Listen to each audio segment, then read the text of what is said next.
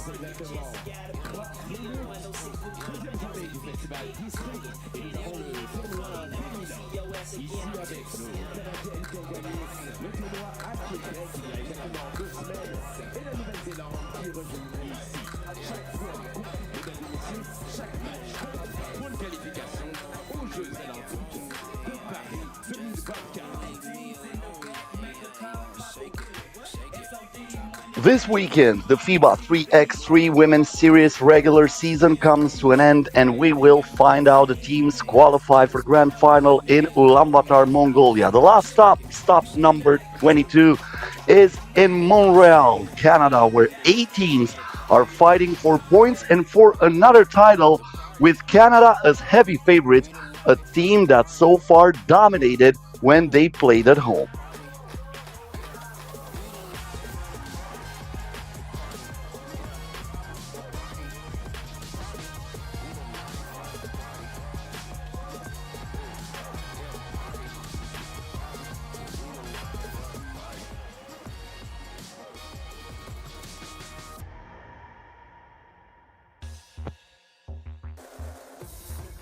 The reigning champions, Canada, have won every stop that has taken place in their country and have looked unstoppable every time they've taken a court.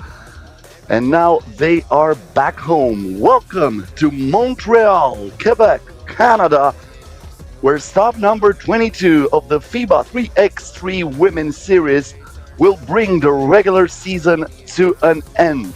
A beautiful city, great architecture, a beautiful day-to-day, perfect weather for 3x3 basketball, and we are getting ready for the first matchup of this day.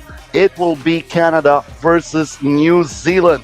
Canada will try to cement their spot as the winningest team this season at the FIBA 3x3 Women's Series.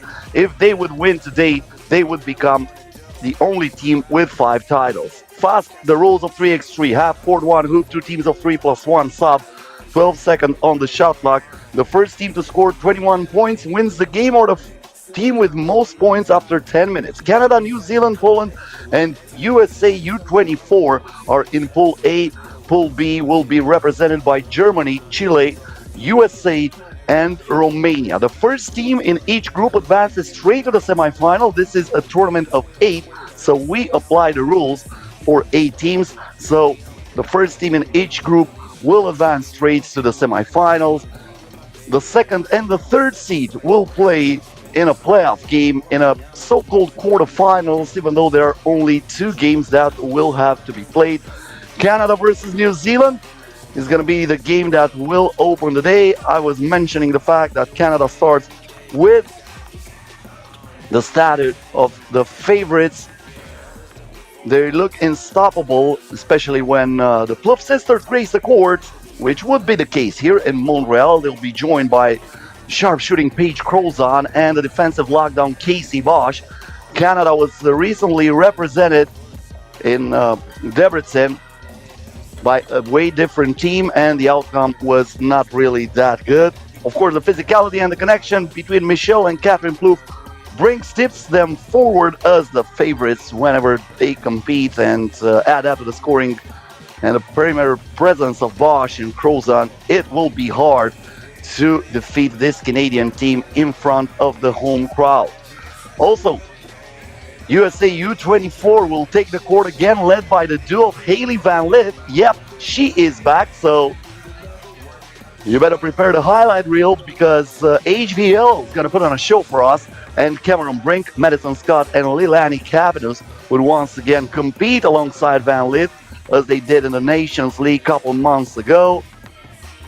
Also, the side that fell back against Canada and USA U24 in Quebec was Germany, who lost narrowly to the American side in the semifinal.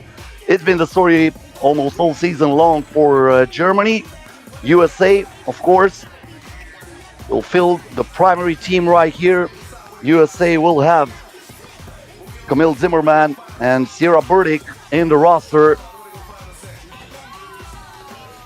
A little bit of technical difficulties here in Montreal. That's why we are experiencing a little delay for this game.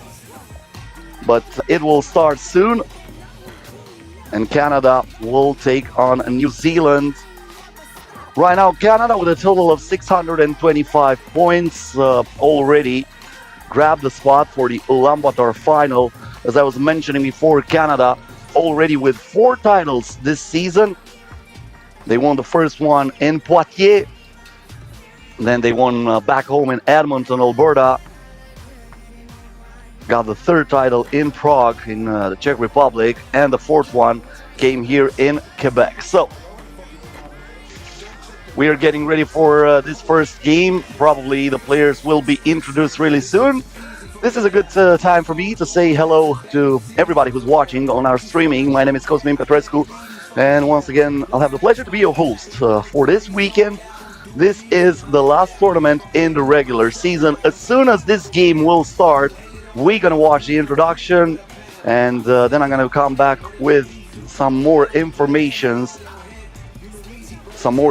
about these 2 sides. But as I was mentioning, Canada by far heavy favorites here at home soil, trying to win it for the 5th time.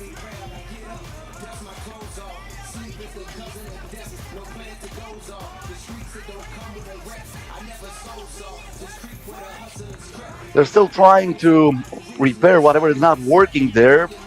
From my info that I have from on site, looks like the internet cable was cut, so they're trying to fix that as fast as possible. That's why our streaming started with a delay, so it's not our fault, but thank you for your patience, and thank you for being here with us and staying here on the FIBA 3x3 YouTube channel. You still have the time to subscribe if you didn't do that already. You can hit that subscribe button, and you can find us on every single social media.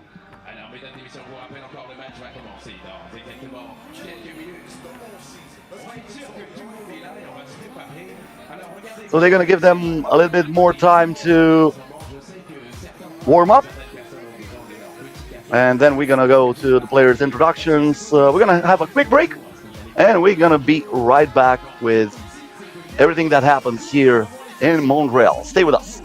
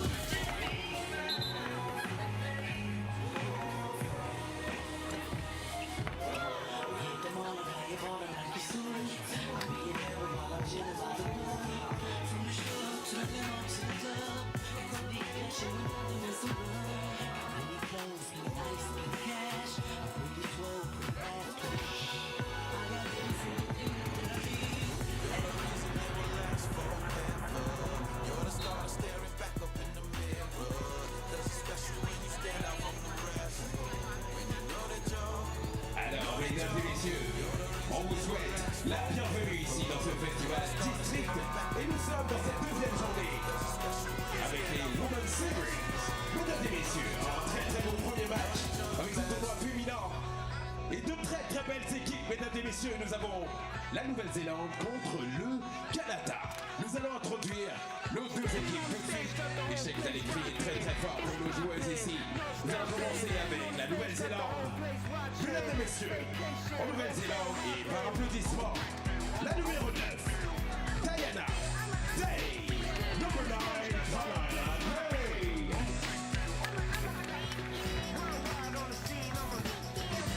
Player number 1, Olivia O'Neill. Number 1, Olivia O'Neill. On applaudit. La joueuse numéro 8, mesdames et messieurs, on applaudit très fort Ariel Williams.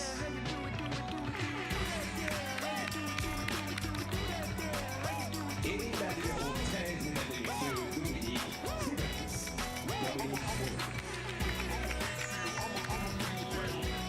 Applaudissez très très fort pour la Nouvelle-Zélande, on applaudit très très fort, mesdames et messieurs, on y va. On donne de la force pour nos contenders. Et maintenant, mesdames et messieurs, il est temps de faire du bruit parce qu'on accueille le Canada. Et dans le Canada, j'ai envie que vous fassiez du bruit. Le numéro 7 au Canada, Paige Crozon. Numéro 1, Michelle Princess Proof. Joueur numéro 2, Catherine Marie Proof. Et la numéro 4, mesdames et messieurs, Jessie J. Bond. Mesdames et messieurs, un maximum de bruit pour nos deux équipes. Et on crie très très fort pour ce premier match dans 3, 2, 1, let's go!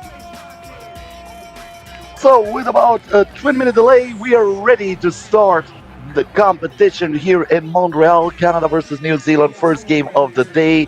This is the second meeting this year between these two sides. New Zealand participated so far only here in Quebec at the FIBA 3x3 Women's Series. Canada won that game 21-7.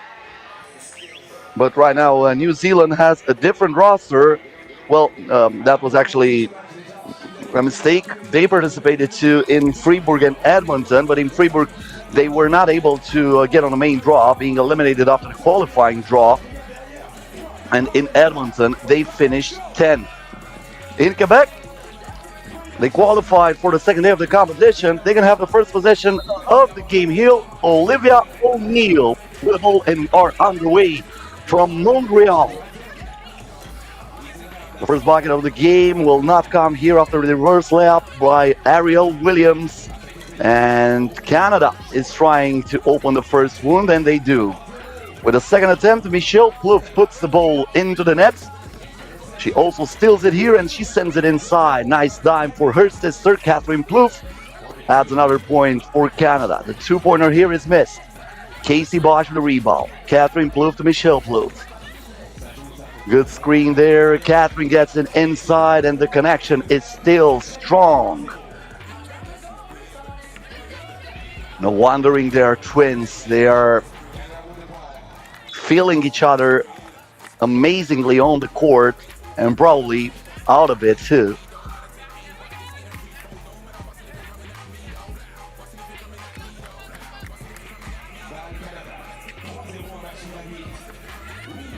Once again, nice pass inside. This time, Michelle Plouffe is finding Paige Crozon, who cuts through the defense like a hot knife through the butter. Mid-range jump shot with the back. Ariel Williams puts the first point on the board in favor of New Zealand.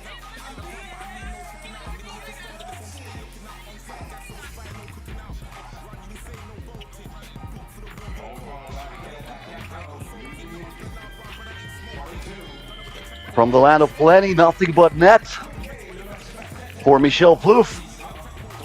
They're up by 5 now. Day with a pass inside. They get it back here. Crozon once again tried it from beyond the arc, but this time it rimmed out. Diana Day here. Giving the ball to Olivia O'Neill, who is driving but no thriving. The putback is still no good for Dominic Stevens. Another chance for New Zealand, and finally Diana Day gets the bucket. Crozon misses it from outside. Stevens here with a rebound. Once again, the pass inside, but a miss from Dominic Stevens. Second time when she has a point-blank opportunity to score, but she doesn't use the glass like it should, and the score stays 6-2.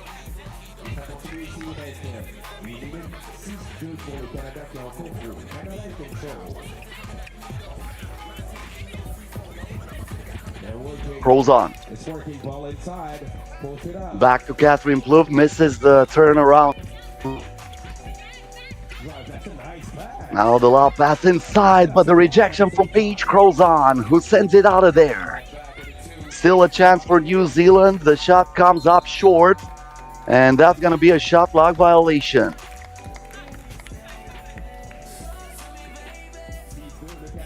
Look at that block. Staying with the ball and following what's happening on the court. Paige Crozon in the end with a good defensive play. Now all the way to the bucket is Michelle Plouffe, who adds one more point to this Canadian lead. Diana Day here with a spin, puts it up and sinks it. Ariel Williams, my bad. She's the one who scored here for New Zealand. Casey Bosch driving on the baseline, gets it to Catherine Plouffe, and she squeezes the ball between the rim and the board. Fresh Joseph Wilson there.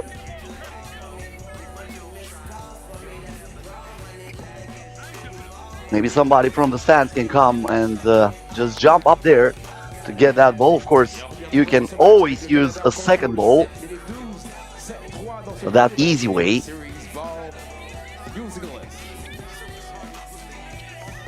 Diana Day.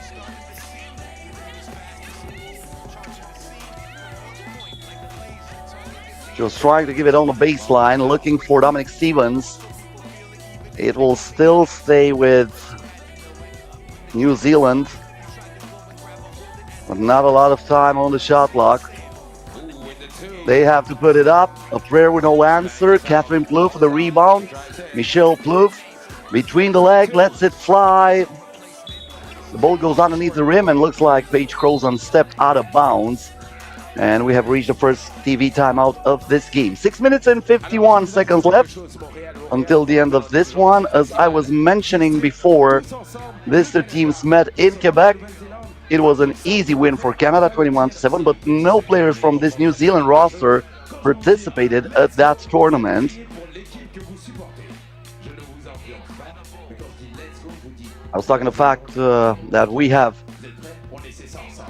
only two pools of 4 teams each here in Montreal. Canada, Poland, USA U24, and New Zealand in Pool A. Germany, USA, Romania, and Chile in Pool B. The winners of each pool qualifies directly to the semifinals, getting a quarterfinal bye.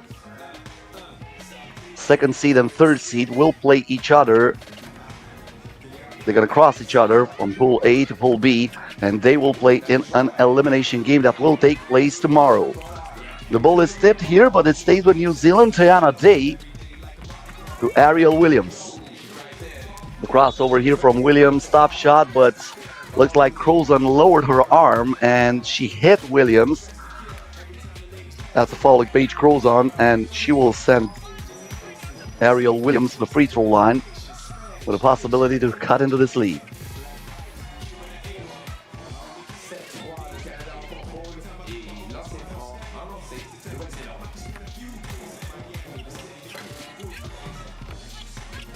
The free throw is no good. Michelle Plouffe driving on the baseline, stops, pops, and drops.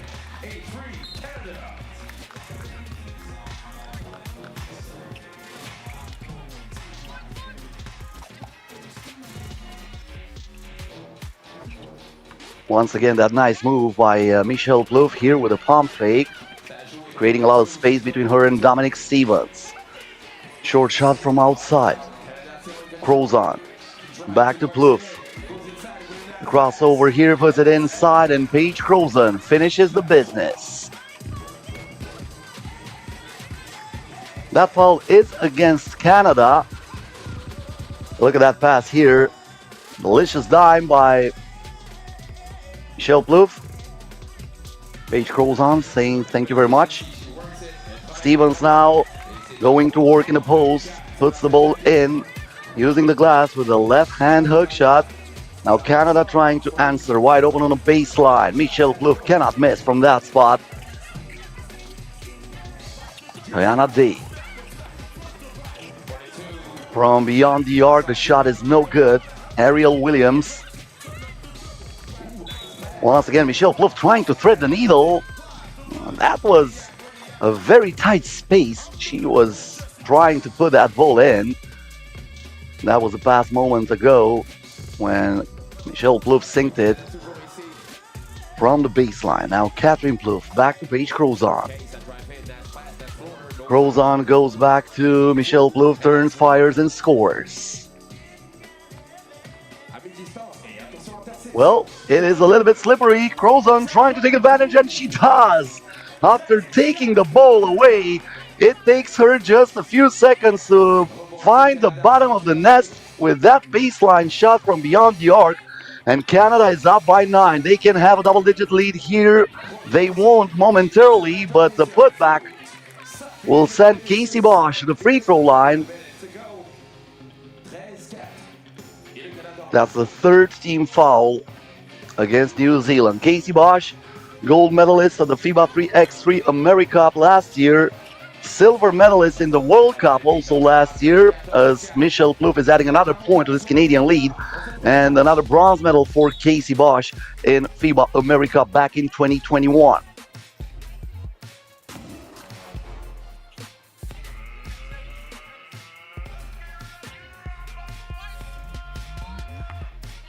New Zealand with the ball, double-digit deficit.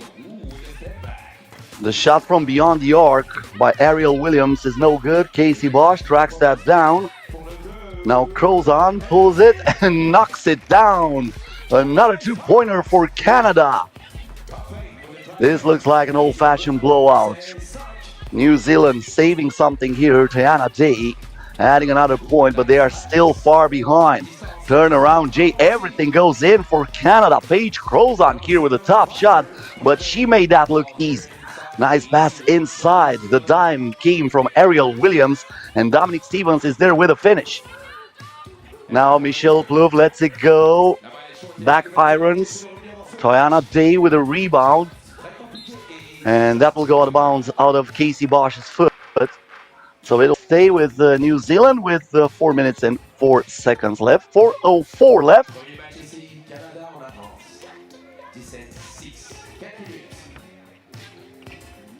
The ball was found though, even with 4:04 to go. I know that's a nerd joke. You have to be in IT business, or at least you have to be a little bit passionate about computers and stuff like that to get that. I'm sorry. I'm really sorry. Let's get back to basketball. Mid-range jump shot. Missed by Olivia O'Neill. Michelle Plouffe here. Between the legs, changes the direction, and she goes all the way to the cup, adding another point for Canada, who leads 19-6. They need only 2 more points in order to win this game. The shot from beyond the arc, missed by O'Neill. She gets it back, misses it again, even though she was wide open in the paint. And now Michelle Plouffe. The bounce pass inside, some problems on the reception for Catherine Plouffe. This is for the win. Michelle Plouffe missed it. So the game goes on. And that's a foul committed by Catherine Plouffe. And this is going to be the second TV timeout of this game. After the end of this one, the competition will continue. Germany versus Chile coming up next. And that's going to be followed by Poland versus USA U24. And the United States of America versus Romania will end the first session of the day.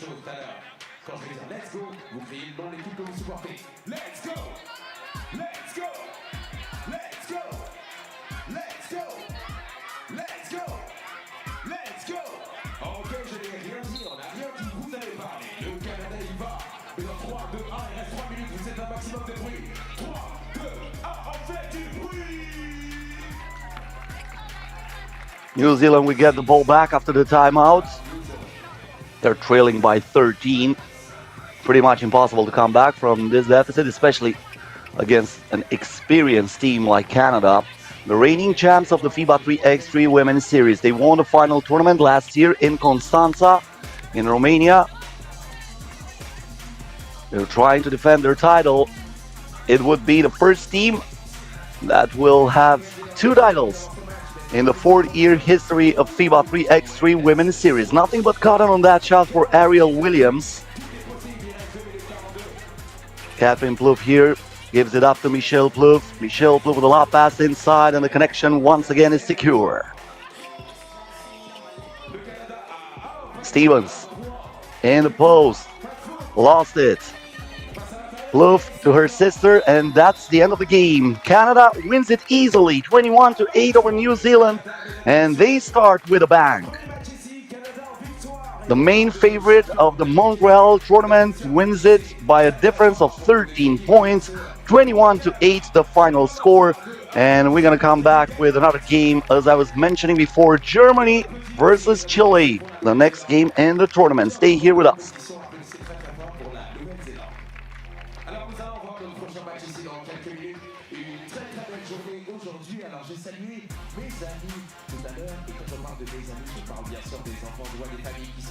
J'ai envie qu'on répète et qu'on se prépare pour les gros matchs et la grosse journée que nous avons.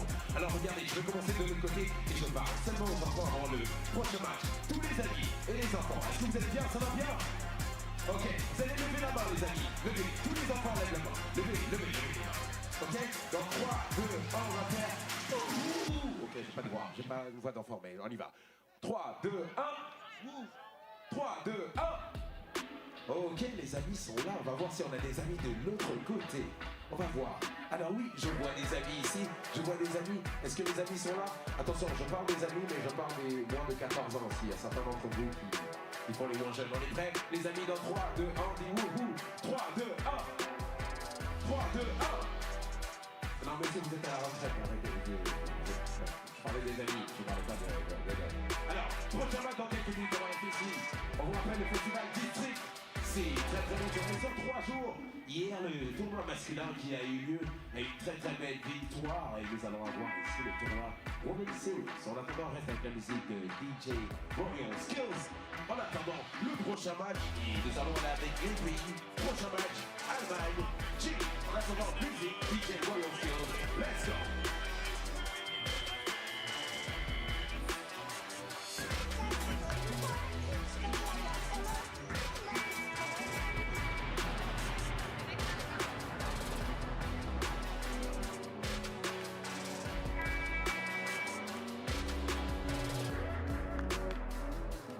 Black leather glove, no buckles on the jacket, it's elite.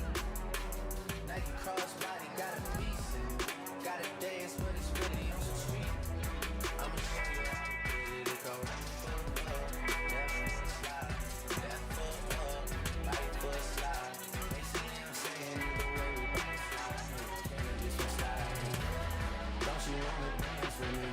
No, I can dance like Michael Jackson. I could give you the son. It's a thriller in a track. Where we from?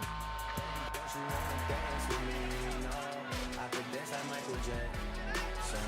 I could give you satisfaction. And you know we out here every day with it. I'ma show you how to get it. It go left foot slide, left foot up, right foot slide. They see what I'm saying, either way we bout to slide. This one slide. Alors, mesdames et messieurs, dans ce deuxième match ici, et ce Women's Series Montreal Stop 2023, nous avons eu la victoire du Canada et tout de suite nous avons l'Allemagne contre le Chili. Nous allons introduire nos deux équipes maintenant dans ce deuxième match et nous allons commencer par l'Allemagne et vous allez faire du bruit, mesdames et messieurs. For Germany, ladies and gentlemen, let's introduce our players. Number 4, Luana Rothfeld. Second player here, number 24, Elisa Mepios. Number 22, Amelie Kroner. And number 14, Sanja Redacher. Et mesdames et messieurs, c'est l'Allemagne ici. Notre première équipe dans ce deuxième match de poule.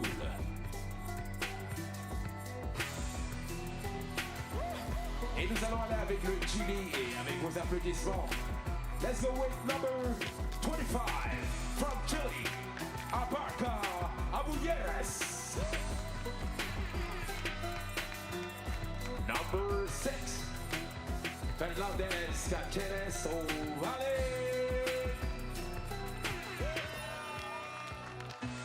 Number 2, Andrea Valdez Cataldo. And number 10, Contreras Cosello.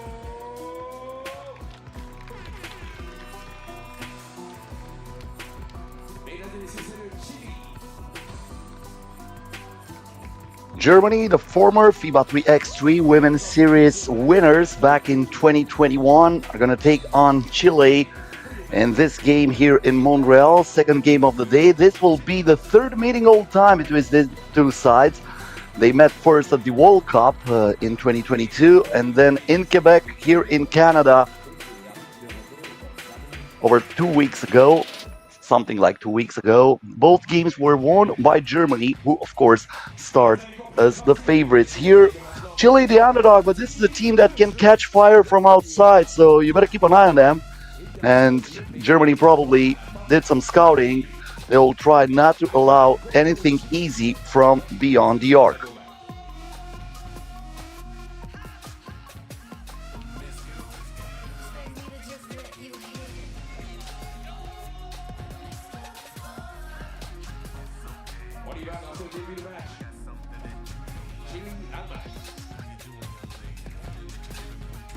Luana Rodefeld and Sonja Greinacher, two of the regular players for the German team.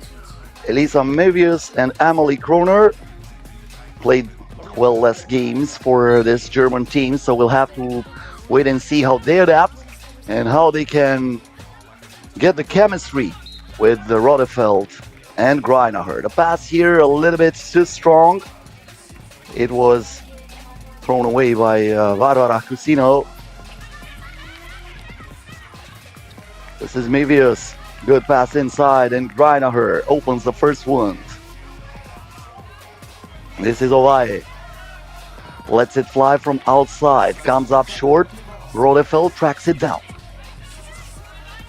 Mevius getting closer to the rim and fast and furious. She makes it 2-zip in favor of Germany. Ovalle. That pass is intercepted. Cookie, says Sonja Greinacher. And look at that behind the back dribble by Mevius. Ooh, that was nasty. Too bad she missed the shot, but fortunately for her, the Chilean girls are not focused on the rebound, and they dropped that like a bad habit, but they lost it out of bounds. So it will be, once again, Germany's ball. Kroner, Rodefeld, the pick and roll with Greinacher, and this is nicely done. Perfect pass, easy finish. Ovalle. The hesitation move here goes on the baseline, and she draws the foul. We'll have the possibility of putting the first bucket on the board for the South American team. She heads to the free throw line here.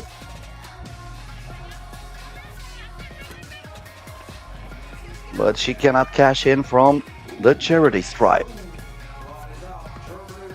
This is Kroner on the baseline. The reverse layup, inaccurate. Valdes uses the left hand, and once again, they draw the foul. Germany picks up team foul number 2. Sonja Greinacher checks out of the game. For Chile, Barbara Cusino checking back into the game, but they are not able to unseal the rim. Rodefeld looks for the contact. She wanted a foul. The game goes on. No call there. The lob pass inside here, and the finish from Andrea Valdes. Rodefeld pulls it up. Offensive rebound, and that's going to be a foul against Chile. Team foul number 1.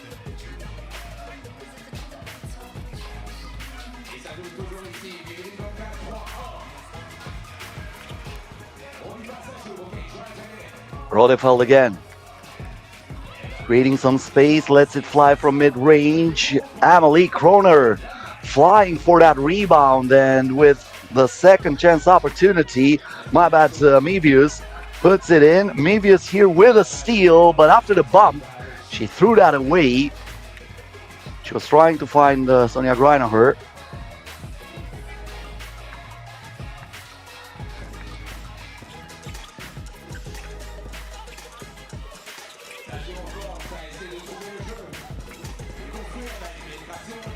Great penetration here in the first bucket for Fernanda Ovalle.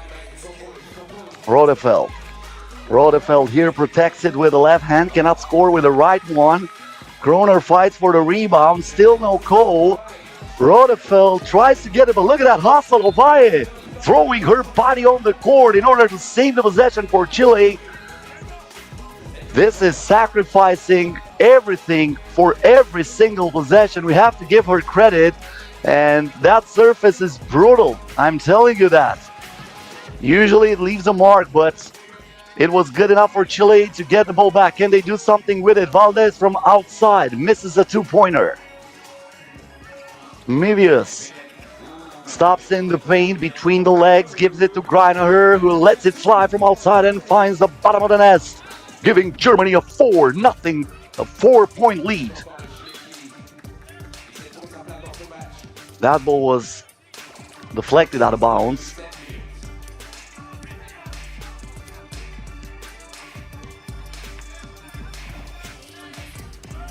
Olay. Aguirres trying to keep that ball in her hands, but the shot clock expired. So that's going to be a 12-second violation, and Germany will get it again.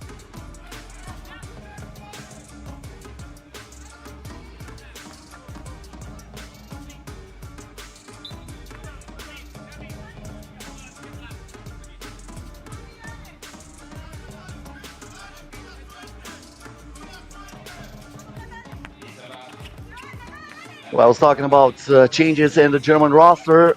No Svenja Brunkhorst this time. She's usually one of the regular players for Germany. The fourth one is constantly changing. Last time when Germany played in the FIBA 3x3 Women's Series, as Ovalle is letting it fly from outside but not touching the rim, Teresa Simon was the fourth player. Germany reached the final there in Baku, and they were defeated by the German sponsor team of Düsseldorf Sus, 15-14. It was an intense final.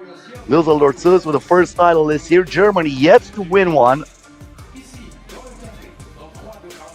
The winners of the FIBA 3x3 Women's Series 2021 season. Well, that was a pandemic season. Many teams did not participate throughout the year. There were less tournaments. The final tournament was held in Bucharest, Romania, and Germany won it in the House of Parliament. A beautiful location for that tournament. Germany has a lot of good memories from there. They're trying to create new ones here in Montreal. The shot was missed by Amelie Kroner. Cousinho. Good bounce pass inside, and the connection works. Catalina Aguirres with the finish. Mevius. Tough shot there against Aguirres. Chile with the possibility of making it a one-possession ball game if they score here. Cousinho draws a foul.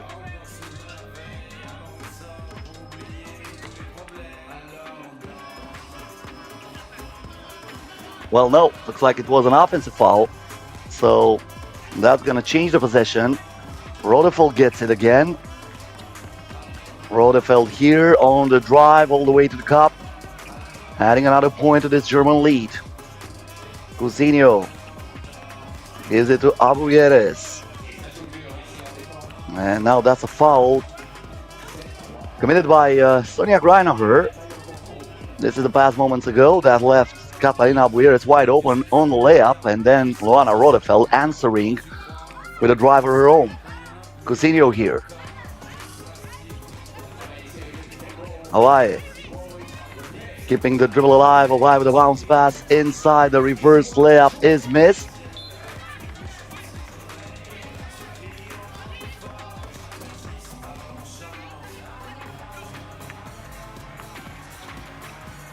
Rodefeld. Greinacher. Rodefeld, the lob pass inside, and the finish from Amelie Kroner. Germany trying to create a comfortable cushion between them and Chile. They have a 5-point advantage when we are approaching the midpoint of this game.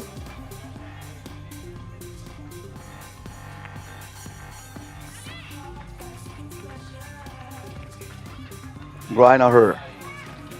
Mevius on the spin. She was stripped. I think that was an incidental contact. I don't think that was the intention of the Chilean girl right here who was caught into that collision. So Fernanda Ovalle fouls Alyssa Mevius, but we cannot talk about any unsportsmanlike conduct or something like that. Rodefeld here stops the dribble. Mevius from the land of plenty. The rebound goes to Alice.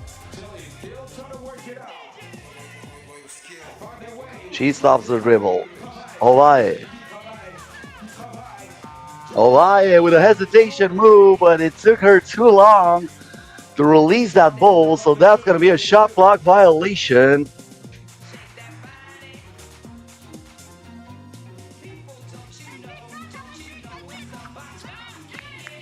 Greinacher inside, easy breezy finish for her. If you leave her that wide open, she's going to punish you every single time from that position. Cousinho. Abuyeres, turnaround J, no good. Rodefeld here looks directly to Greinacher, who spots the open teammate, and the reverse layup by Alyssa Mevius gets another point for Germany. 10-3 the score. Very good defense by Mevius. She gets the applause of Luana Rodefeld, and Rodefeld is one of the toughest defenders you can find on a 3x3 basketball court. So, huge compliment when she claps back at you. And now Rodefeld gets the dish from Greinacher, finishes it with the right-hand layup. The lob pass inside here, intercepted by Kroner. Rodefeld looks for Greinacher. Greinacher here, the crossover. This is a very tough shot, especially for her. She usually makes the two-pointers when her feet are set, but when she shoots off balance, when she has to rush it, it's a different thing for her. Second TV timeout of this game, 11-3 in favor of Germany. Looks like Greinacher knows the rules better than the referees. She was announcing the referee that the game should be stopped because we are under 4 to go. The referee looked at the clock and he said, well, it happens from time to time. Sometimes you lose track of time. Of course, as a referee, you are always focused. You need to pay attention on every single detail, but it happens. So that's why experienced players like Sonia Greinacher can help you with this kind of calls.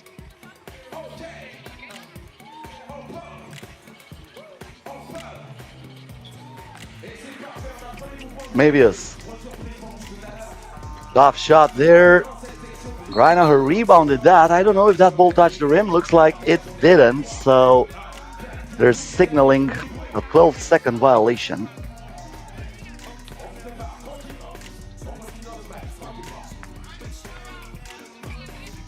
Cousinho.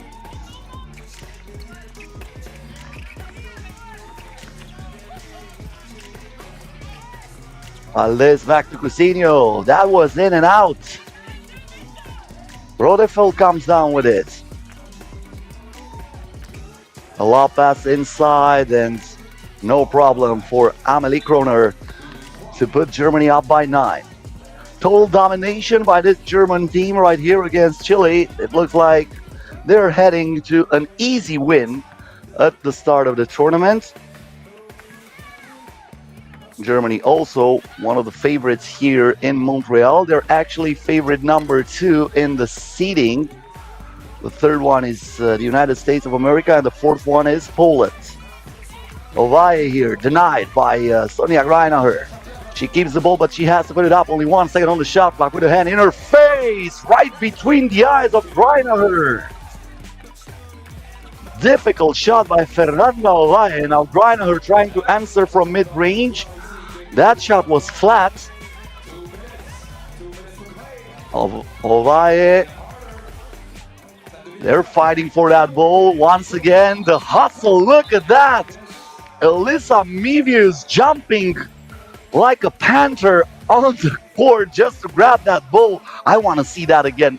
Well, this is the 2-pointer moments ago, but I would like to see that last play. Unfortunately, we're having only the replay with that amazing 2-pointer. Nothing to say about that. Amazing 2-pointer, especially over a tall player and a good defender like Sonia Greinacher, who threw it away here.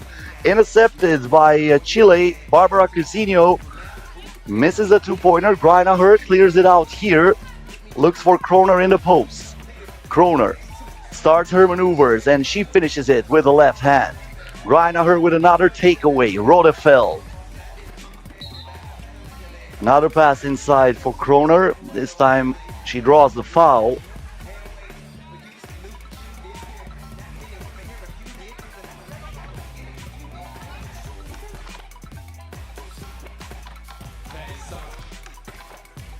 Mevius.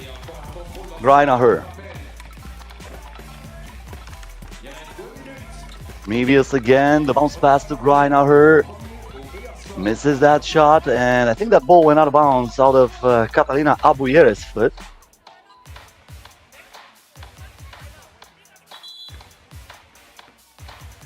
The bucket moments ago from Amelie Kroner. Only 20 years of age. Number 15 in the rankings in Germany, number 256 in the world. Sonia Greinacher is the number 1 player in Germany. Probably no surprise about that. Sonia Greinacher with an impressive resume, including that FIBA 3x3 Women's Series win in 2021 and a silver medal also in 2021 at the FIBA 3x3 Europe Cup. A total of 75 games in the FIBA 3x3 Women's Series, including this one, as Roana Rodefeld knocks it down, uses the glass. 47 wins and 27 losses for Sonia Greinacher in her career in the professional circuit.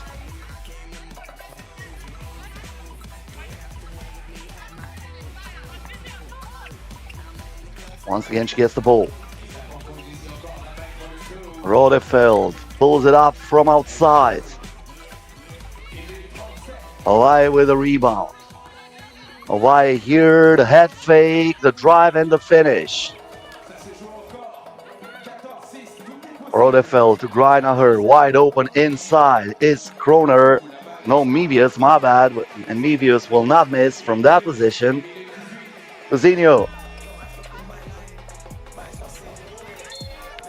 Ovaje, and that's a foul. Germany picking up another team foul, but they are still away from foul trouble. Both teams with 2 fouls to give.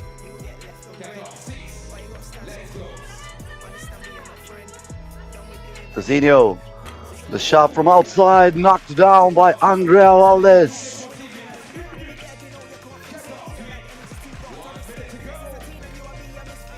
Mevius to Kroner. Kroner fakes shots. That ball went out of the rim, and that's going to be a foul against Germany, committed by Ilana Rodefeld.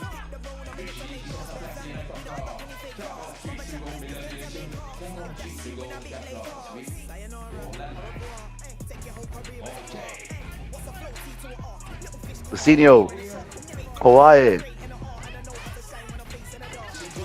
She uses the left hand for the drive, and she finishes up. 14-9 the score. Half a minute to go. The pass inside, and Amelie Kroner keeps Germany in the driver's seat. Comfortable position here for the German team. 2-point attempt for Chile. This is exactly what I was talking about at the start of the game. Andrea Valdez makes it from the land of plenty. This is what I was telling you. This Chilean team can easily catch fire during a 3x3 game from outside, and this might be their strength. Germany now with no reason to rush, but nothing but cotton for Elisa Mebius. She also steals the ball here, lets it fly again. Gets only the front of the rim. Once again, Mebius. Nice dish for Sonia Greinacher. And that will be the final score. Germany 17, Chile 11. A little bit of a comeback for Chile at the end of the game, but in the end, no problem for Germany of taking the dub and starting this tournament with a win. 17-11 is the final score here in Montreal. Poland versus USA U24 coming up next.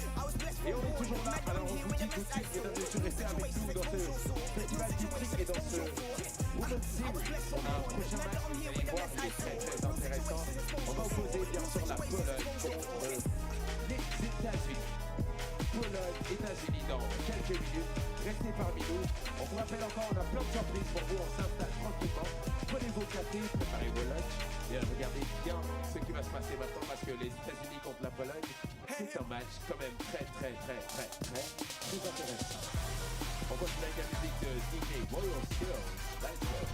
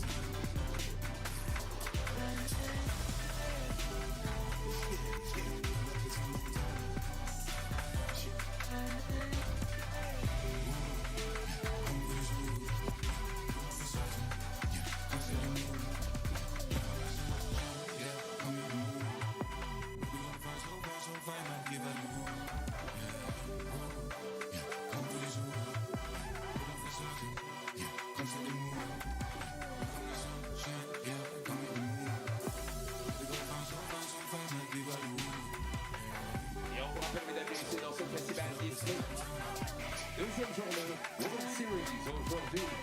Prochain match, États-Unis, Pologne. Plein d'activités pour vous. Alors on vous rappelle que dans les activités que nous avons, mesdames et messieurs, n'hésitez pas à faire un compte de nos stands. Et vous donnez les stands musique, les stands activités. C'est tout ce que nous avons à vous offrir. Baladez-vous, nous avons une très belle journée. En attendant, on y va avec nos deux équipes. Et le dernier match ici, dans cette poule, Canada, Pologne. Mesdames et messieurs, nous allons accueillir nos deux équipes et nous allons commencer par la Pologne. Mesdames et messieurs, vous allez faire du bruit. Du côté de la Pologne. Number 13, Claudia Zanowska. Number 2, ladies and gentlemen, Basta Agnes Sawika. From Poland. Number 11, Aldona Isabella.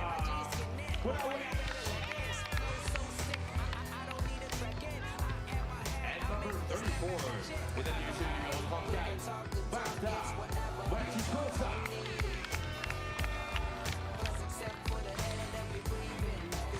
La première équipe ici, voilà.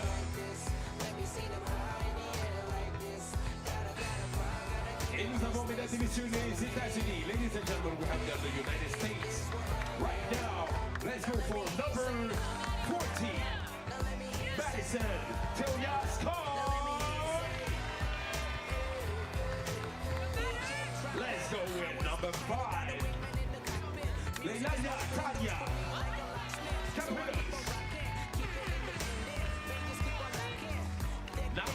8, Cameron Lee Briggs.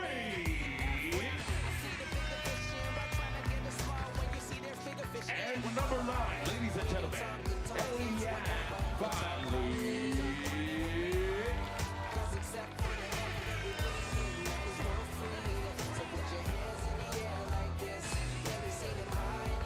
Coming up next, Poland versus USA U24. But don't get fooled by that U24 that is added there after the United States of America. Two of the players in this roster won the gold medals in Vienna at the FIBA 3x3 World Cup. Cameron Brink and Haley Van Lith teamed up with Sierra Burdick and Nate Harper to that Austrian World Cup to bring back the most precious piece of jewelry for the United States of America. And now they are back here in Montreal and will face this very good defensive team of Poland. But this will be fun to watch. Haley Van Lith and Cameron Brink, world champs this year. Cameron Brink still playing for Stanford College, former NCAA champion back in 2021. Haley Van Lith with an impressive resume in both 3x3 basketball and 5-on-5 basketball. 2 gold medals for the United States of America in 5-on-5 basketball at under 17 in 2018 and at under 19 in 2019. Also former Youth Olympic Games champion back in 2018. And not only that, but Haley Van Lith, who transferred from Louisville to LSU for this season, is really fun to watch. So keep your eyes peeled. This might be a highlight reel. Poland with the first possession of the game. Marcin Skoska has the rock. And this is underway. Sosnowska gives it to Stavicka. Back to Sosnowska. Nice fake. Where did she go? But unfortunately, Sosnowska misses the shot after getting her opponent on the elevator. And she sends, just like that, Cameron Brink to the 10th floor here in Montreal. But the rim is still sealed.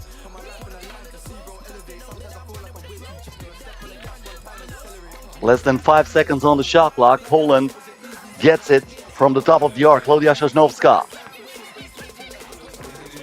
The handoff here to Morawiec. Back to Sosnowska. Nice pass inside. Do they have enough time? Yes, they do, but they cannot score. Van Lith here trying to keep the possession alive. She threw it straight into Morawiec's hands. Now Morawiec in traffic. That ball ricochets to Sosnowska. Recycled attack for Poland. Morawiec from mid-range. Yes. First bucket of the game comes from Aldona Morawiec, who opens the first wound. This is Brink. Back to Haley Van Lith, who lets it fly, and HVL knocks it down, tying the game at 1.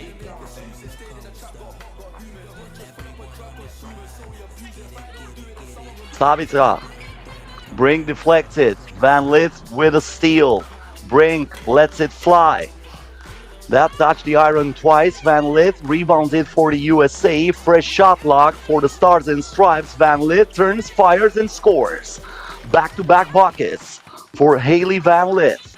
The bounce pass here on the wing. The shot from there is no good for Poland. Marta Stavicka had a wide open look to the basket.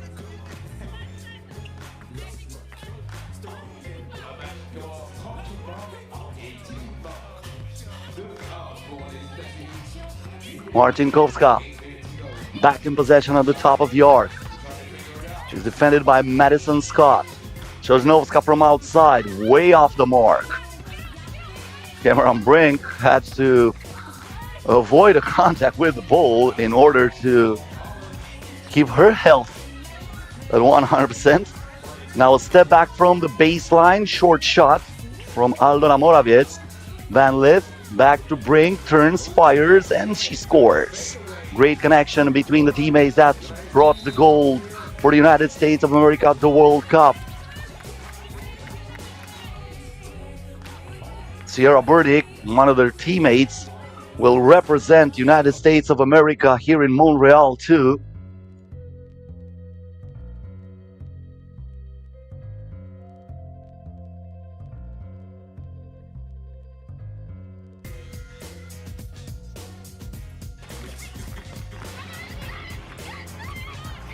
Haley Van Lith on the drive. She was pushed. And she was in the act of shooting.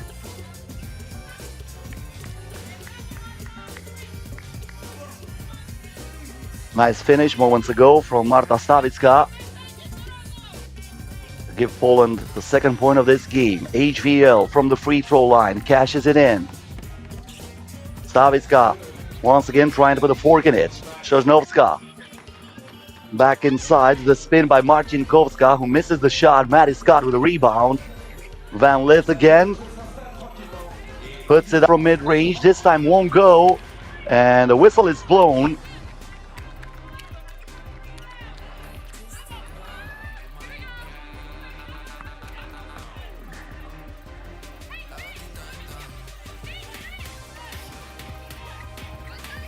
Scott back to Brink.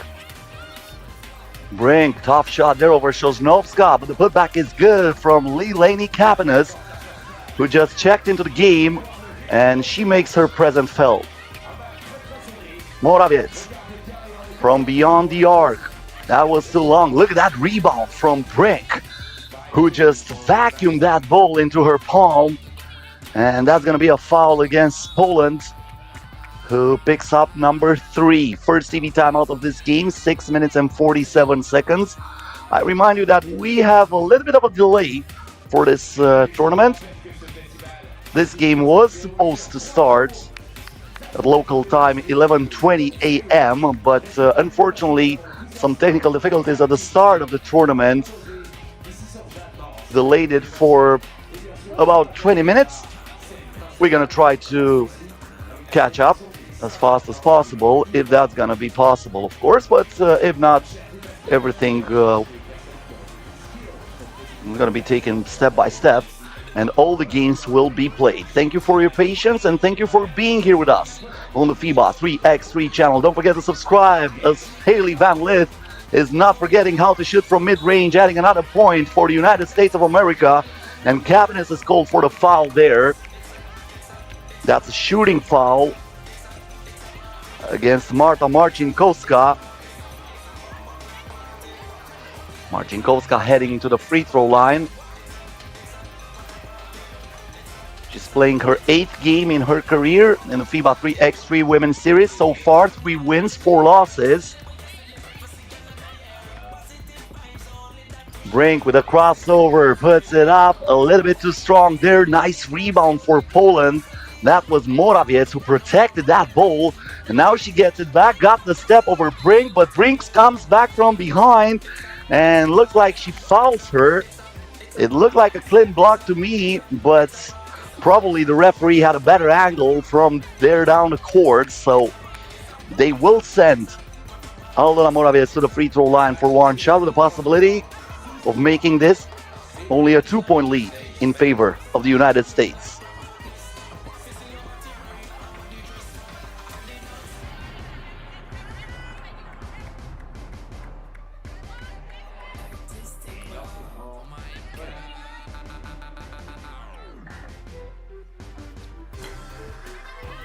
Morawiec misses the free throw.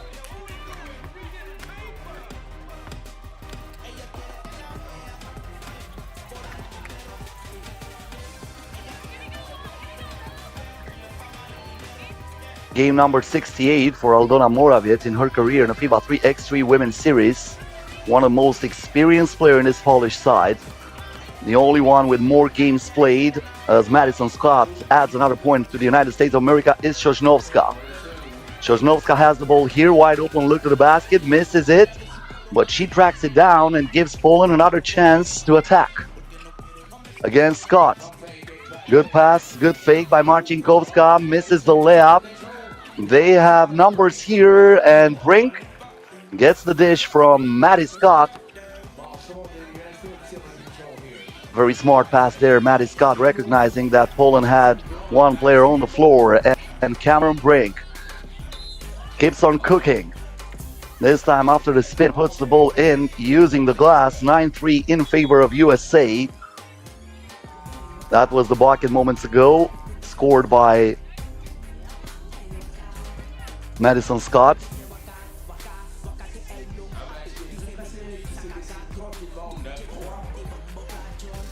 Marcinkovska. Sosnovska here, the pass goes inside. Morawiec turns, fires, and scores against two defenders. That was really tough, but she didn't care. Van Lith with a jab step. The spin, the shot, and another rebound for Morawiec. Poland with a chance to cut into this. They let it fly, but there is Brink, and her height advantage makes her very hard to shoot over. She deflects that ball. Good defense now from Sosnovska. This is the aspect where sometimes Poland excels, the defensive side of 3x3 basketball. They're very aggressive. They really move their feet, and they give a lot of problems to the other teams. It's not easy to score against a team like that. Team foul number 5 again against USA. Morawiec at the free throw line here.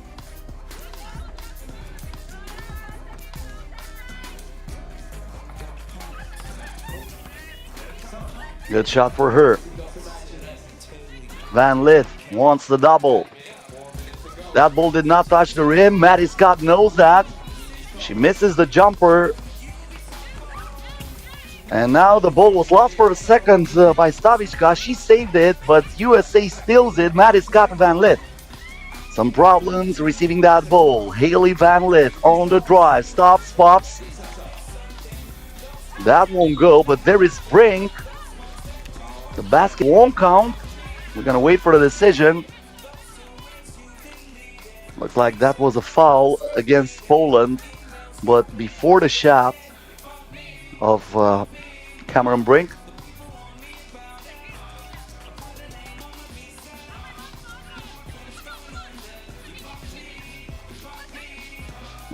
Once again, HVL. Brink inside, misses the first attempt, second one is good. And this is another foul, this time against USA, and looks like we have an injured player on the court.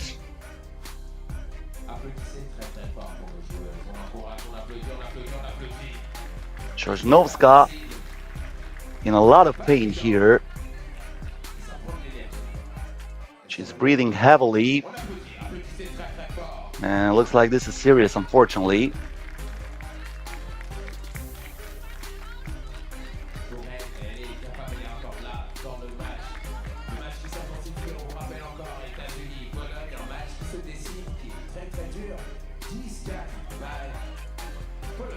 The game resumes here.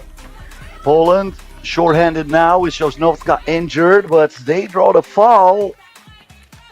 That's against Marta Marcinkovska, who'll head to the free throw line, or maybe I'm wrong. No, they're calling it a traveling violation, so no foul against USA. The Stars and Stripes back to the ball.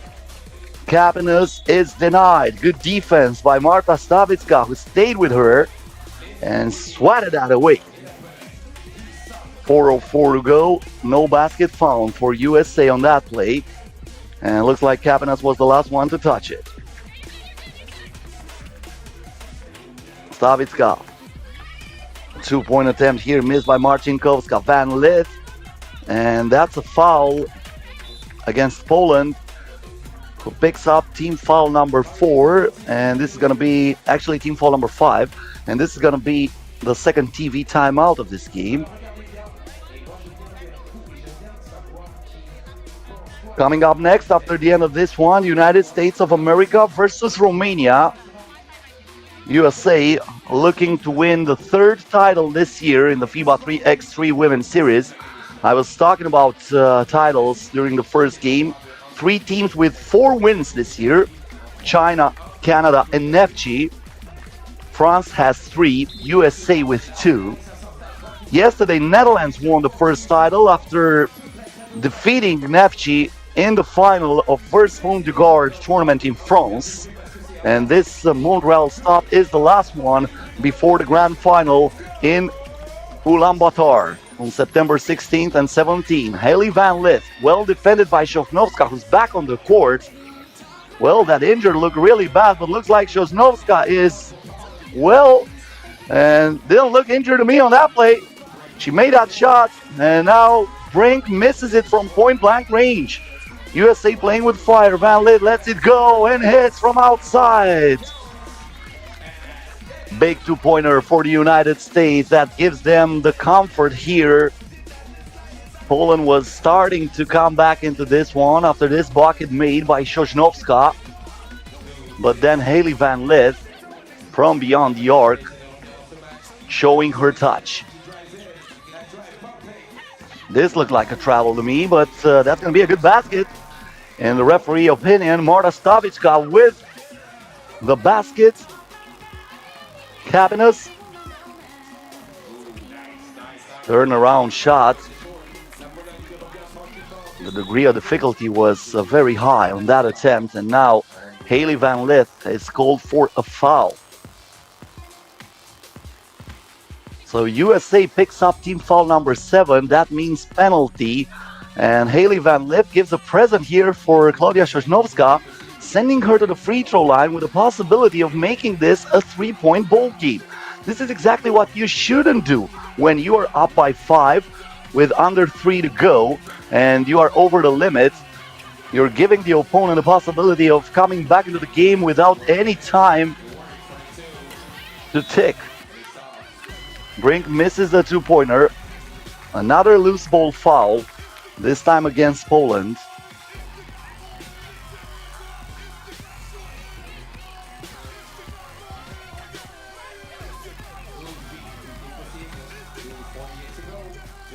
Eleni Capinas to Van Lith. The jab step from mid-range. Back irons, and it is rebounded by Morawiecz. The lob pass down low to Sosnowska. She went into the trap of Brink and Van Lith, and the winners of the World Cup in Vienna stops her from rising up, but it will stay with Poland. They have to adjust the shot clock. I think they're going to have 5 seconds on it. Yep, 5 seconds on the shot clock for Poland. Nice handbrake there activated by Marta Stavicka, but she was inaccurate with that bank shot. Morawiecz is trying to put that ball inside to Marcinkowska. Probably not the easiest pass to receive, especially for a player like Marcinkowska who doesn't have the height advantage against Scott or against Brink. Van Lith here for Scott, puts it up. She is rejected by Sosnowska, but she comes up with it. And was that a foul or was that a traveling violation? This is the question. I think that was a foul against Poland. So Poland over the limit too. Will send Madison Scott to the free throw line.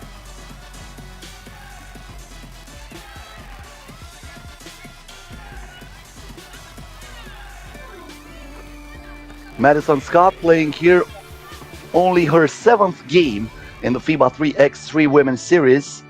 Only 21 years of age. Madison Scott with 2 wins and 4 losses so far.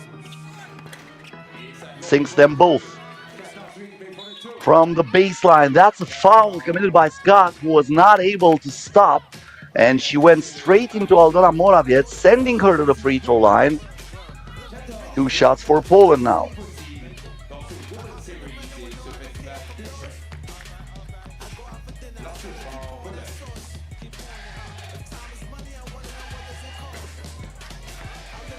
First free throw is good. One more shot for Morawiecz.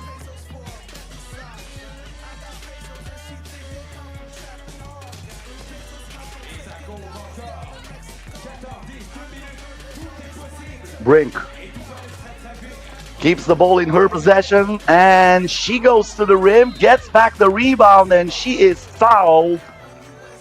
Very tough to defend against a tall player like Cameron Brink. She's really athletic, and it looks like Sosnowska is getting hit after hit. Remember, she went out of the game after that tough foul. Now she was hit in the face, or at least that's what she is saying. But the foul was on her. So Cameron Brink at the free throw line knocks down the first one.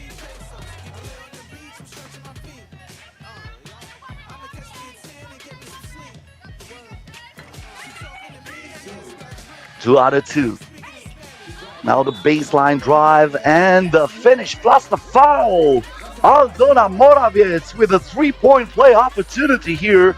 USA over the limit, so the bucket counts, and Morawiec will have two more free throws. So this is not over. We might witness a three-point bowl game. It depends on Morawiec's accuracy from the free throw line. She sinks the first one. Second one won't drop. Scott here for Lil Annie Capinas. She was looking for Van Lith. They were not on the same page. It looked like they were not even on the same chapter when she attempted that pass.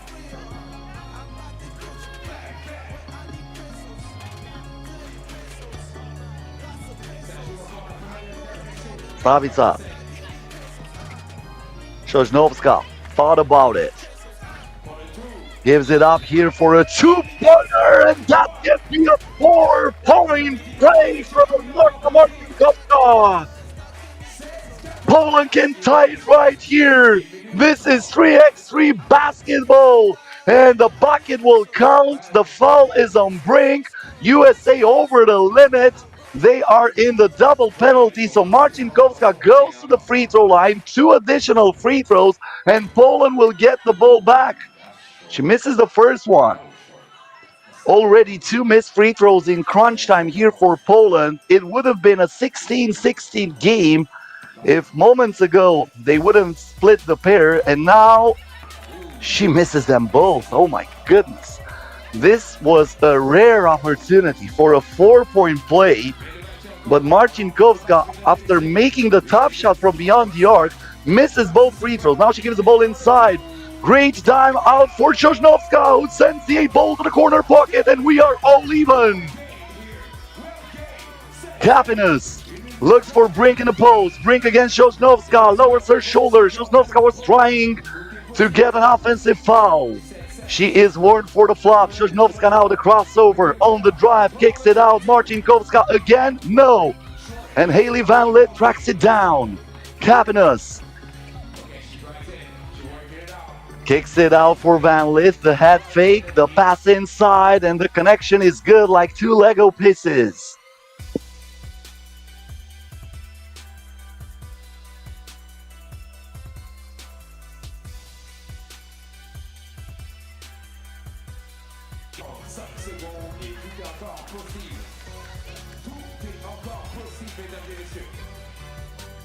What a pass here, leaving Sosnovska wide open.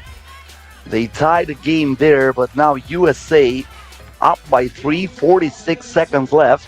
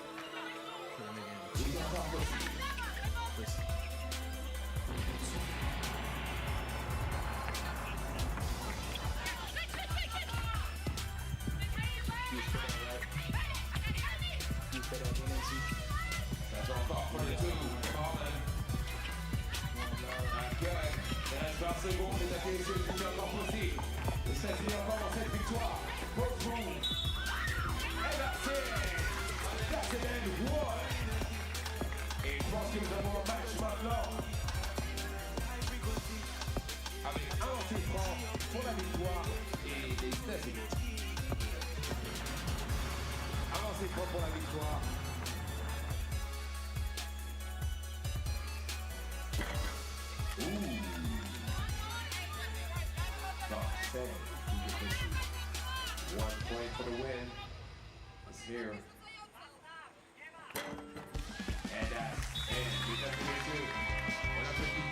départ pour les États-Unis ici. Contre la Pologne, en fin de match. Match très très intense et nous allons continuer ici, tous ensemble. USA being against Poland.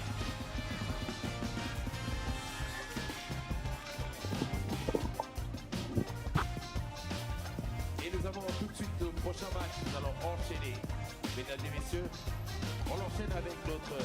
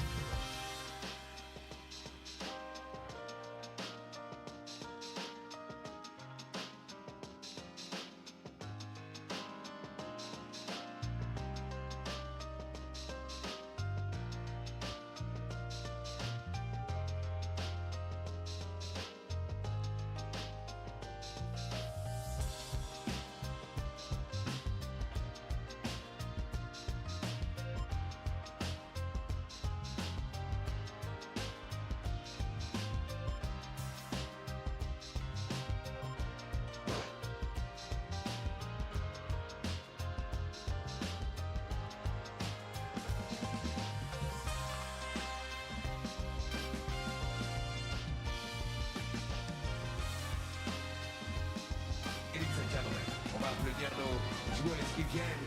Vous allez faire un maximum de bruit. Let's go with number 24. Violet Akuta Toyescu. Number 24. Number 10, ladies and gentlemen, Ana Maria Pinote. Number 23, Alina Maria Bodar. Number 7, ladies and gentlemen, Teodora Manea. La Roumanie, mesdames et messieurs, contre les États-Unis. Ici, chaque point compte, chaque match compte. On continue, mesdames et messieurs, avec l'équipe des États-Unis.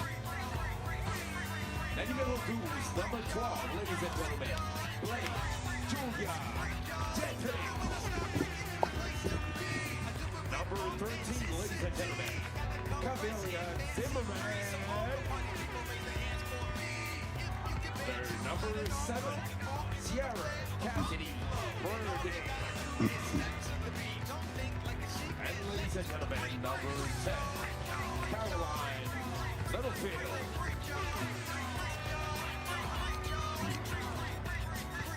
Votre équipe, États-Unis. Et nous avons un très très beau match entre les États-Unis et la Roumanie. On va voir un temps sport, bien sûr, pour savoir qui a la possession. Et bien sûr, nos arbitres pour ce match, nos arbitres numéro 1, Gonzalo Paz, et arbitre numéro 2, Taylor Dawson.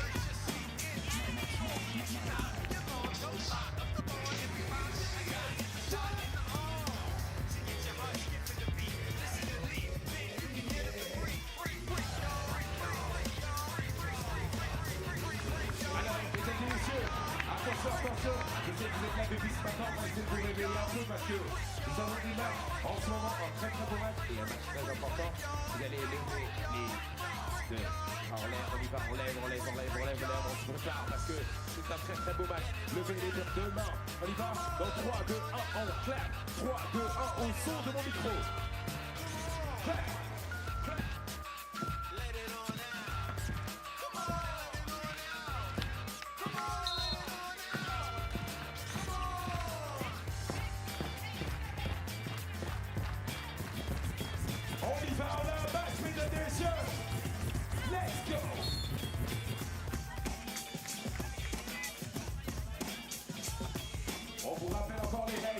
messieurs, 10 minutes. 10 minutes de match. Première 21. Et meilleur score à la 70 minutes. L'entraînement est terminé.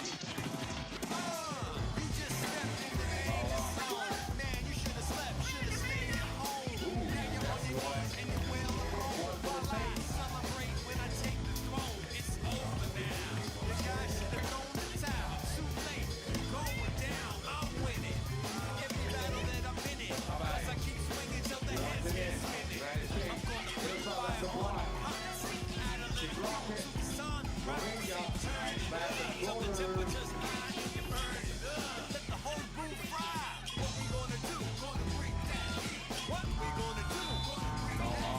Tell the competition they better not sleep. What we gonna do? Gonna break that heat. What we gonna do? What we gonna do? You better tell the competition they better not sleep. What we gonna do? Gonna break that heat. Come on.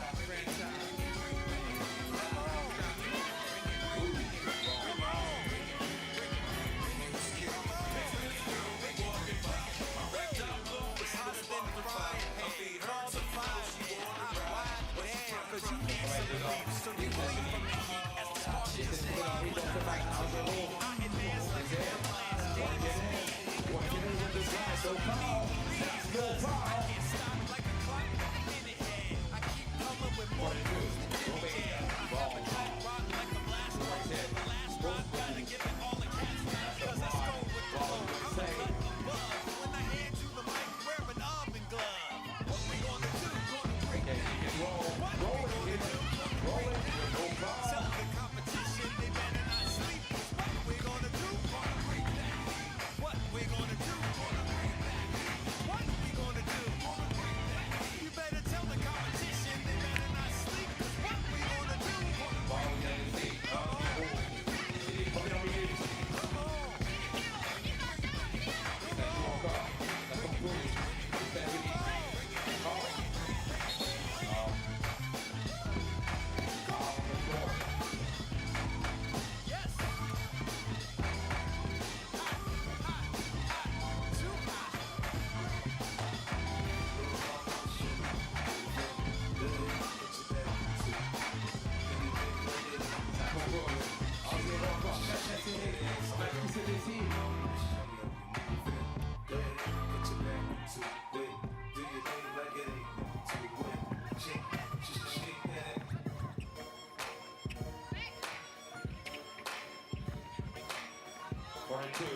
That's it, 2.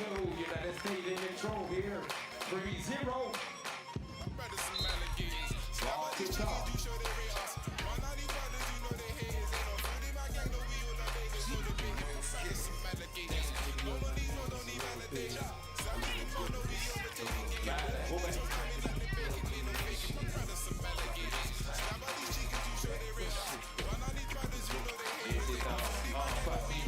Okay, point ici pour la Roumanie. First one for Romania. Okay, she tries in. Block and ball off possession. 3-1. Off possession, ball Romania.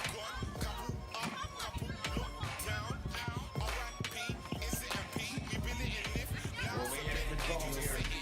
Like get back in the game, 3-1. Nice pass.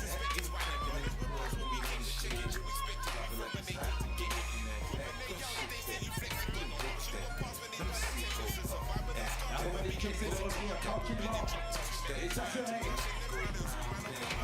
Et ça se règle. Et power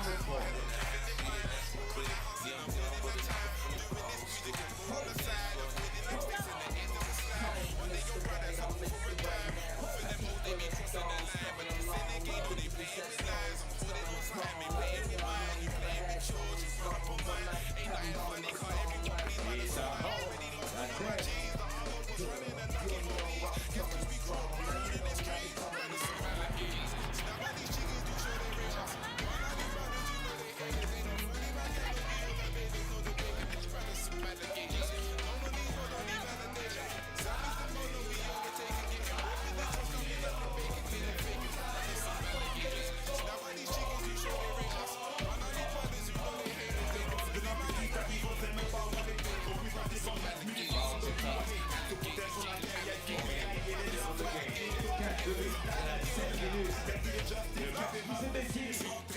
Tranquillement. Et voilà, vous m'avez montré notre pendant son système. Qui est la tête de déjà malade des Y. Vous tapez juste comme mieux puis dans Babylone. Ça va la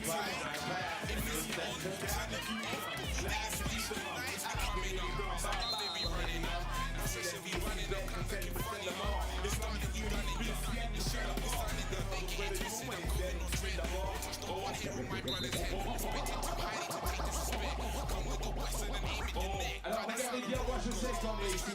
On se rapproche de midi. Moi j'ai des amis qui sont là et ça c'est mes meilleurs amis. Et je pense que je parle des enfants qui sont la relève du basket. Alors DJ, pour les amis et pour les enfants, DJ, fais-moi un son parce que je veux voir tous les amis et les enfants lever les mains. Oui, on est là. Ok. On a des amis ici. Ok, allô les amis. On fait un coucou bien sûr. Et un coucou aux amis qui sont là, la nouvelle génération du basket. Et on est tous des enfants de ce basket.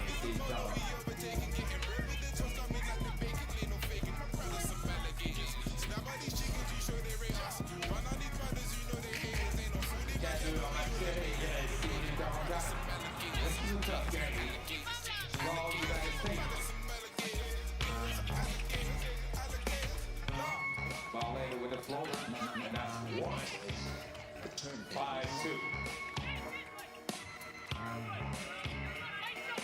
Romania's trying to get back to the game. She gets set with the pump fake. He's a layup, oh, crazy game, but nice pass. It's all the same. No foul. Crazy name, that's the call. Ball United States. All know how to play.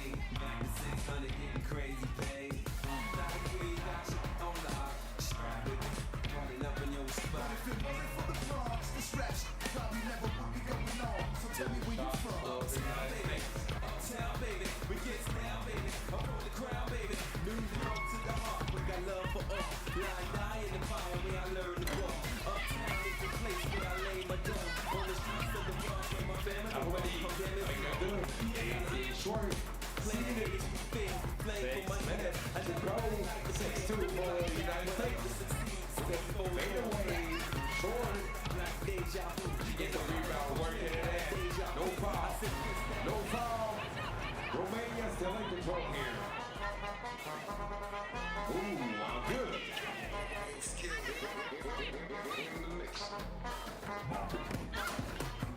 It's a ball.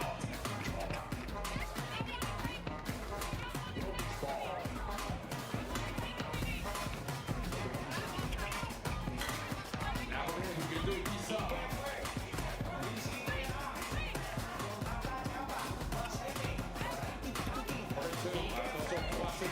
Two, 1, and with shot. Last second.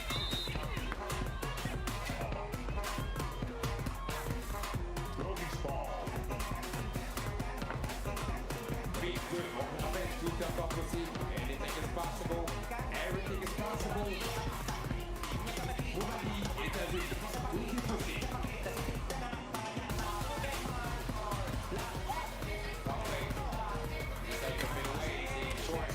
Rebound, United States. They're working it in. That's a roll, pick and roll here. Will they go all the way through and a 2?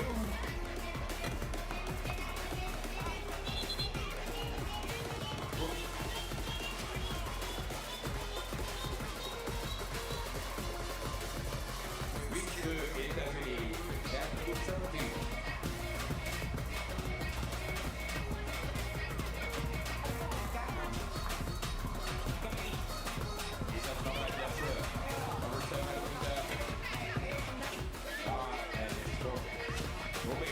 Dropping it, number 24, 22, that's all.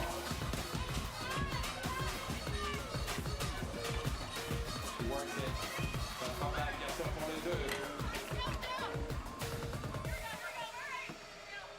Number 24, 22, working it in with the pass. Going for the 2, pump fake, for the 2 again. This is short.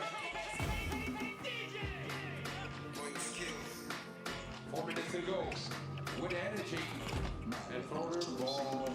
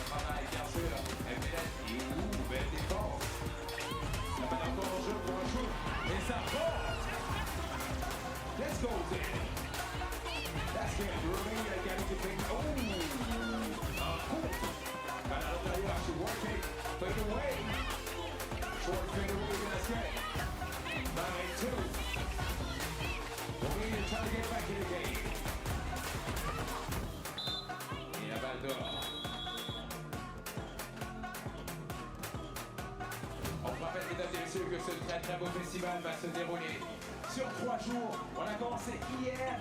Ils sont dans la deuxième journée ici avec le World Series. Alors regardez. Timeout with 3 minutes and 29 seconds left. USA up by 7.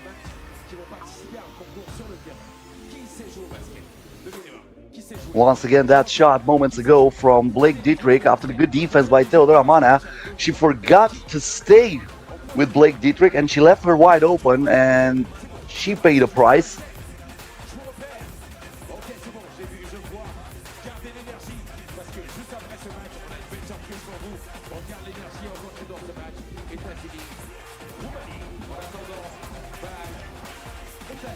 Dietrich will get the ball on the top of the arc. I don't know what they're arguing about here.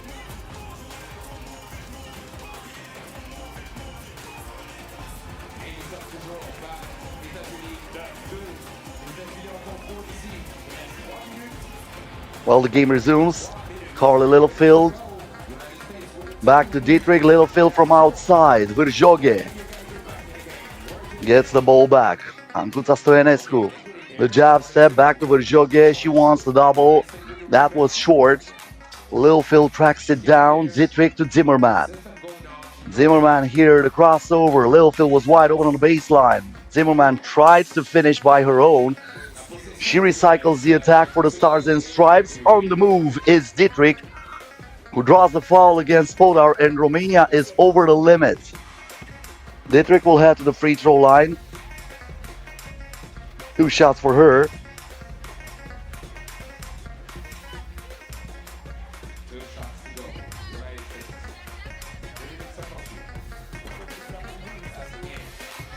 First one goes in.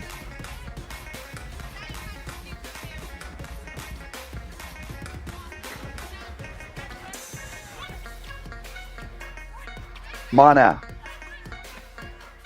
looks for Podar. Verjoge was wide open for a second. Podar was not able to dish that ball inside. Now she drives on the baseline, trying to find Mana, but the shot clock expires again. That's another turnover for Romania, who's really struggling here to score. Only 2 points, more than 7 minutes into this game. Burdick here lost it, but Mana is the last one to touch it.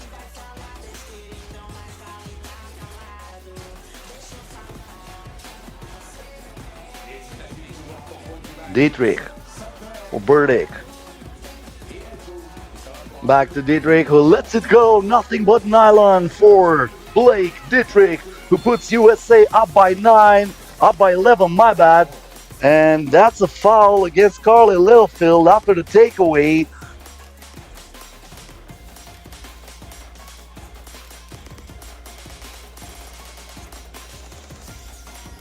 So Carly Littlefield at the free throw line. Romania with team foul number 8. This is the first shot. Carly Littlefield started to play the women's series this year, and now she becomes an essential part of this US team.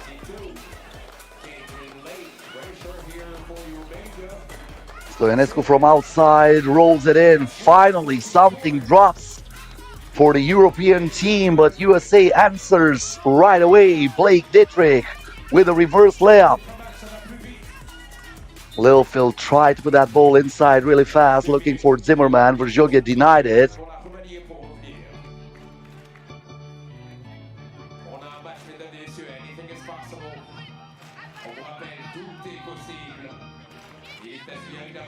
Dietrich got her pockets picked up by Mana. Stoyanescu again, not this time. Burdick to Dietrich from outside. That was too short. Burdick can save that, and she does, sacrificing her body. And look at that pass for Zimmerman. That was the only way you can put that ball into her hand and to not be intercepted. Good dime, and then the basket from Ana Maria Verjoge. Dietrich, the Zimmerman, the fake, wide open for two. Verjoge trying to keep the ball inbounds, was looking for Mana. Mana here with a dribble alive, puts it up with the left hand. Burdick gets the rebound for the US. Inside, the shot was missed by Zimmerman. And it will stay with the United States of America. 11 seconds on the shot clock.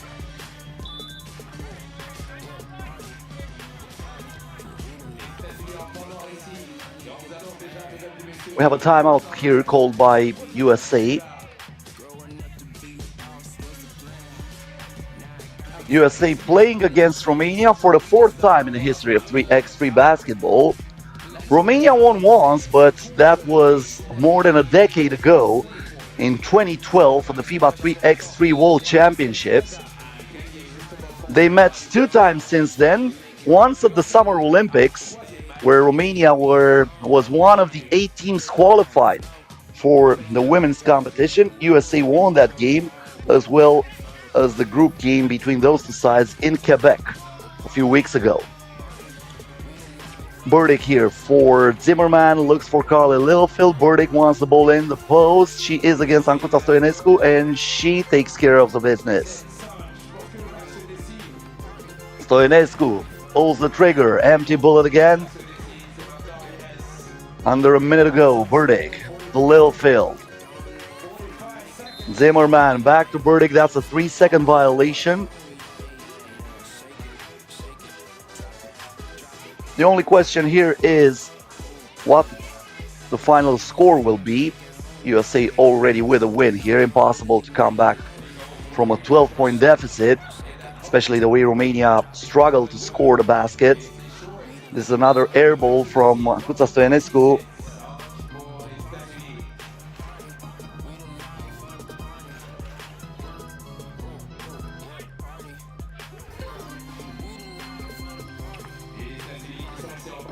Dietrich. Nice spin, and the glass is used perfectly to give the Stars and Stripes a 13-point lead. Podar, Stoyanescu, Verjoge. The drive by Podar, the rebound by Zimmerman. Shot clock and game clock almost synchronized. Dietrich tried a two-pointer. This is exactly what Carly Littlefield is doing. She sinks it from outside. 20-5 is the final score. USA wins it easily over Romania and starts this tournament with a W. Coming up next on our channel, New Zealand versus USA U24. So once again, Haley Van Lith, Cameron Brink, they're coming up next. Stay with us, work with us, not against us.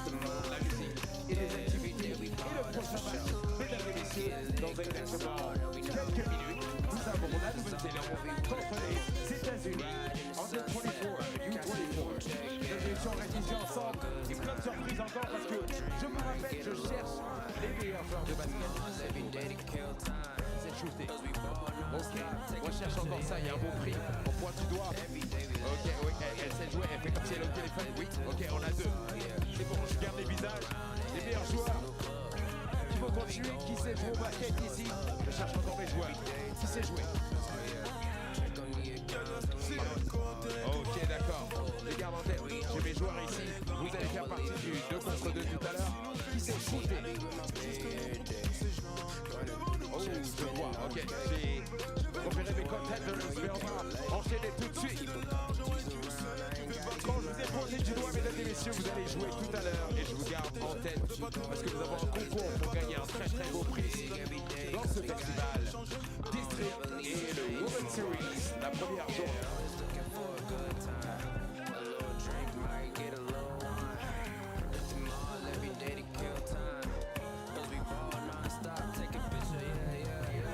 Alors, nous allons aller tout de suite, mesdames et messieurs, avec notre prochain match ici. Et c'est le troisième match de la poule A. Les États-Unis, Under 24 contre la Nouvelle-Zélande. Nous allons commencer par l'introduction de nos joueurs. Mesdames et messieurs, let's start with New Zealand.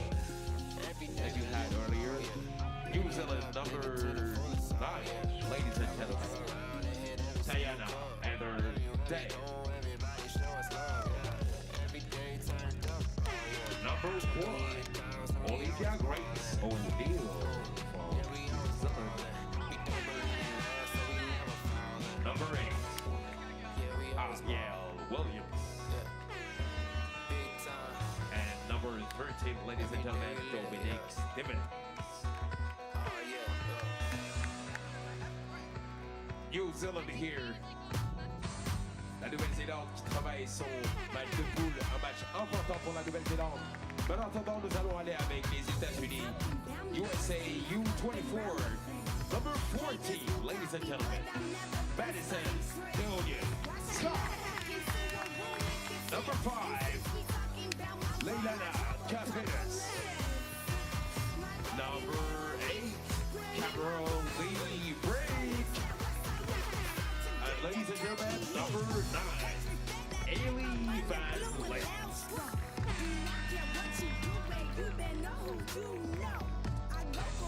United States U24 against New Zealand. Un match très très important. On vous rappelle que la Nouvelle-Zélande a perdu ce matin contre le Canada et c'est un match décisif pour la USA U24 with a win 21-16 against Poland. New Zealand with a loss 21-8 against Canada. So this is a very important game for New Zealand. Of course, USA U24 team would like to win this one and get at least the tickets for the quarterfinals, hoping to defend Canada too and to have a quarterfinal bye and go straight to the semifinals tomorrow. Of course, having Van Lith and Brink, two of the World Cup champs, in your roster helps a lot to be the heavy favorites against this unexperienced New Zealand team. The game is underway. Hailey Van Lith with the first possession of this one, but it got stolen right away by Dominic Stevens. Talking about takeaways, Cabinet is there and she dishes it in to Cameron Brink, who opens the first wound. Stevens from outside misses that shot. Cabinet now tracks it down. Van Lith looks for Brink, and Brink is fouled from behind. That's going to be against Dominic Stevens. New Zealand picking up team foul number 1.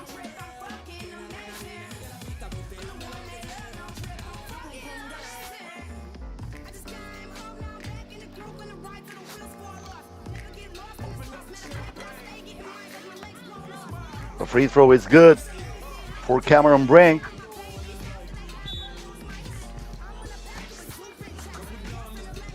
And now the foul goes against the United States of America. I was talking about Cameron Brink.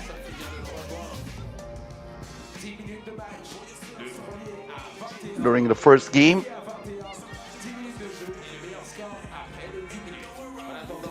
I was saying that she is still playing for the University of Stanford. Now the turnaround, she is missed by Stevens, but the putback is good. You know, Cabinet was all over her. Cabinet here with a pass inside to HVL, who turns, fires, and that's a hard foul committed by Tiana Day. She will send Hailey Van Lith to the free throw line for one shot. Van Lith committed playing college basketball for Louisville first. She chose the Cardinals over the offer from Baylor. And now she transferred and she plays for LSU. She was first team All-ACC twice in 2022 and 2023. The shot from outside is missed by Ariel Williams. Van Lith thought about it, the jab step, but looks like she traveled. She moved the pivot foot, even though she's arguing the call here. She was the most valuable player at the FIBA 3x3 Under 18 World Cup back in 2019. 2-point attempt here for New Zealand. Ariel Williams knocks it down. And New Zealand ties the game at 3.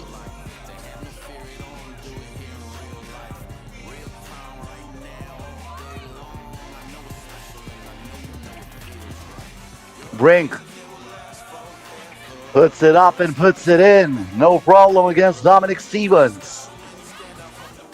Now the hesitation move, but Brink comes from behind and rejects that. Van Lith sinks it from outside.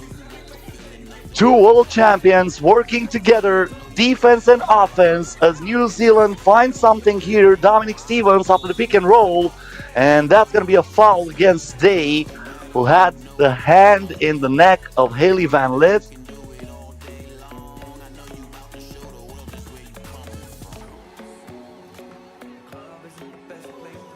Van Lith will have it back from the 3x3 logo. Scott from mid-range, yes. Way too open to miss that shot. Williams. Difficult shot here by Olivia O'Neill.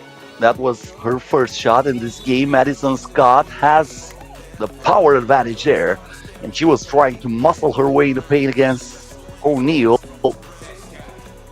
She draws the foul, heads to the free throw line. One shot for Madison Scott.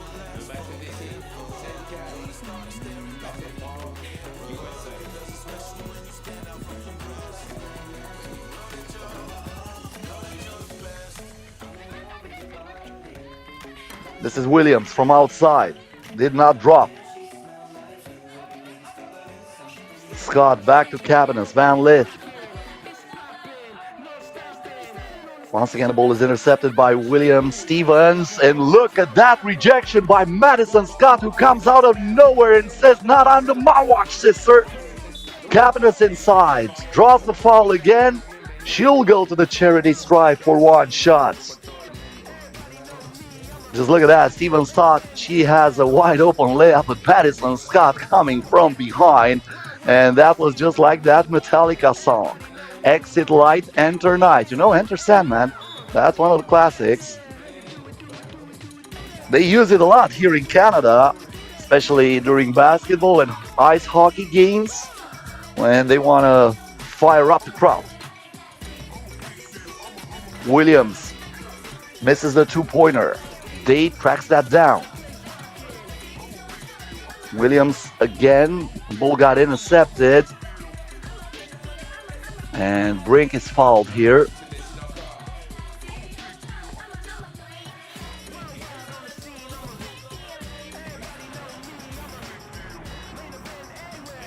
New Zealand already over the limit. Only 2 minutes and 37 seconds into this game. You don't see that too often.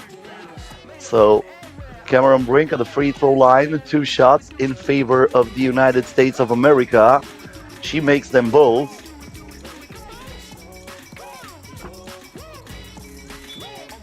And that is dropped out of bounds, but it looks like Van Lith is the last one to touch it, so it will stay with New Zealand.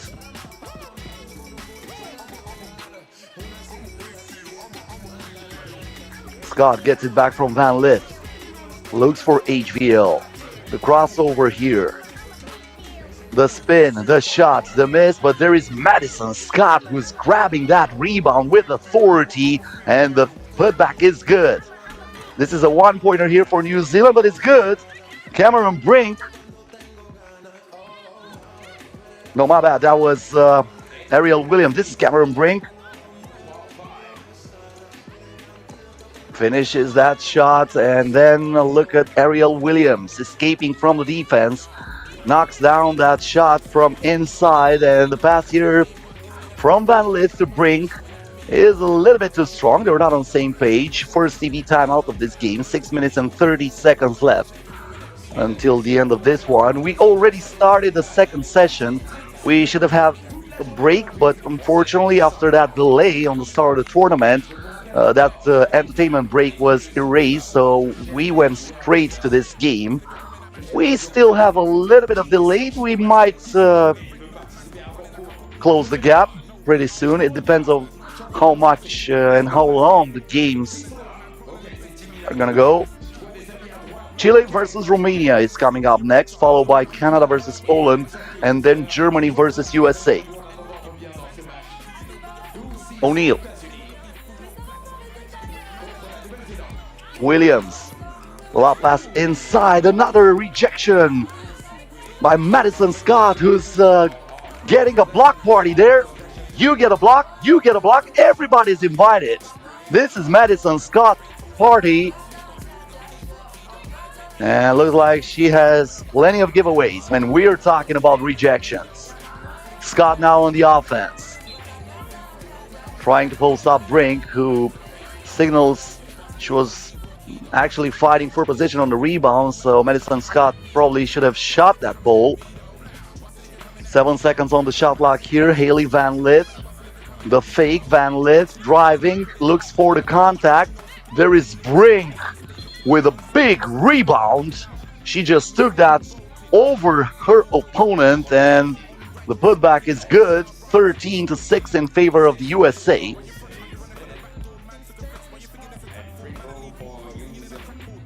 That's a technical foul against USA for not letting the opposing player to inbound the ball. They were warned once, and now they are hit with a tee.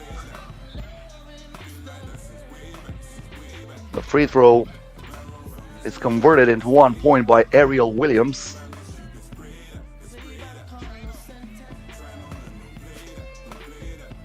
Just look at that. Just underneath the basket. Cameron Brink and Dominic Stevens going at each other. The referee is there with them, trying to make them chill out a little bit. As the other referee is talking at the scorers table, we might have another issue here. But this was quickly fixed.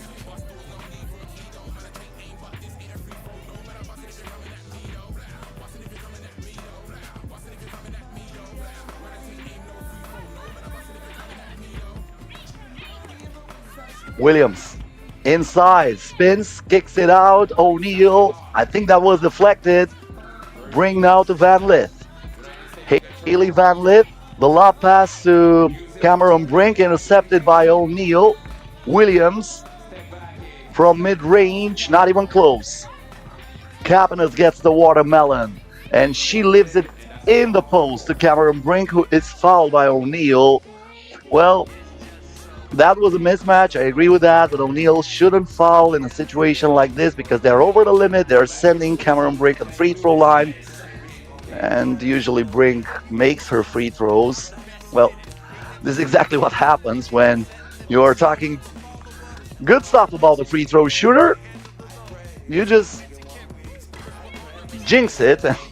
God, I'm so sorry. I'll try not to do that again, but you know, it is what it is. I have to call it as I see it. Now a foul against Cameron Brink. NCAA champion back in 2021 with the University of Stanford. She also won 2 gold medals on 5-on-5 basketball with the American team back in 2019 in Thailand at the Under-19 World Cup, and back in 2018 in Belarus at the FIBA Under-17 World Cup. As I was talking about that, Haley Van Lith is swatting that out of bounds, and we're going to have a jump ball here that will give USA the possession back.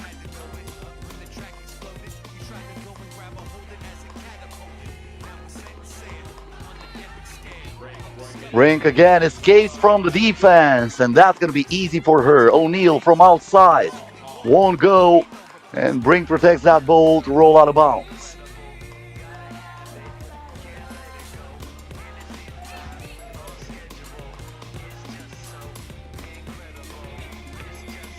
Happiness gets it back from Van Lith. Nobody's there in the paint with Cameron Brink, who was just like Tom Hanks in Castaway. Just she and her island. 15-7 the score. Anna Day, Stevens against Brink. That's a tough shot. Madison Scott reaches for that rebound. Haley Van Lith in traffic, puts it up and puts it in. Are you kidding me? O'Neal did everything in her power to keep Haley Van Lith from scoring, but sometimes it is exactly what I said before. The defense is good, but the offense is even better.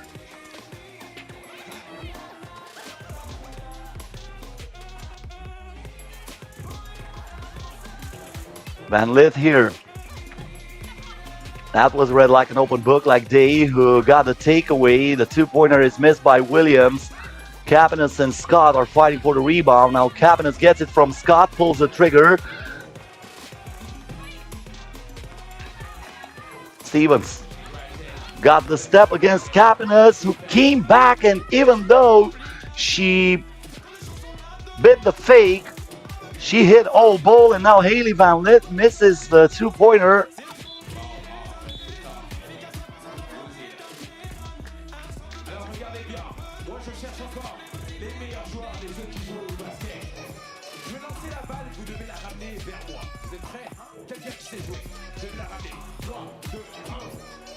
Once again, that shot from beyond the arc, and this is the finish from Cameron Brink.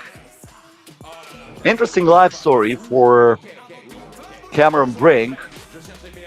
She was born in Princeton, New Jersey, but she lived in Amsterdam for 3 years. Her parents had a job at Nike, and then they returned to the United States when she was in 6th grade. She was not interested in basketball until the age of 10. She preferred art as a child, but then she started to play basketball, and she pretty soon realized she's pretty good at it. Her height of 6'4" also helps, but she is very skilled, and that shows on the basketball court.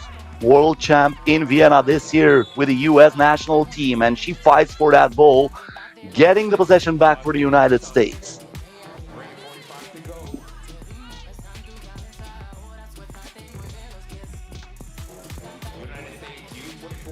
Brink, Van Lith puts it in.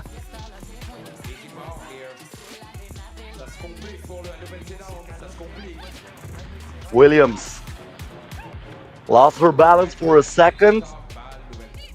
She was looking to give the ball inside to Dominic Stevens. Once again, that space created by Brink, who's also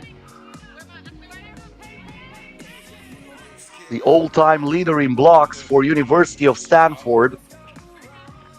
Van Lith here inside Madison Scott, easy breezy. And this is an 11-point lead in favor of the United States of America. Williams, O'Neal from the baseline, talking about leading in blocks for the University of Stanford.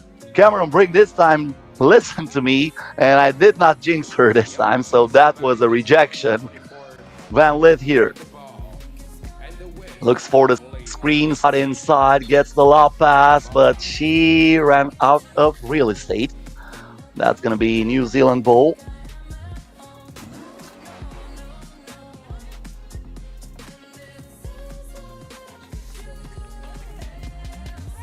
Williams.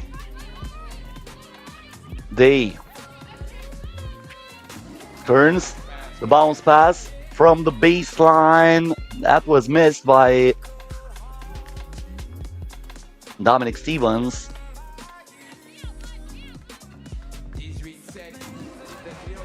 And now the game is stopped.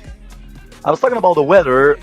Very good conditions today, and little chances of rain. Hope it will not rain because that will stop the action, but right now the forecast looks amazing. Only a 1% possibility of raining as Haley Van Lith is putting that ball into the net.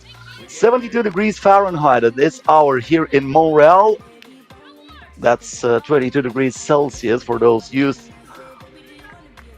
with Celsius.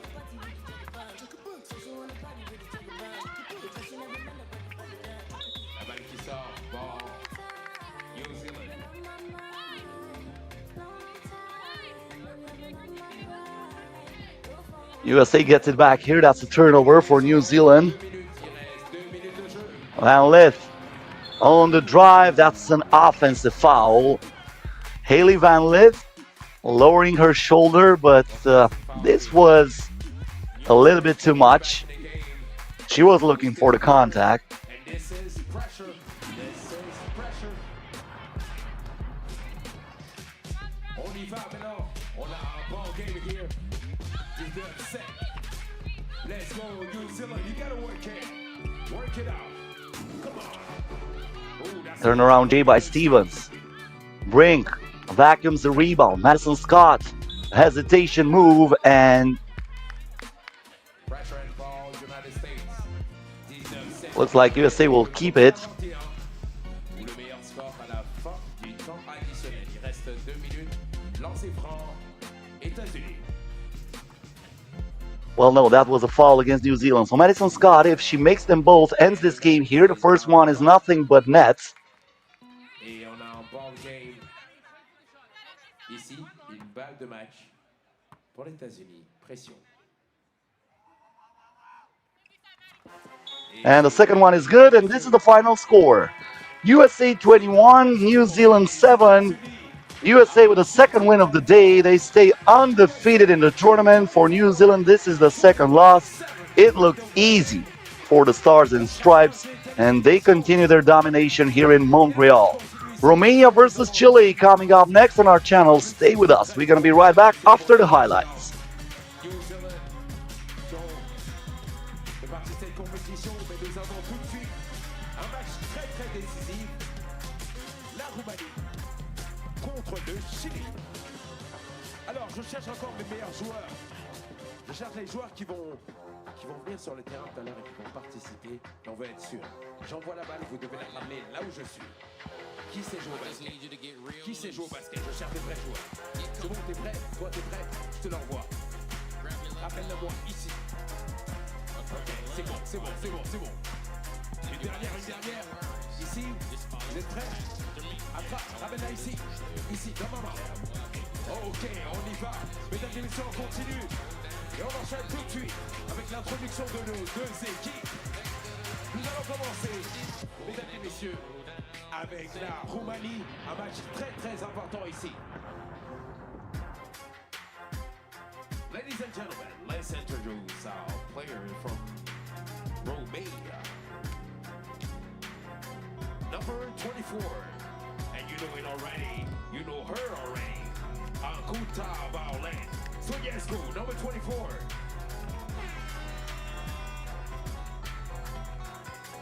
Number 10, ladies and gentlemen, from Romania, Ana Maria Viljoke. Number 23, Alina Maria Boda.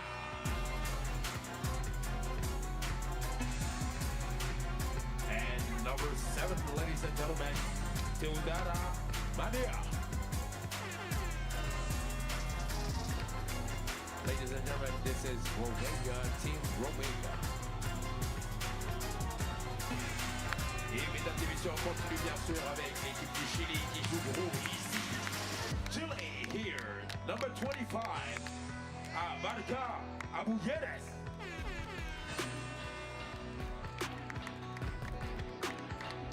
Number 6, Caceres Ovare.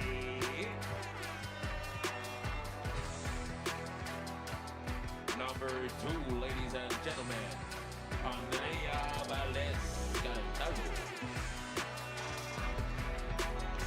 And number 10, ladies and gentlemen, Contreras Coutinho. Alors, mesdames et messieurs, on vous rappelle encore, on est dans ce match ici de poule. Un match très très important et victoire décisive. Roumanie Chili. Il joue trop. Et tout se passe maintenant. Nos deux équipes qui sont là.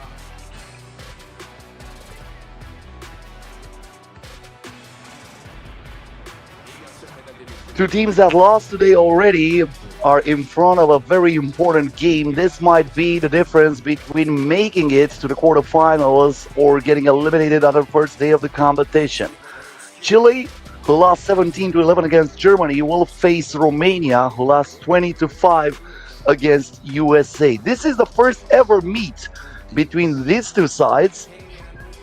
Europe and South America not coming face to face too many times, and Romania and Chile didn't play each other until today. So this is gonna be a first. We are getting ready for this game. Huge importance for both teams. Chile with the first possession. It will be Barbara Cousinho with the ball. This is how it is. Puts it up for two. Offensive rebound for Chile. Fernanda Ovalle.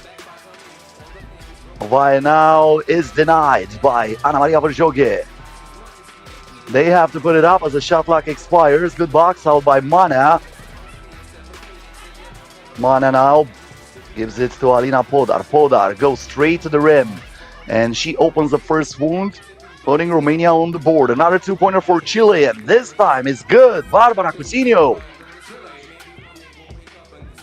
Podar wants to answer from outside, and she knocks it down.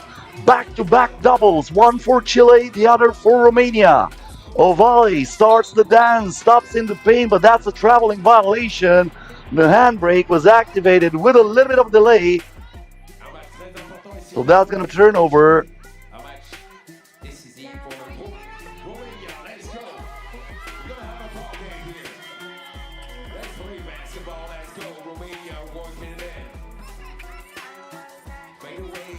Turnaround J here by Verjoge, not even close.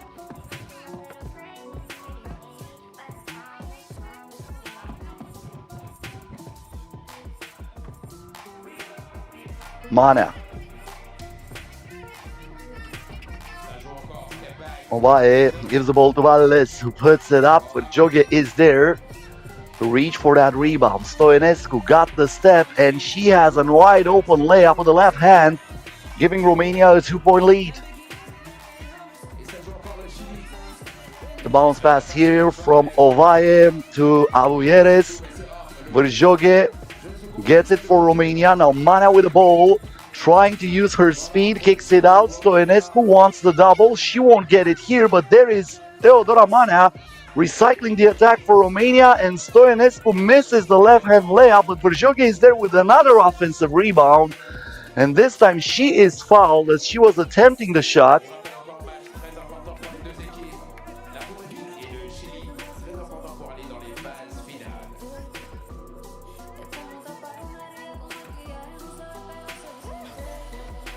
Verjoge at the free throw line.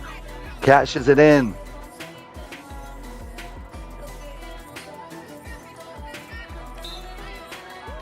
Cousinho lost the ball here.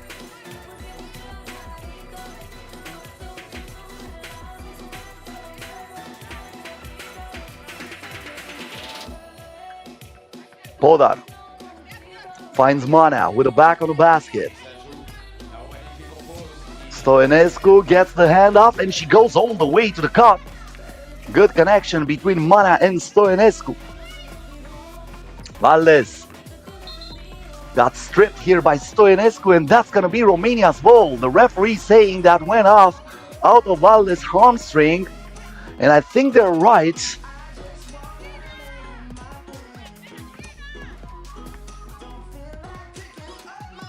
Verjoge. Mana to Podar. Podar now creating some separation between her and the defender and puts the ball in. 7-2 in favor of Romania, who's dominating so far at the start of this game. Chile trying to find something here, a very tough shot, but they knock it down, plus the foul.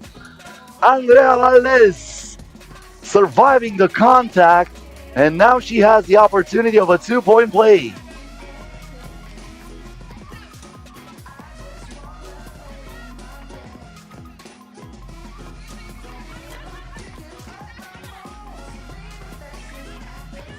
Podar now. She puts it in, and that's going to be an N1 for Romania this time. Alina Podar being able to absorb the contact.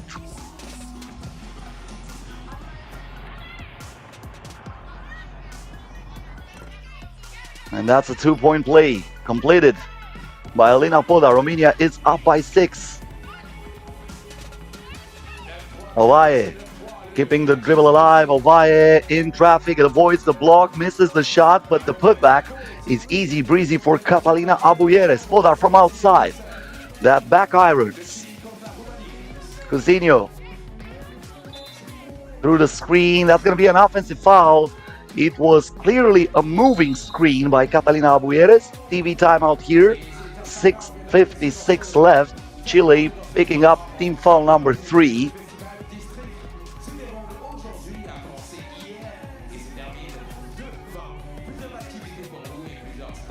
Well, it looks way easier now for Romania against a team like Chile after struggling to score against the United States of America, but USA has some lockdown defense over this Romanian girls. Also Germany in this group, so that's why I was saying this game is so important for both Chile and Romania.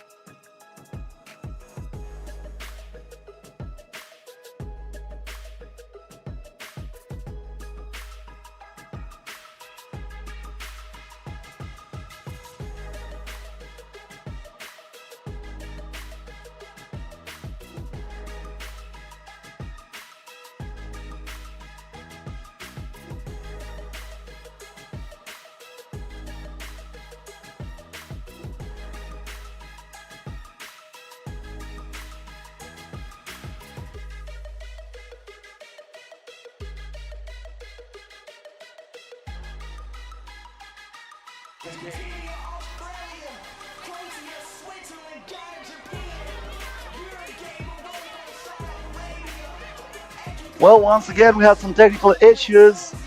I'm glad to be back. 13-10 is the score now. Chile really closed the gap. Berjoke here with a block over Ovaie. Getting the ball back for Romania. This is Podar for Stoinescu. Berjoke now playing in the post. I think that was deflected by Valdez. Valdez now with a rock in her hands, kicks it out.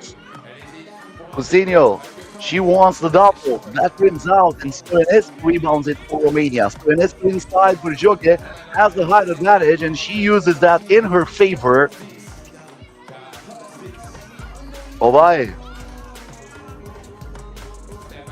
with a hand in her face, and she knocks that down. 2-point ball game after a very tough shot by Ovaie. We have the chance to watch it here because that angle was not good enough. I just realized the ball went in, judging by the crowd reaction. Maybe this angle will be better. As I was mentioning, they're having some technical difficulties there in Montreal. The tournament started with 22-23 minutes delay because of an internet cable that was cut off. This is at least the information I've got from the people on site. Now, a shot clock violation against Chile. It was deflected anyway by Ana Maria Verjogue.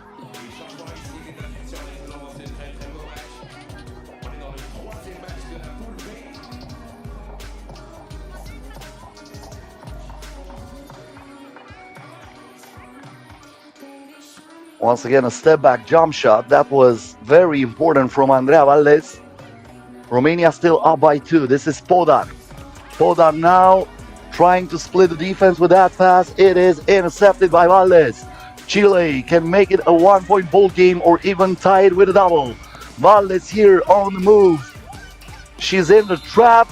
And was that a foul or a shot clock violation?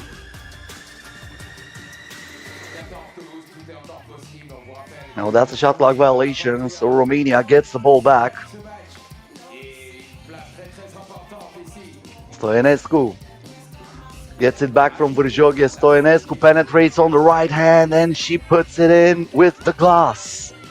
Cousinho back inside, the left hand finish by Catalina Abueres. Stoinescu here. She wanted to give it inside to Verjogue. That was taken away. Chile, Cousinho with the ball here. The low pass to Catalina Abueres, who knocks it down. 1-point ball game in Montreal. Romania versus Chile. Teodora Mana. You're going to take it and you're going to like it, sister. That was the message. Once again, a 2-point lead for Romania. Abueres in the paint. That was way off the mark, but the putback is good. Courtesy of Fernanda Olaez. 2-pointer missed by Stoinescu. Gets the ball back. Lost it here. Cousinho. The spin, the drive, the foul, and she'll head to the free throw line after the TV timeout. She'll have the possibility of tying this game at 16. That should be Romania's second team foul, not the 5th foul on Chile.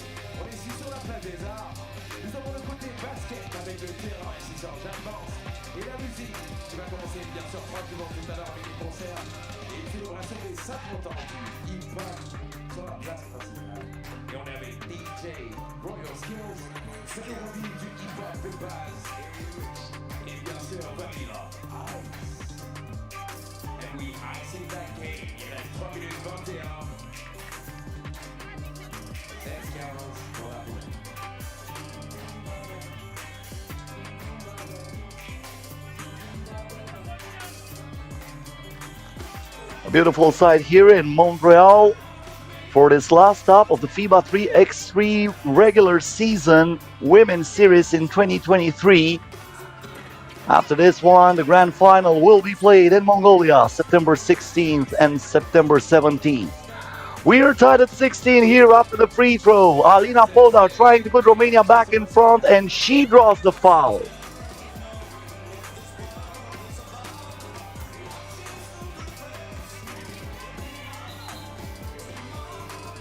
That was in the act of shooting. Or was that an offensive foul?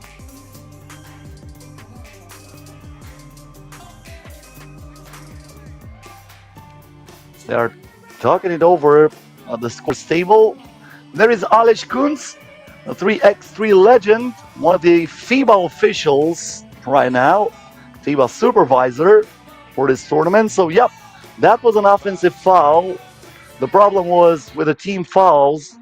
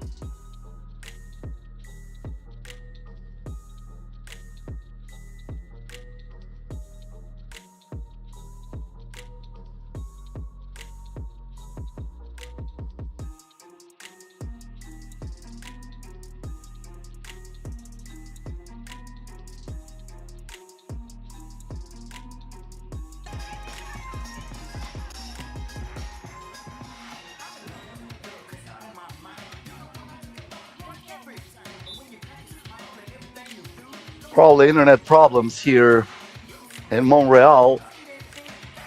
Well, this time it looks like we didn't miss much. It was 16-16 when the stream went down. It is tied at 17 now with 2 minutes and 15 seconds left.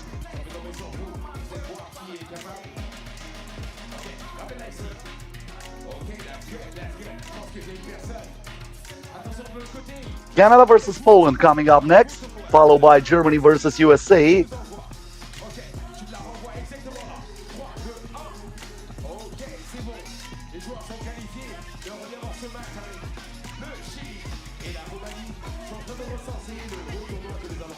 Alina Podar asking some questions there.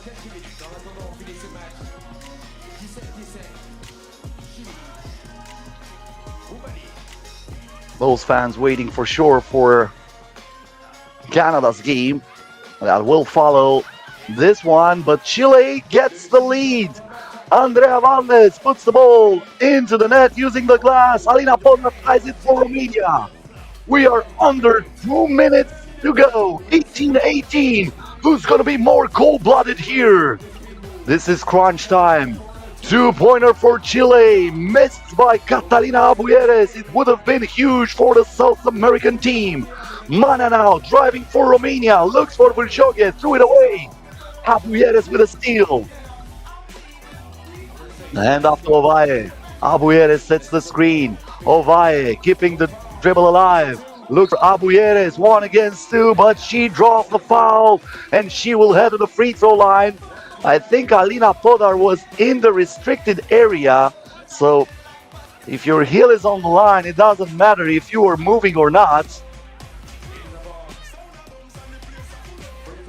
A one shot for Chile, who has the opportunity of taking the lead again.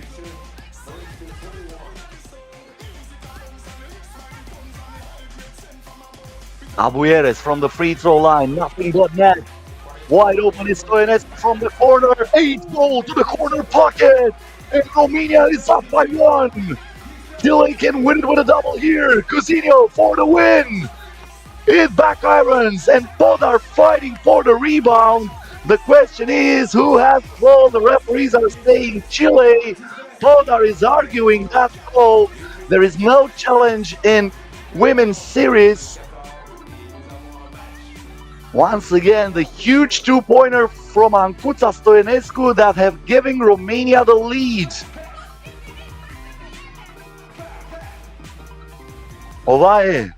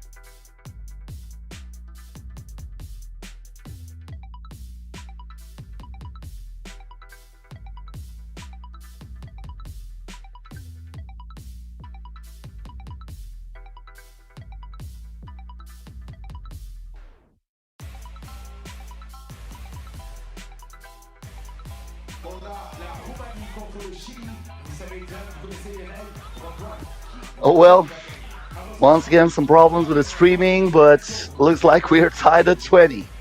38.5 left.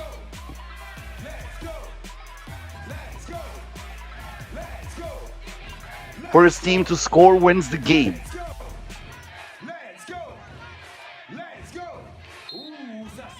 So let's pray for the connection. First of all, we want to watch the finish of this game, but looks like Chile has a free throw. What you are getting is exactly what I'm getting, so I didn't see what happened. So Chile at the free throw line. This can be for the win. Cousinho. No, and Romania is still in it. Mana with a rebound. Podar On the drive, she draws the foul, but Chile had one to give.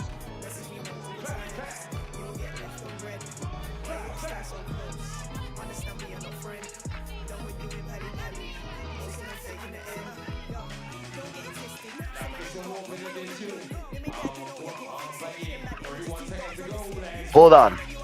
Under pressure here. Jogue with the screen. Alina Podar on the drive, and that will give Romania the win. Alina Podar ends it with a penetration move, and she connects in traffic to win it for Romania 21-20. This was dramatic, but the thriller goes to the Romanian side. And with that win, they are probably going to play tomorrow in the quarterfinals. Canada versus Poland coming up next.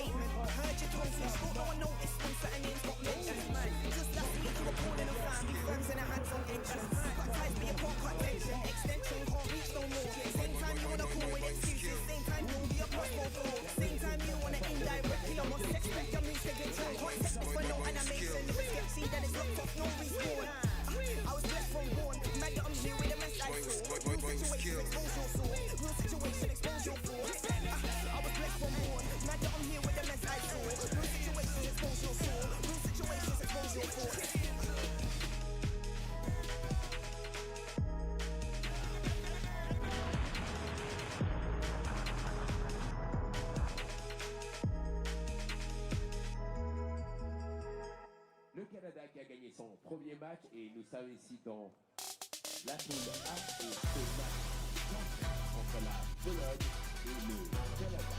On vous rappelle encore ce très très beau festival qui va se dérouler toute la journée et dans les Women's Series avec le Canada. Je rappelle encore, mesdames et messieurs, le Canada qui a gagné le Women's Series de Québec, qui sont les champions d'un titre et chaque match compte. Très important pour une qualification aux Jeux Olympiques de Paris. Alors, nous allons aller tout de suite et nous allons introduire nos joueurs, mesdames et messieurs, en commençant par la Pologne qui joue gros dans ce match. Number 13 from Holland, Claudia Sonota.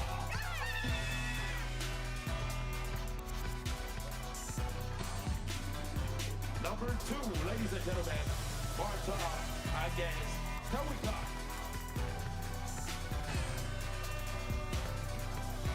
Number 11, Adona Isabella Mora. Yes. And ladies and gentlemen, number 34, Marta Marcinkoska.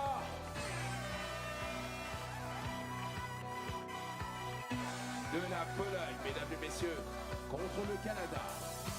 Et maintenant, sans plus attendre, elles sont les champions antiques. On l'applaudit très très fort, la joueuse numéro 7, Paige Rozo.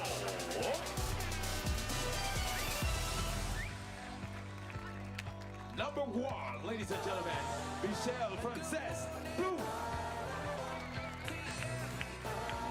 Oh, we got 2 blues. Number 2, Catherine Marie Booth. And ladies and gentlemen, number 4, Casey Jane Ball.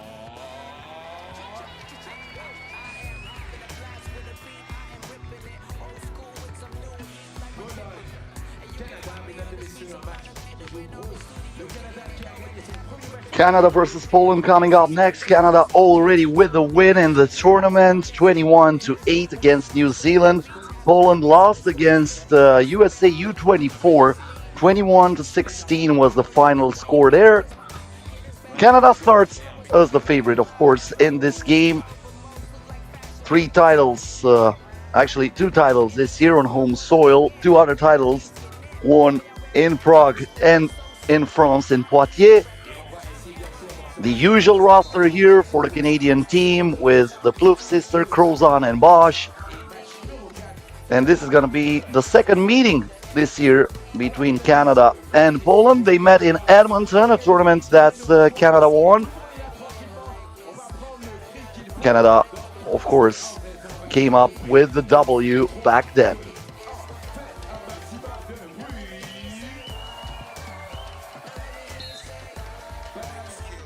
First possession of the game is for Poland. Aldona Morawiec gets it from Sosnowska. Morawiec, off-balance shot, rebounded by Michel Plouffe.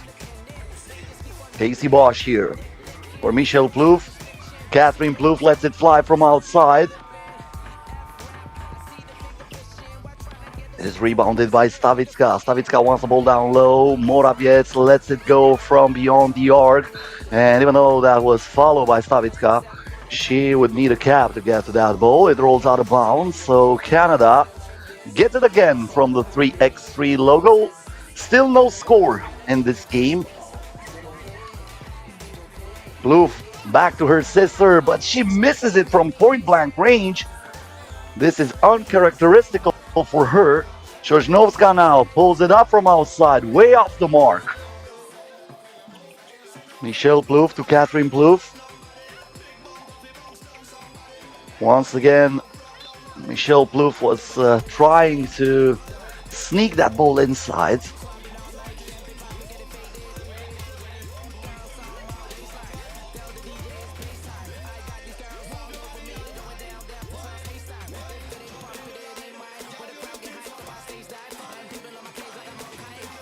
Less than 3 ticks on the shot clock, or maybe less than 2, no, 2.1. 2.1 on the shot clock for Canada. Casey Bosch with a rock. Gives it to Crozon, who lets it fly. Good if it goes, it backs but there is Crozon after Catherine Plouffe was fighting for the ball. Paige Crozon gets it back and opens the first wound. Morawiec now, good pass inside, and the finish for Marcinkowska. The shot from outside goes in. Paige Crozon with accuracy from beyond the arc. And that's going to be a jump ball. Canada will get it back here.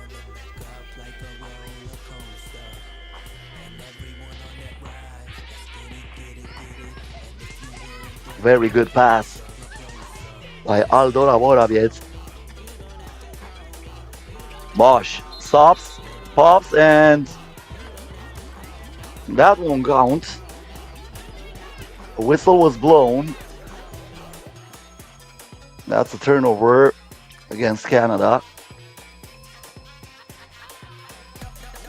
Marcinkowska now. Stavicka. Lost it there. Casey Bosch. Michel Plouffe to Paige Crozon. Crozon here with a crossover. Michel Plouffe back to Crozon inside, and she puts it in. 4-1 in favor of Canada. Stavicka with Crozon all over her. A little bit too aggressive here. She is called for a foul.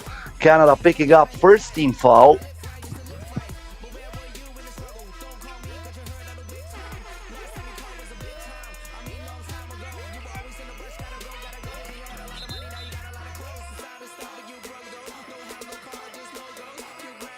I think the shot clock did not start here, so probably that was a problem.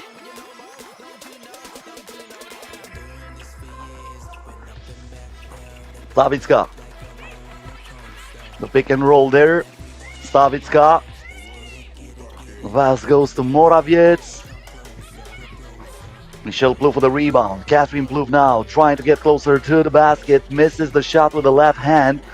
Sosnowska wide open for 2. And the fake gets it back inside, but she stayed too long in the key. And that's going to be a 3-second violation against Poland.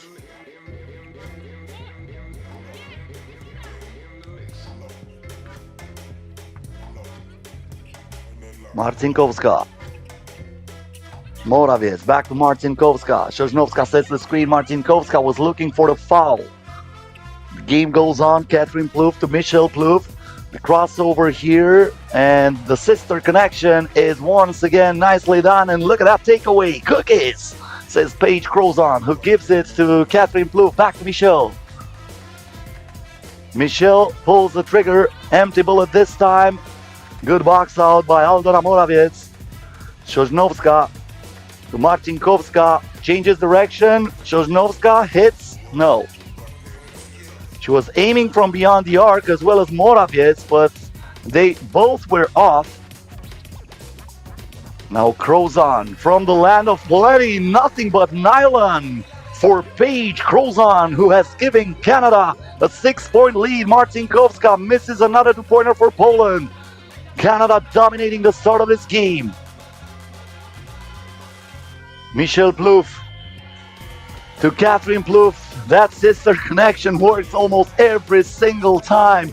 They feel each other so well. They know how to play, and they look unstoppable. Morawiec here, very tough shot, contested by Paige Crozon, and that's going to be the first TV timeout of this game. 6 minutes and 21 seconds until the end of this one. Canada 8, Poland 1.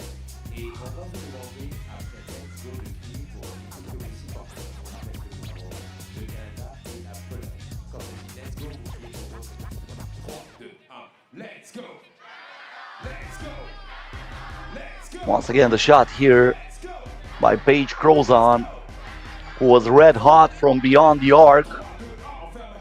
But she's usually a sharp shooter, so if you leave her that wide open, she's going to make you pay the price. And this is exactly what Poland is doing here.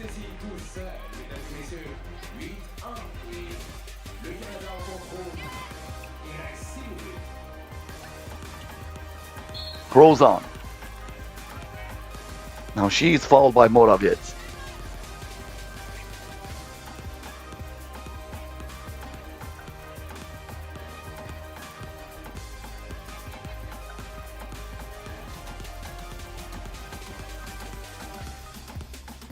Paige Crozon on the free throw line, sinks it in.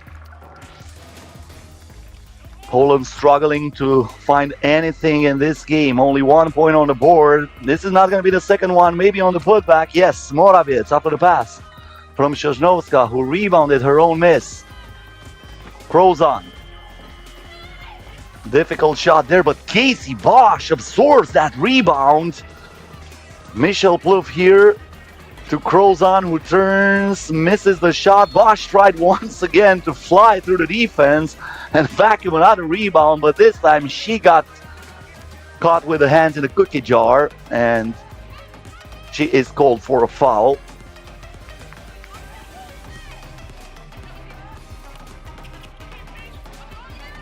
Sosnovska.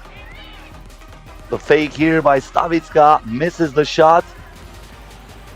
The putback is good by Aldona Morawiec.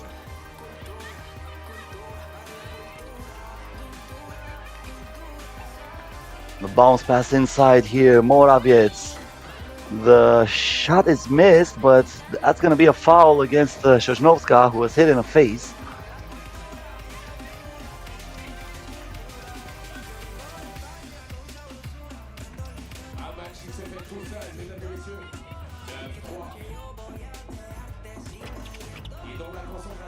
The ball rolls in for Sosnovska.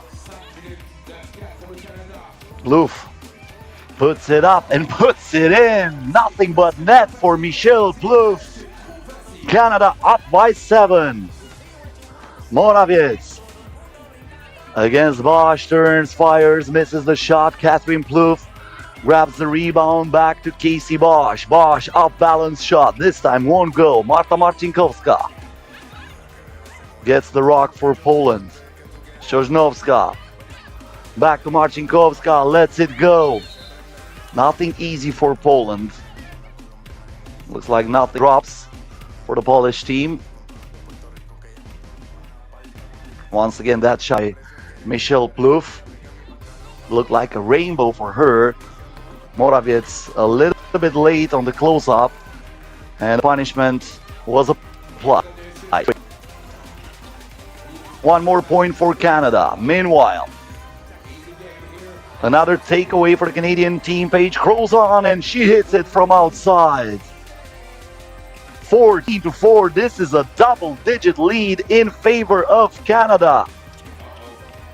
Catherine Plouffe to Michelle Plouffe. Paige crawls on from the inside. This time won't go. And now the game is stopped for a foul.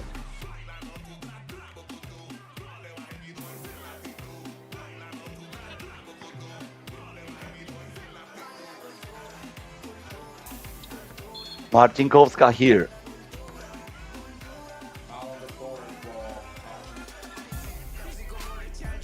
Another foul against Canada. Team foul number 6. So from now on, Canada is over the limit, but with his 10-point advantage, the foul trouble is not big for the Canadian team.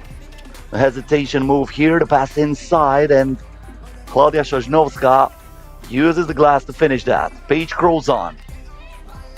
Michelle Plouffe. Plouffe threw it away straight into the hands of Sosnovska, but present after present, Sosnovska gives it back, and now Casey Bosch wide open for two. Michelle Plouffe, offensive rebound, and Sosnovska fouls her, but not in the act of shooting. Second TV timeout of this game, 3 minutes and 50 seconds left.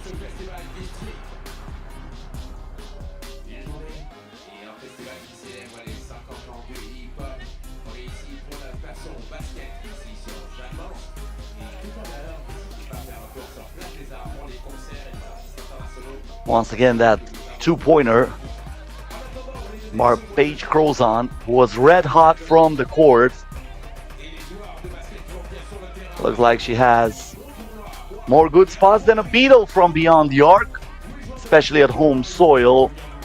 2 tournaments organized by Canada so far this year, one in Edmonton, the other one in Quebec. They were both won by Canada. A total of 4 titles this year by this Canadian team. Catherine Plouffe, the handoff to her sister. Michelle now back to Catherine. She goes up, misses the shot. But there is Michelle with the offensive rebound, protecting the back of her sister. Michelle Plouffe looks for Catherine, who turns, fires, comes up short. Moravец, the rebound here. That was almost lost on the handoff.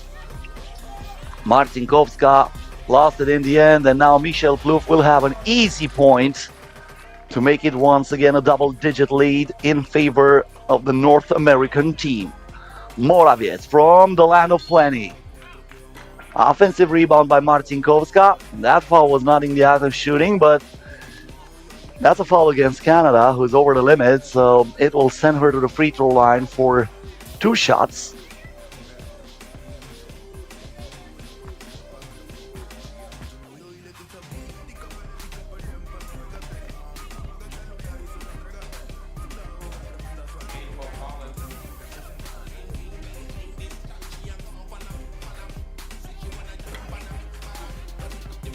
Two out of 2. Plouffe. A low pass inside to Michelle. Catherine to Michelle, and the connection is still strong. 16-7. Moravец was looking here to find Marta Stavicka in the paint.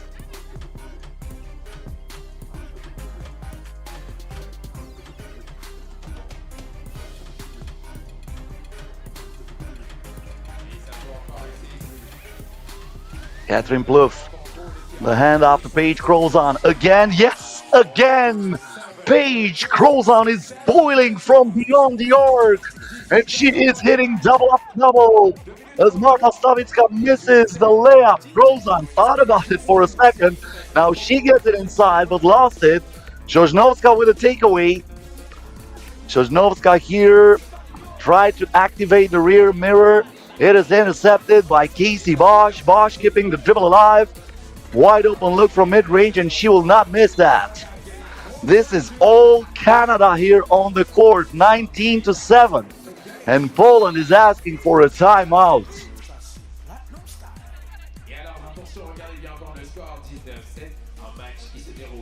12-point advantage in favor of Canada, who's sending a message right from the first day of the tournament. After winning against New Zealand 21-8, they will probably defeat by a huge margin Poland too. One more game left for Canada. They will play against USA U24. That's going to be one of the games of the day because Haley Van Lith, Cameron Brink versus the Plouffe sister. Man, I can't wait for that one. But until that, we're going to have Germany versus USA, and that's going to be a game of the day too. Back shot here, good for Poland. Aldona Morawiecki after the timeout. Under 2 to go. Rozan draws the foul. Team foul number 4 against Poland.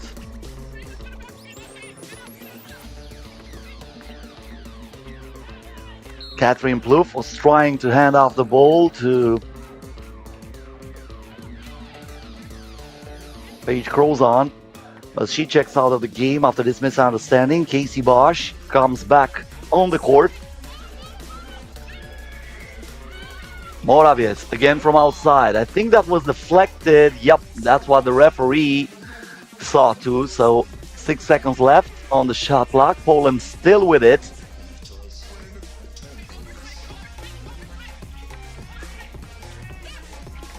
Morawiecki with a hand in her face, back irons. Michelle gets the ball back from Catherine. This time the handoff was not easy, but it will still be Canada's ball.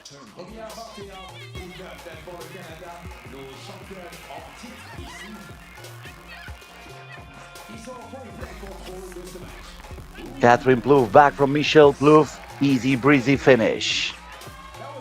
And now another shot from Michelle Plouffe. That would have been the game. Catherine Plouffe fights for the rebound, and she's not going to waste any time. Canada wins it 21-9 after a 21-8 over New Zealand. They stay undefeated, and they're going to prepare for the game against USA U24, a game that will decide the winner of this group and the team who advances with a quarterfinal bye straight to the semifinals. Coming up next, USA versus Germany. What a game that will be. Stay with us. Alors, mesdames et messieurs, notre prochain match ici va opposer l'Allemagne contre les États-Unis. On vous rappelle encore, on est dans les phases de poule et aujourd'hui, nous allons aller jusqu'au bout de cette compétition et de ce Women's Series. On est toujours dans le festival District et je pense que tout va bien. Je vois qu'il y a des amis qui viennent d'arriver et qui sont là avec le beau soleil. On vous rappelle, on n'a pas forcément eu un très très bel été et aujourd'hui on a l'été résumé ici dans ce festival District. Alors attention, regardez bien. DJ, coupe. Regardez bien, écoutez. Les gagnants d'ici au Canada ont un neveu qui a son anniversaire aujourd'hui. Et mesdames et messieurs, vous devez chanter bon anniversaire and she's gonna sing it. So it's her nephew's birthday, he turned 11. Give it up for Elijah! Happy birthday!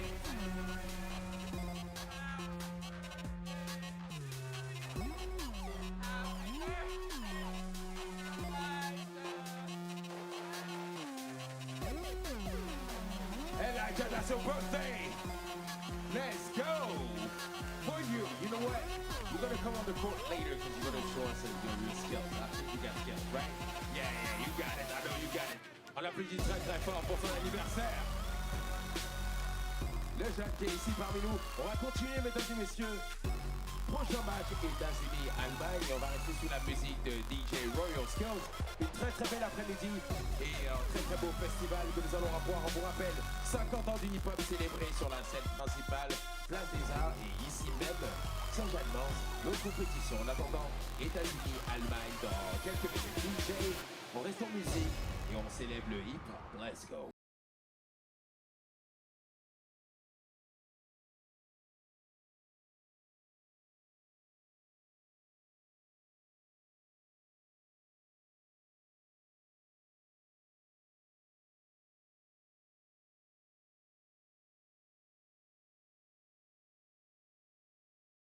Et mesdames et messieurs, on vous a dit tout de suite, Ce match, on est dans la poule B. Match numéro 4. Nous avons l'Allemagne contre les États-Unis. On va introduire nos joueurs ici et nous allons commencer par l'Allemagne. Et vous allez faire un maximum de bruit. Et elles arrivent, match très très important. Ladies and gentlemen, number 4 from Germany, Luana Raphael. Number 4.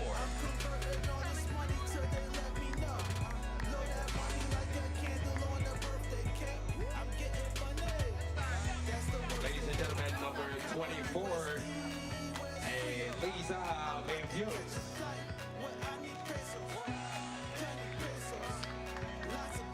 Number 22, ladies and gentlemen, Billy Holder. And number 14 for Germany, Sanja Renata.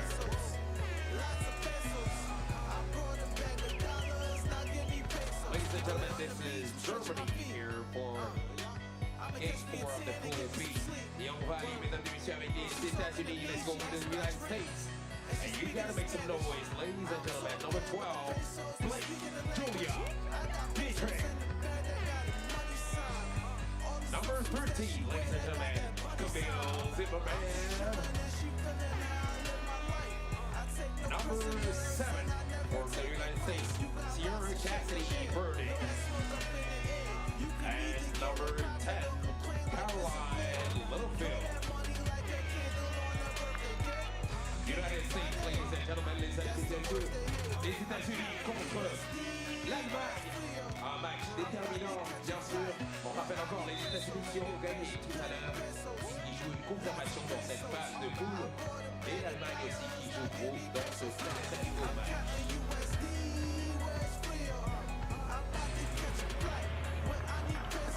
This should be a good one, folks. Germany versus the United States of America. The 10th meeting between these two sides in the history of women 3x3 basketball. 8 wins for the United States, only 1 win for Germany. That single win came last year in Poitiers during the FIBA 3x3 Women's Series regular season. The last time these two teams met was in Quebec. USA won that game. 2 meetings this season in the FIBA 3x3 Women's Series. USA won them both.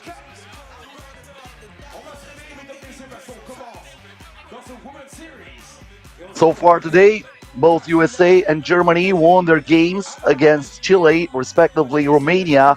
So probably this is for the first seed in this group and for an automatic qualification to the semifinals. Keep in mind, the winner of each pool gets a quarterfinal bye.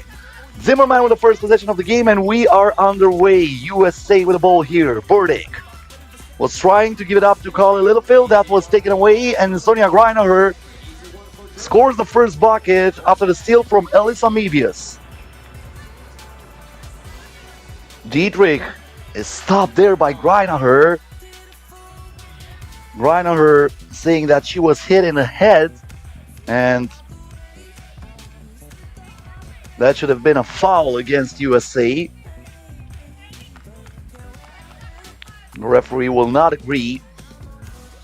Fresh shot block for the United States, with Camille Zimmerman now having the ball in her hand.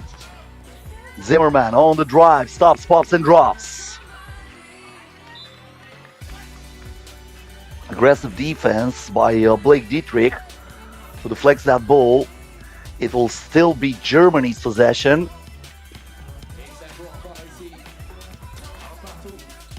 Sonia Greinacher with the screen, tough fade away, but that's why she was the most valuable player at the final tournament in 2021 when Germany became the Women's Series champion. Meanwhile, USA tied it at 2. Greinacher again going to work. Gives it into the hands of Mevius, who puts it up and puts it in from outside. Right on the money with that shot. Zimmerman for Carly Littlefield. Mevius with a steal. She rushed it here, trying to find Kroner inside for a fast basket. Once again, the two-pointer moments ago by Elisa Mevius, only 19 years old, the youngest player in this German side. A combination of youth and experience for Germany in this tournament. As I was mentioning, no Simon, no Brunhorst. They have Luana Rodefeld and Sonja Greinacher, some of the usual suspects for Germany. And then they added Kroner and Mebius, 20, respectively 19 years old. But so far, this mix looks good for the German squad.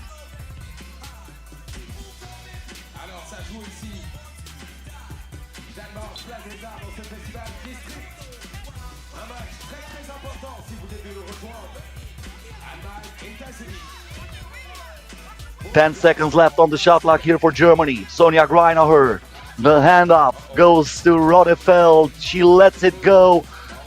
Almost got that rebound, but she helps Greinacher to chase that ball. Now Rodefeld, the pick and roll, stops, pops, and drops again. Germany clicking on all cylinders, but look at that dime. Nicely done by Camille Zimmermann, finding Dietrich with a backdoor pass. Rodefeld now. Inside to Greinacher, who spins and scores. Sonja Greinacher looking like a walking bucket right now. Zimmermann in the post, double fake. Greinacher all over her. And now Greinacher will let that roll out of bounds because it was last touched by Zimmermann. Great start for Germany. Rodefeld. Again, the pick and roll with Greinacher. Now the ball goes for the tough shot made by Amelie Kroner. Dietrich inside. Burdick is there. Good connection between those two. Rodefeld. Greinacher. She's looking to Rodefeld. Lets it go from mid-range. Got the heel of the rim. Gets it back with the help of Kroner. Rodefeld here. Asks for the screen, puts it up and puts it in right between the eyes of Blake Dietrich. Germany staying hot from outside. Dietrich now on the baseline. The reverse layup is good. Intercepted by Burdick, who read that pass like an open book. Burdick going straight into the teeth of the defense. Grabs her own miss. Burdick here for Zimmermann, who is hit on the face by Sonja Greinacher accidentally. Greinacher, with a lot of fair play, helps her to get back on her feet. Well, that was a tough hit. A big collision between those two. First TV timeout. Germany 9, USA 5. 6 minutes and 56 seconds until the end of this ball game. 4 more games left to be played today. Poland versus New Zealand. USA versus Chile. USA U24 versus Canada, and Romania versus Germany.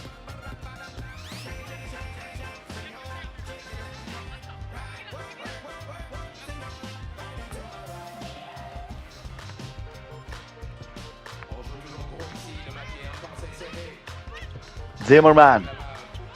Burdick sets the screen. Burdick with a backdoor pass. But that is vacuumed by Elisa Mebius. Rodefeld, the lob pass inside, and the push from behind will send Amelie Kroner to the free throw line. I remind you, you are watching stop number 22 of the regular season of the FIBA 3x3 Women's Series, the last stop before the grand final in Ulaanbaatar. The FIBA 3x3 Women's Series with the 4th edition and the biggest season so far. Over $1 million in prize money. They surpassed the $1 million for the first time ever.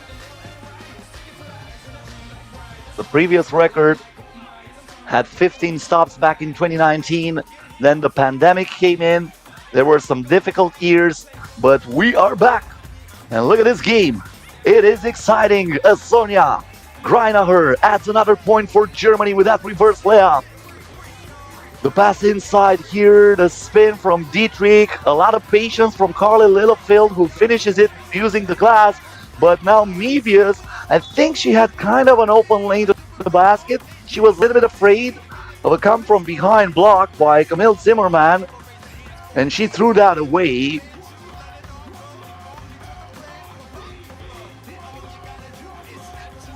Nice pass inside, but unbelievable miss from Dietrich. Greinacher. Rodefeld. Very tough shot, but the shot clock was winding down, so she had to try it anyway.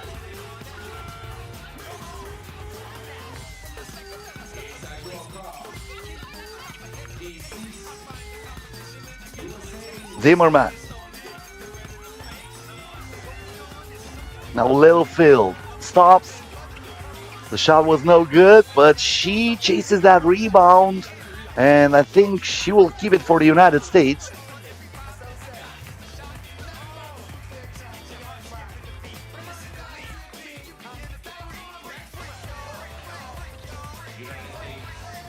Dietrich, Burdick, the world champ, going to work, and she uses her advantage over Emily Kroner, who has the ball here. Kroner, the lob pass inside, but there is Dietrich denying that lob.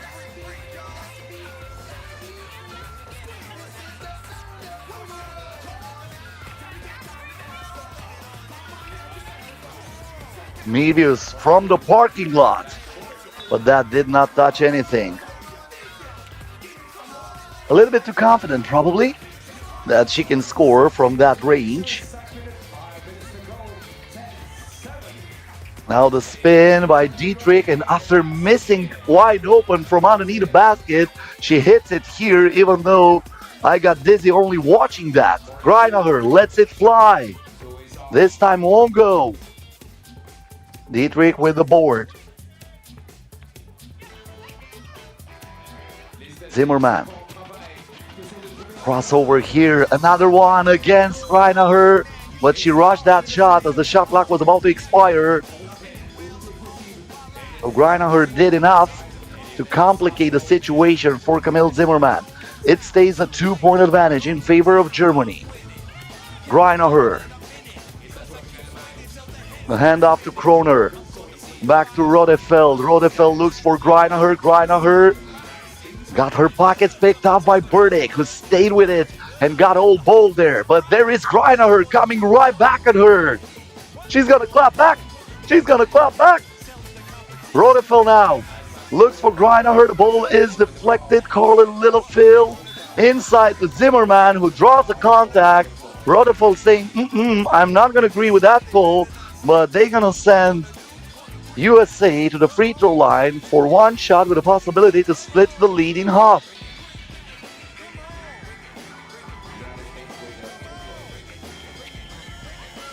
Zimmerman puts it in. Maybe it's here. Very hard shot there, attempted by Kroner. She got the defender all over her. Now Carly Littlefield on the move. She catches Sonia Greinacher with her hands in the cookie jar. So Carly Littlefield will have the opportunity of tying this game at 10.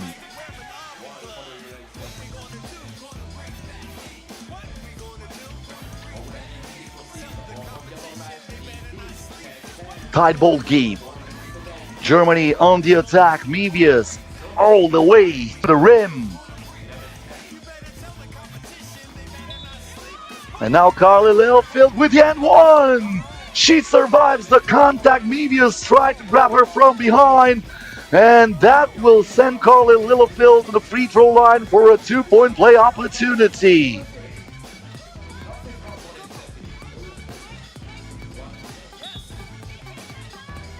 We have a TV timeout, 3 minutes, 53 seconds left.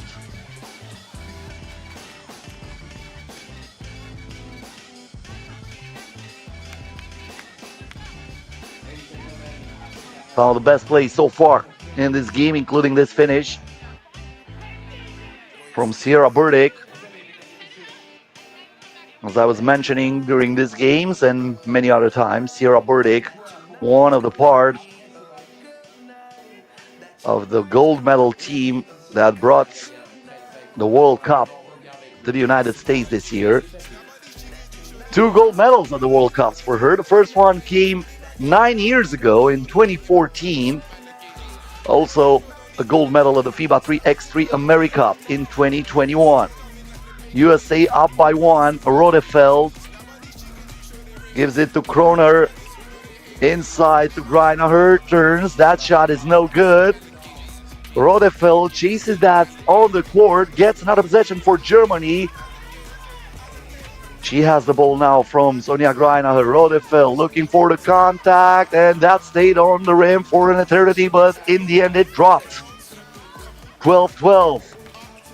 Dietrich inside. Good shot.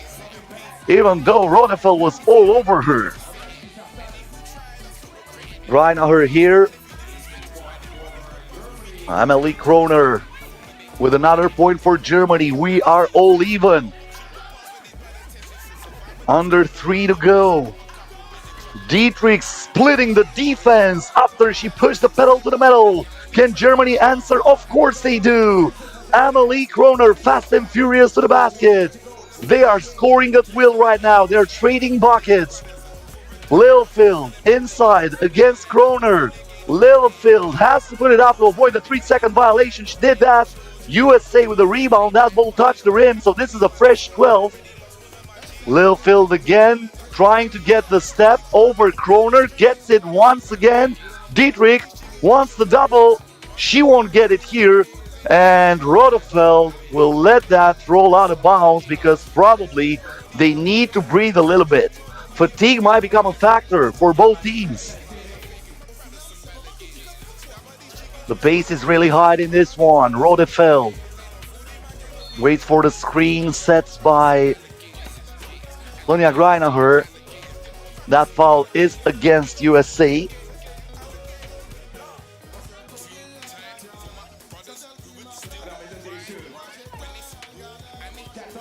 Rodefeld chooses the opposite direction of the screen set by Greinacher. Now she lets it go way short from outside. And the ball is touched last by Elisa Mevius.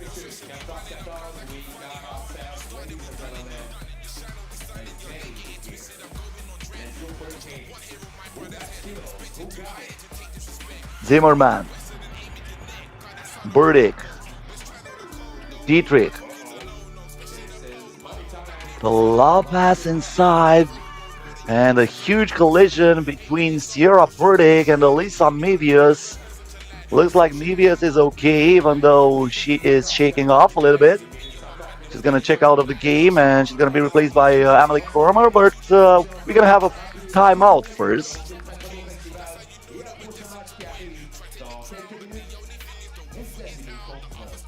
Four more games left to be played today. Poland versus New Zealand. That's going to be a winner-go-home game for both teams. USA versus Chile. USA U24 versus Canada. That will set the first seed in Pool A. And Romania versus Germany.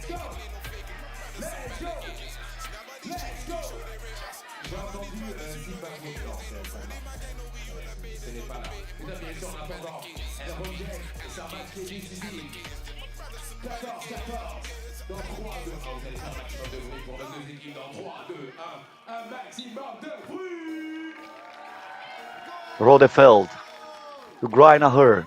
Greinacher from mid-range puts it in. Too much space for her.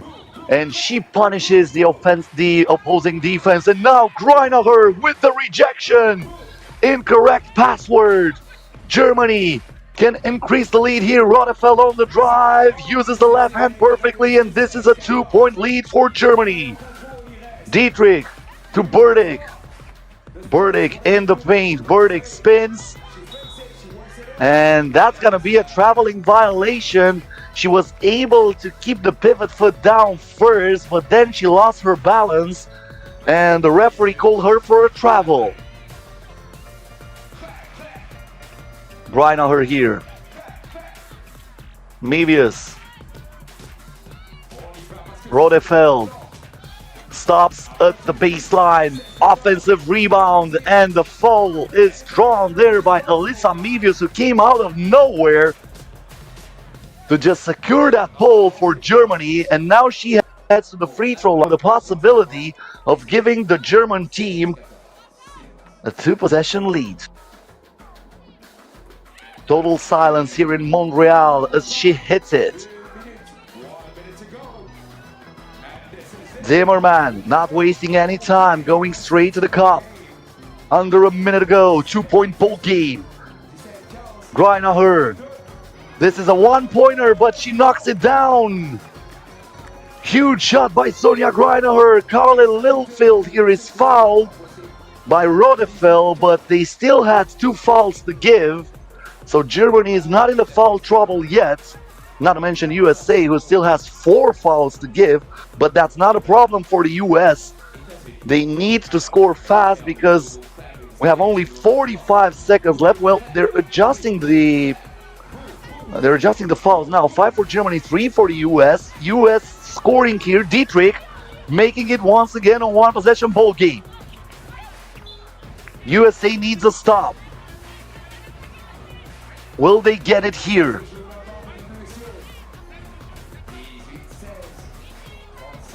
Mevius, Greinacher, back to Rodefeld. GPS was activated and Rodefeld was wide open in the paint. Now USA has to score fast to keep some differential between the game clock and the shot clock, and they do. Courtesy of Sierra Burdick after that good pass by Camille Zimmerman. Rodefeld defended by Dietrich. There are an 8-second differential between the game clock and the shot clock. Rodefeld puts it up and it rolls in. There is no 3-point shot in 3x3 basketball. Zimmerman knocks it down from outside. And that's going to be a technical foul warning. Timeout called by USA with 1.5 seconds left. Germany up by 1 plus the ball. Well, USA will have to call Tom Cruise here because this looks like a mission impossible after that shot made by Rodefeld. But Camille Zimmerman keeps the hopes alive for USA with that 2-pointer that followed that layup by Luana Rodefeld. Germany really hit some big shots here at the end of the game, including that one from Sonia Greinacher. Well, USA is far from the foul trouble. Now this is the real trouble for USA, that they cannot send Germany straight to the free throw line. This is going to be a foul, but half of the time already is wasted here. So team foul number 4. They need 2 more. This is another one. And the game is over. We'll have to wait and see. The referees are going to talk about it. Germany already celebrating, but the referee is signaling that this might not be over yet. They're going to go and take a look at it. I still don't believe USA has any chance to turn around this one. Even if they would put like 3-4 tenths of a second on the shot clock, USA is still not in the bonus. So this game should be over. We are already watching the highlights for this one, but I'm waiting for the official call. Well, looks like it is over. So Germany wins it 20-19 over USA and stays undefeated in the competition. Coming up next, Poland versus New Zealand.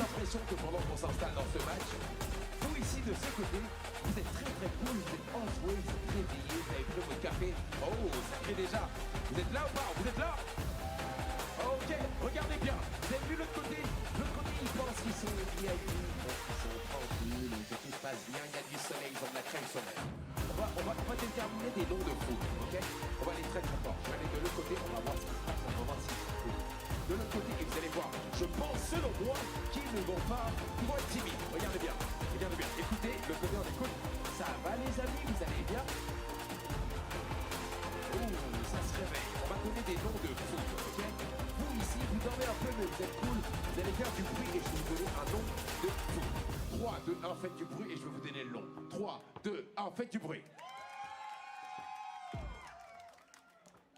Je vous appelais les mignons. Il y a une moitié qui applaudit et l'autre moitié qui pense qu'ils sont à Cuba. Regardez, on va faire l'autre moitié. Est-ce que vous applaudissez ici et vous faites du bruit? Exactement. Vous avez vu, mesdames et messieurs? On a les mignons. Mais à droite, dans les mignons, on a une bipolarité. Ok, 3, 2, 1. Et ici, c'est les mignons, ok? Ils sont un peu confus. Mais vous savez quoi? De l'autre côté, on va vous montrer comment on applaudit et comment on est dans l'énergie.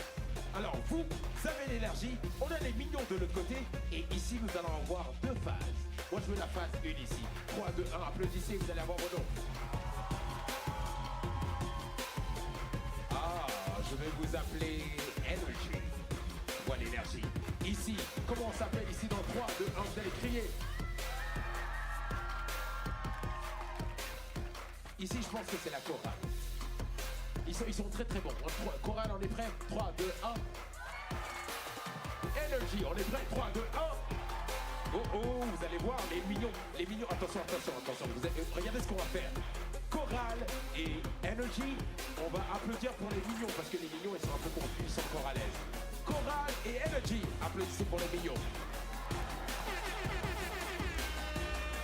Les mignons, on se réveille un peu, on est capable, vous êtes prêts? Mignons, dans 3, 2, 1, qui est très très fort. Vous avez vu, c'est un peu difficile. Energy et Chorale, on applaudit pour Mignons. Mignons, vous êtes capables. Dans 3, 2, 1, avec son nom. Ok. On va y arriver. Mais en attendant, dans 3, 2, 1, je vais tout le monde le temps. Mignons, Energy et bien sûr Chorale. Dans 3, 2, 1, faites du bruit, let's go! Et les mignons sont toujours en décalage horaire. On va les avoir, on va les voir. Mesdames et messieurs, tout de suite, la Nouvelle-Zélande. Contre la Pologne, on est toujours pour une place dans les phases finales et dans ce festival District. En attendant, on continue avec la musique de notre seul et unique DJ Royal Skills. Let's go, il nous ramène dans les 50 ans du hip-hop et on célèbre ça tous ensemble. Let's go.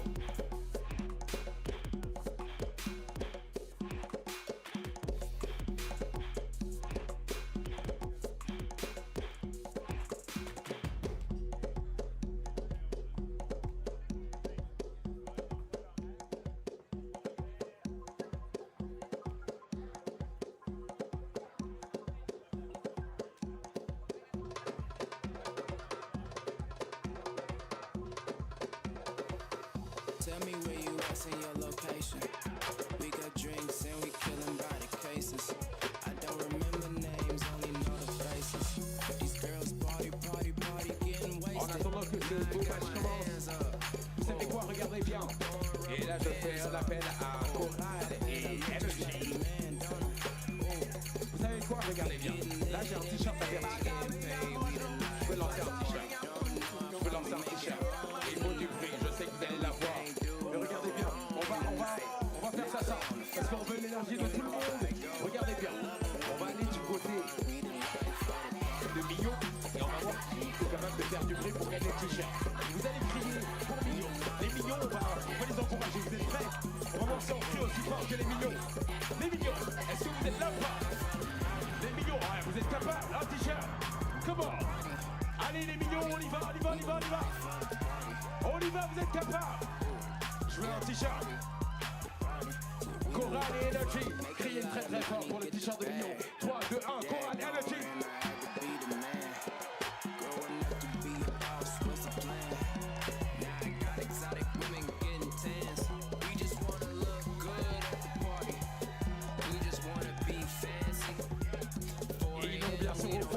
Et les Mignons qui vont se réveiller.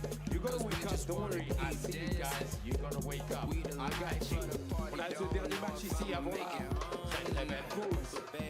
La Nouvelle-Zélande contre la Pologne. Dans quelques minutes, et toujours sur la musique de DJ Royal Skills.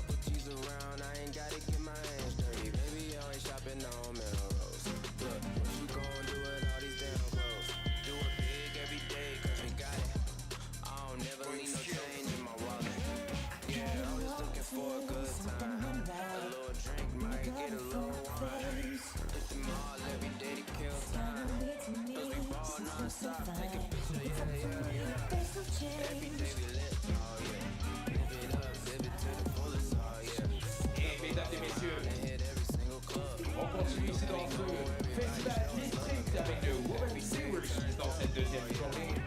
On vous rappelle encore, nous sommes dans les phases de qualification et ça se resserre très très vite parce que nous avons plusieurs belles équipes ici. Et on continue tout de suite avec un très très beau match entre la Pologne et la Nouvelle-Zélande. Alors nous allons introduire tout de suite, mesdames et messieurs, la Pologne. And let's start with Poland, ladies and gentlemen. Number 13. And you know her, Claudia Sotowska. Number 2, Marta Stawika. Number 11, ladies and gentlemen, Aldona Morawek. And number 34, ladies and gentlemen, Marta Wachidowska.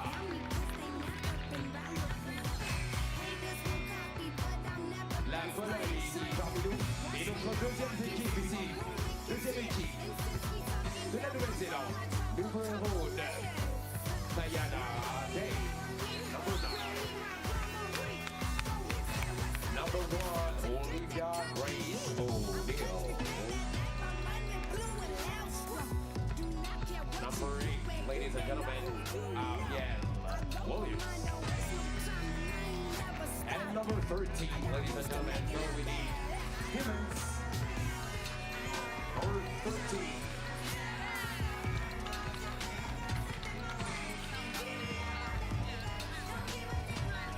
Et mesdames et messieurs, on joue encore pour des phases finales. Vous savez déjà, alors on vous rappelle. This is a win or go home game. Poland versus New Zealand. The winner of this one will play against the second seed in the other group. That would probably be the United States of America. For the loser, the road ends here in Montreal after the first day. Poland, so far with 2 losses in the first 2 games of the competition. 21-16 against USA U24 and 21-9 against Canada. On the other hand, New Zealand was not even close against Canada, 21-8, and they lost 21-7 against USA U24. This Polish team is led by Aldona Morawiec and Klaudia Sosnowska, 2 players that combined in 2022 to bring home the bronze medals of the FIBA 3x3 Europe Cup for Poland. The game is underway, Poland on the offense, but we have a 3-second violation call against Marta Marcinkowska. She's not happy with that call, saying that she just entered the key.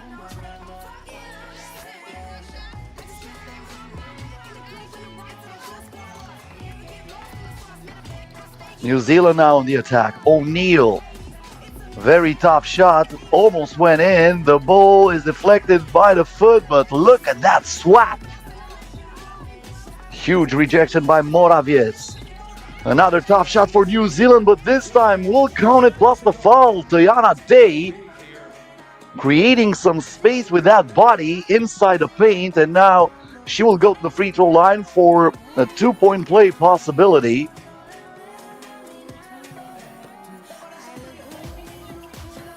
Day at the free throw line. Knocks it down. That's a 1-pointer. It is still missed for the Polish team. It was Aldona Morawiec who attempted a shot.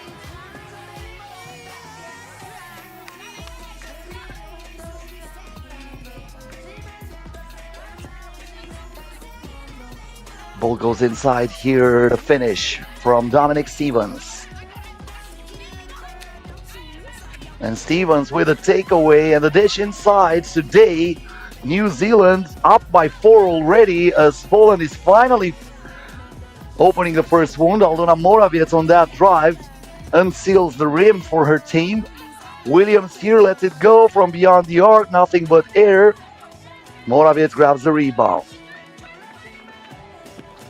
Morawiec here gives a pass inside. It is denied by Stevens. One more chance for Poland. Still no good. Marta Stawicka missed it twice. New Zealand tried it from outside. Day with a miss, but there is Williams with a putback after the offensive rebound. And New Zealand is up 5-1. Marcinkowska Morawiecz on the move, count it, plus the foul.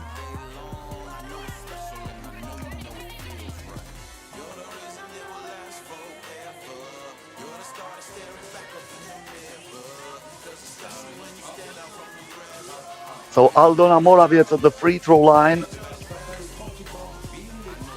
She puts it in.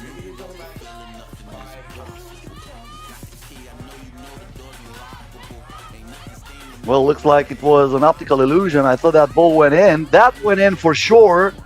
So that was only a one-pointer for Poland, not a two-point play. They answered, or O'Neal actually answered, with the right-hand hook shot. And now a little bit of a trouble for Aldona Morawiecz to get back on her feet.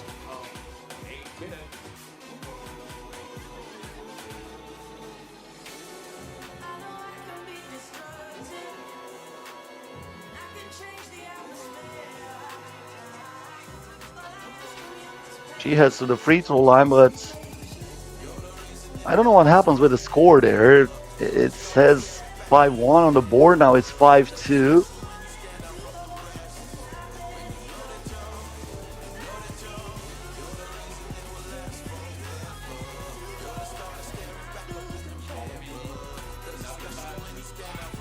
They're still at the scorer's table. You can see that the wind is picking up. So that will affect the shots for sure. Look at that umbrella.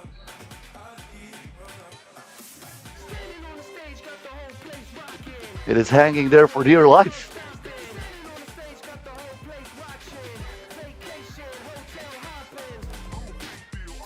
So yeah, looks like that ball went in. Sometimes I can question myself, because if they let 2 points on the board, I'm starting to think maybe I'm a little bit, I don't know, tired. Maybe I don't see it clear, but that was a shot that went in. So 6-3 is the score. Make it 6-4 after this free throw, synced by Morawiecz.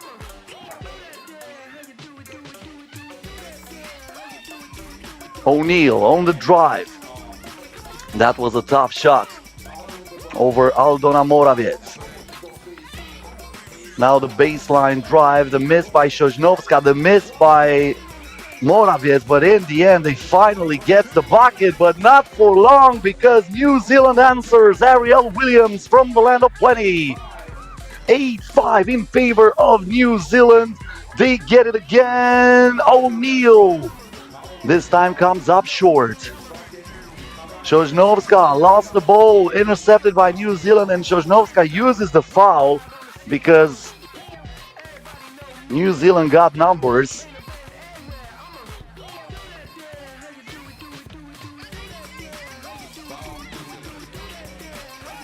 Williams gets the ball back, lets it fly from the baseline. That was way off the mark.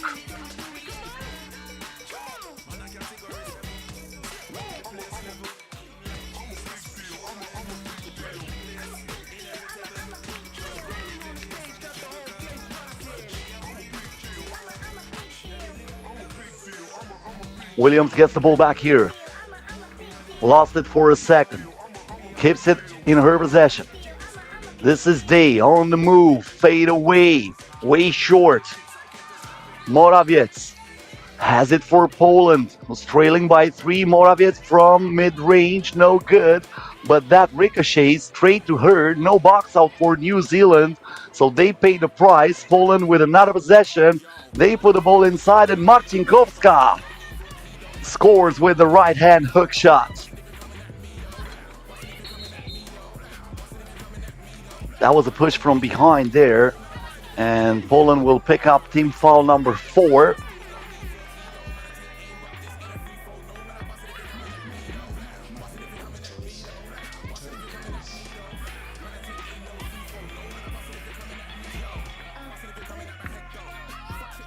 Stevens, left-hand hook shot. That was tough over Sosnowska, but it dropped.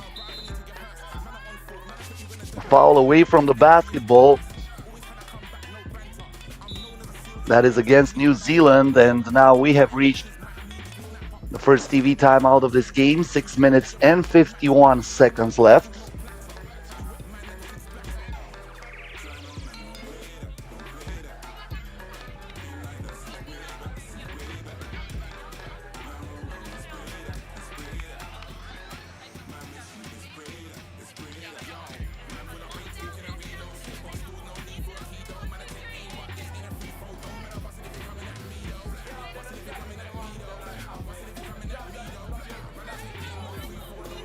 Sosnovska will get a ball after this TV timeout from the top of the arc. 9-6 in favor of New Zealand. Marcinkovska now with the back of the basket.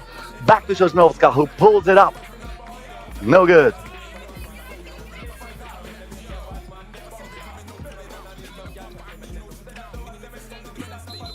This is Diana Day here. And the game is stopped once again. A whistle is blown. Another turnover for New Zealand. They get the ball back to the Polish side. Marcinkovska. To Stavicka. Sosnovska thought about it. Now she's on the drive. That lob pass is intercepted. Ariel Williams gets it back from Day. She penetrates. Good defense by Stavicka. Marcinkovska here with the crab dribble, but no chance to put that up. Stevens here. Stevens stops, spins, shoots, misses that. Sosnovska comes down with it. Stavicka, and that's a foul against New Zealand, who's picking up the fourth team foul. So both teams with 2 fouls to give, 5 minutes and 55 seconds until the end of this one. Stavicka almost lost her balance, but she figured it out eventually.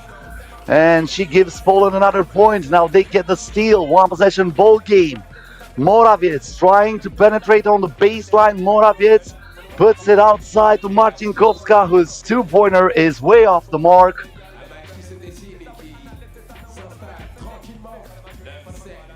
Great balance here for Marta Stavicka, avoiding her defender, who tried to pull the chair there, anticipating a power move by her opponent. And now we have a foul against Poland, team foul number 5.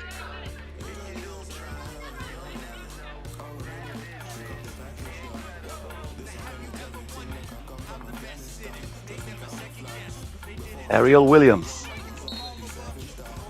Olivia O'Neill. Another foul against Poland. This was the last foul to give. So when we did not reach the midpoint of this game yet, Poland is over the limit. 2-point attempt here by Ariel Williams. That rolls out of bounds. And Poland will get it back.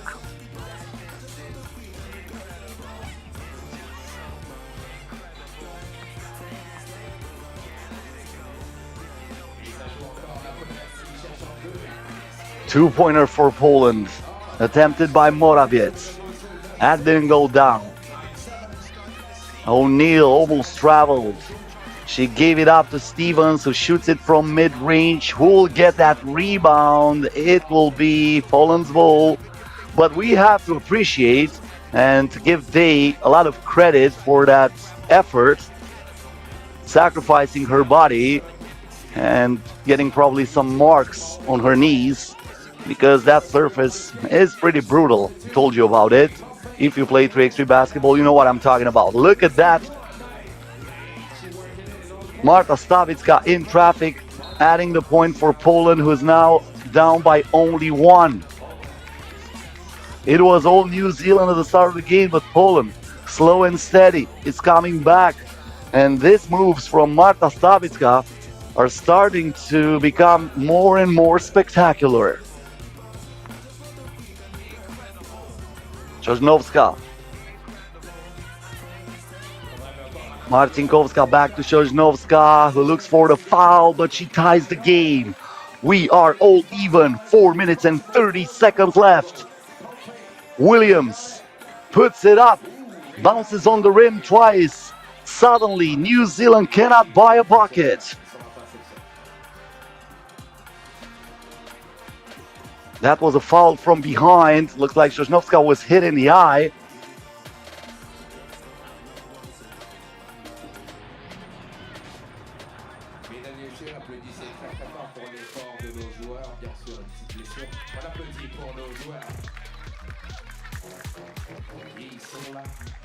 So another foul against New Zealand, who still has 1 to give.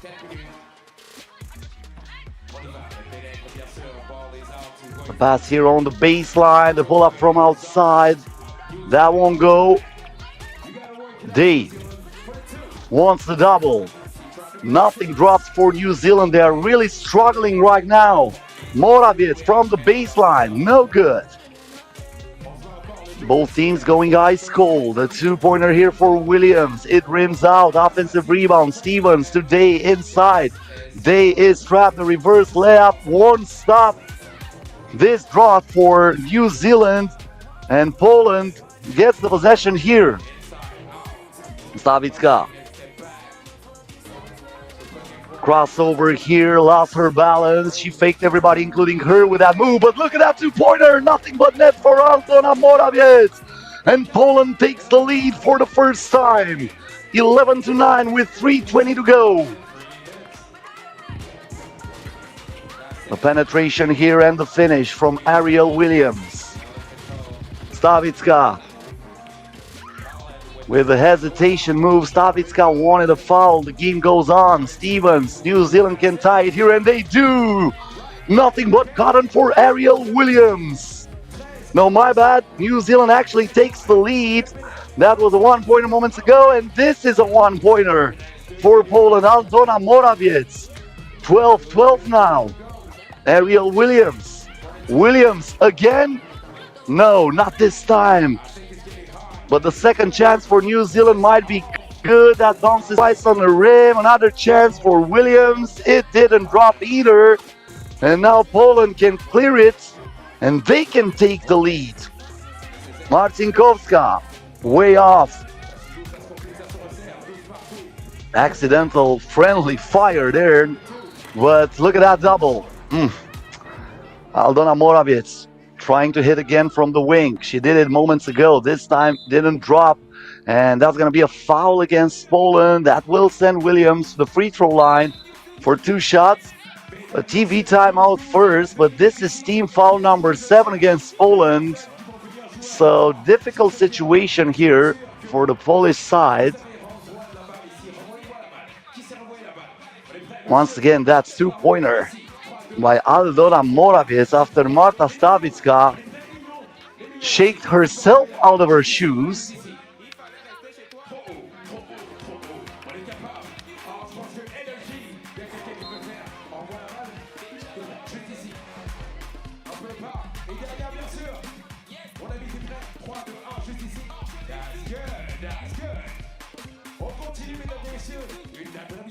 So Ariel Macy Williams on the free throw line.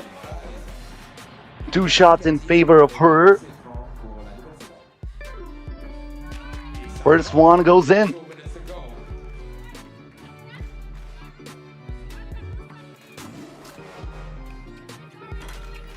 Makes them both. New Zealand up by 2. Moravec here. Inside to Sosnovska. Easy finish. Williams didn't want to foul there.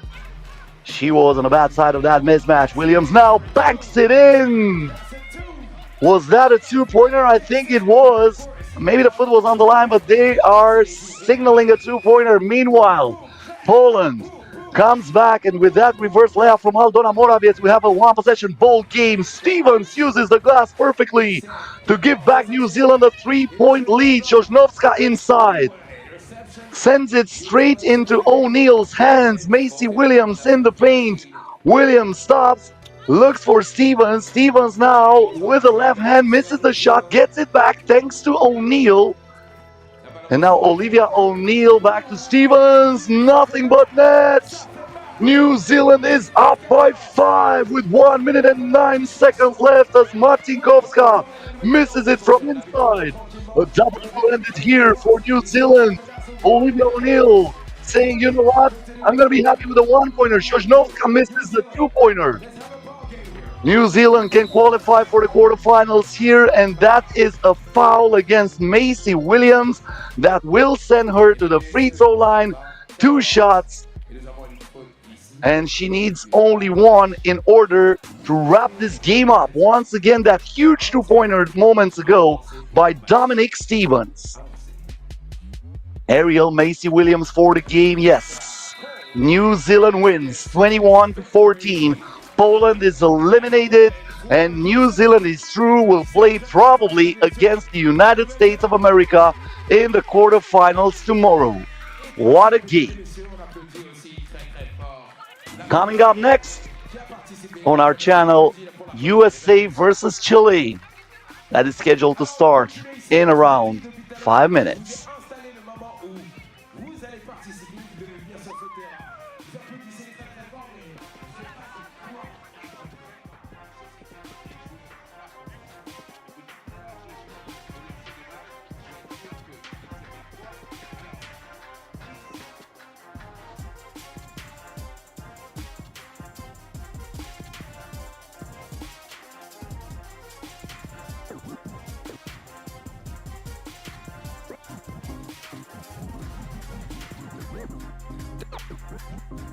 Told me he been on some positive shit, yeah.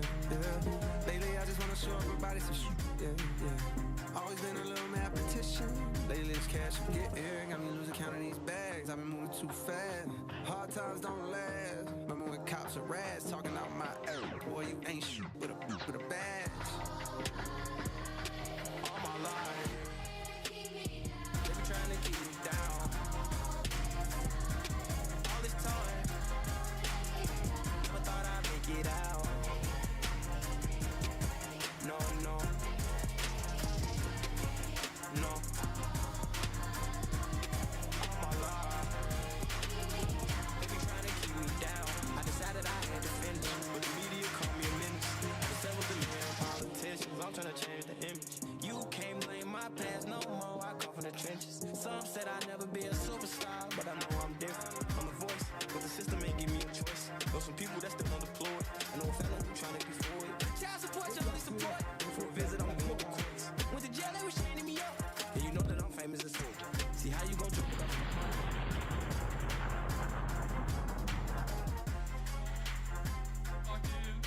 Ok, bon, parfait, bon, t'es tranquille. J'espère que tu seras tranquille dans ce truc. Comment tu t'appelles? Thierry, t'es venu avec qui? T'es venu tout seul? Thierry, alors, tout le monde est là, mais moi je pense qu'il y a toute l'équipe de l'autre côté. Energy et Coral qui représente Thierry. Applaudis très très fort. Les mignons, est-ce que ça va? Est-ce que vous applaudissez très très fort pour ici ou de l'autre côté? Ok, on va voir. C'est très très simple, on va aller très très rapidement. Vous avez un shoot avant de commencer ce match. Un shoot ici, un shoot ici. Chacun à son tour. 3, 2, 1, un lancé. 1. Ouh, c'était proche, au moins d'un touché. Et bien sûr, t'es prêt? On l'encourage les mignonnes, on l'encourage. Écoute, attention, il y a des enfants qui sont ici, on essaie d'éviter les accidents. On revient bien sûr, et attention, vous savez quoi? Non, là, pour déterminer qui gagne, vous allez faire un contre rapide. Le premier qui a le panier. T'as touché le panier, on y va. Let's go. 3, 2, 1, on y va. On les encourage. Un contre rapide. On fait. Attention, il joue. Il joue. Il joue. On y va vite. Un panier. Très rapidement. Très rapidement. Tu joues au pire. A touché presque le panier, tu peux le reprendre. Ressors-le. Et remets-le tout de suite. Il reste 10, 9, 8, 7. Oh là là là là là là. On va commencer le match parce que là vous vous embarrassez. Mais on n'a pas envie d'avoir honte en ce moment. Mais applaudissez très très fort, bien sûr, mesdames et messieurs, pour le 2 contender. Parce que c'est pas facile et c'est pas évident de jouer sur ce terrain. En attendant, mesdames et messieurs, nous allons aller tout de suite avec l'introduction de nos joueurs. Le Chili contre les États-Unis. Et mesdames et messieurs, nous allons commencer par les États-Unis. Sans plus attendre, mesdames et messieurs, number 12, Blake Junior. On applaudit très très fort. Number 13, ladies and gentlemen, Camille Zimmerman. Number 7, Sierra Burdick. And number 10, Caroline Littlefield.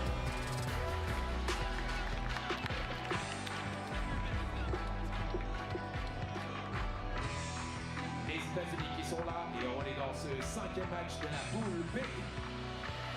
Mais nous avons une très très belle équipe qui se qualifie et qui encourage et qui est encore là. Mesdames et messieurs, du côté du Chili, number 25, Abarca Mujeres.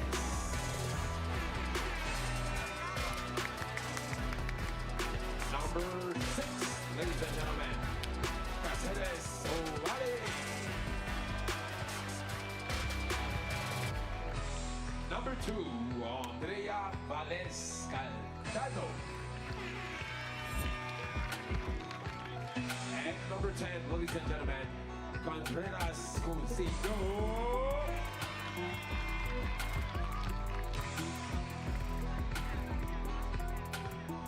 Vous connaissez déjà, on a tout le monde et on va se pratiquer, on va se répéter. Mesdames et messieurs, est-ce que Energy, vous allez bien? Énergie, vous allez bien?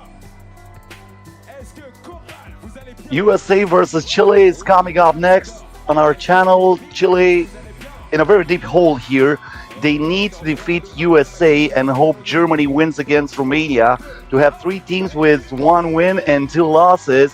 And then if they accomplish that, which is not really easy to do, they would be one of the teams qualified for the quarterfinals because they should have more points than Romania. Of course, there's a 5-point differential between Chile and Romania right now. It depends on how many points would Romania score against Germany and if they lose. But this is the scenario. I'm trying to present you all the possibilities for the qualifications. USA, of course, the heavy favorites. They lost to Germany, but they should be over Chile. They start with the first chance. This is the third meeting between these two sides. They first met at AmeriCup in 2022 in the quarterfinals, and then they met again in Quebec. Both games were won by the United States of America. Chile with the first possession of this game. That shot is missed by Barbara Cousinho. Burdick here. The shot from outside comes up short for Blake Dietrich.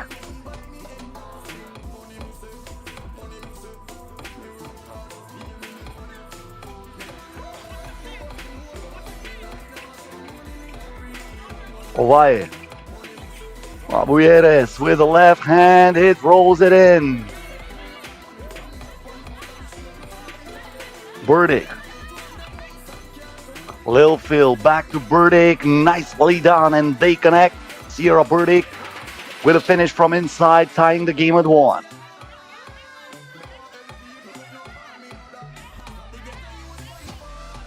Well, we are wishing the best luck to the fire department. Looks like they have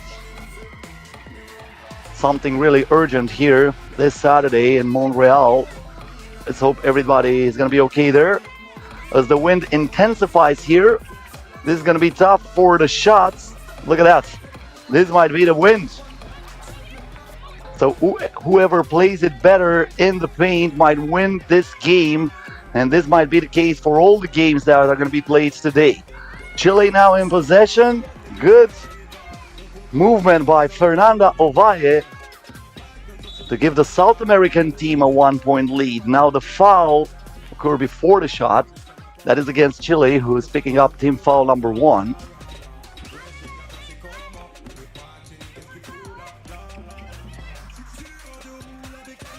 This time the bucket will count. Blake Dietrich ties it at 2.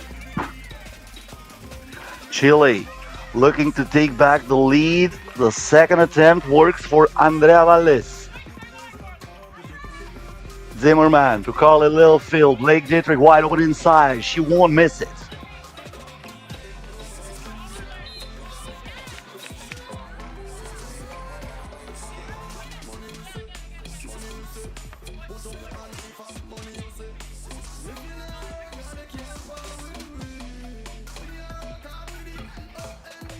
Zimmerman, no look pass to Dietrich. And they connect just like your laptop to your own Wi-Fi in your house. Safe connection for USA, who's up by 1, and they stay up by 1. But Chile gets back the rebound. Barbara Cousinho. Cousinho now keeping the dribble alive, puts it up, no good. And that is tracked down by Dietrich. Burdick looks for Zimmerman. Zimmerman stops, spins, shoots, misses it. She grabs the rebound back for USA. Once again, Sierra Burdick, and she spots the open teammate as Blake Dietrich getting the layup. Now the ball on the baseline. Valdez, nothing but net on that shot. Burdick, off balance, but no problem. All over Catalina Abuyeres. USA 6, Chile 5. But Chile playing very well so far against this powerhouse of the United States of America. Zimmerman. She and Sierra Burdick were not on the same page here.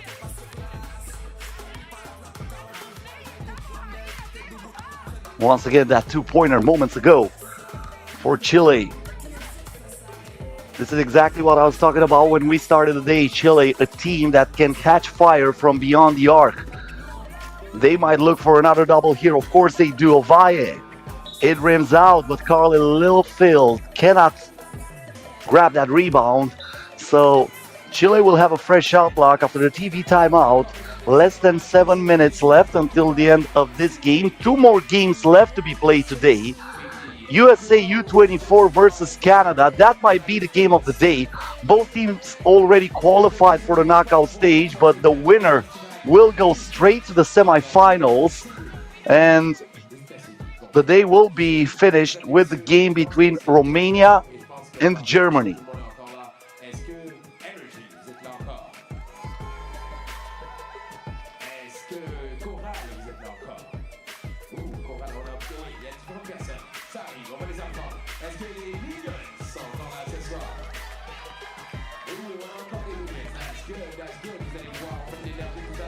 Valdez finds wide open in the paint, another Ovalle. Where was the defense for the USA? That's the question. Defense not found there. But look at that defense from Fernanda Ovalle. Denying the access of Sierra Burdick. Ovalle with a dribble here. Puts it into Valdez's hands. She lost it, got her pockets picked up by Dietrich, who finds Sierra Burdick in the paint. And USA is up by 1. Valdez. Ovalle. Ooh, she turned Carly Littlefield like a pancake, and then she went straight to the rim to tie it at 7. That was nasty. Now Burdick puts it in from mid-range.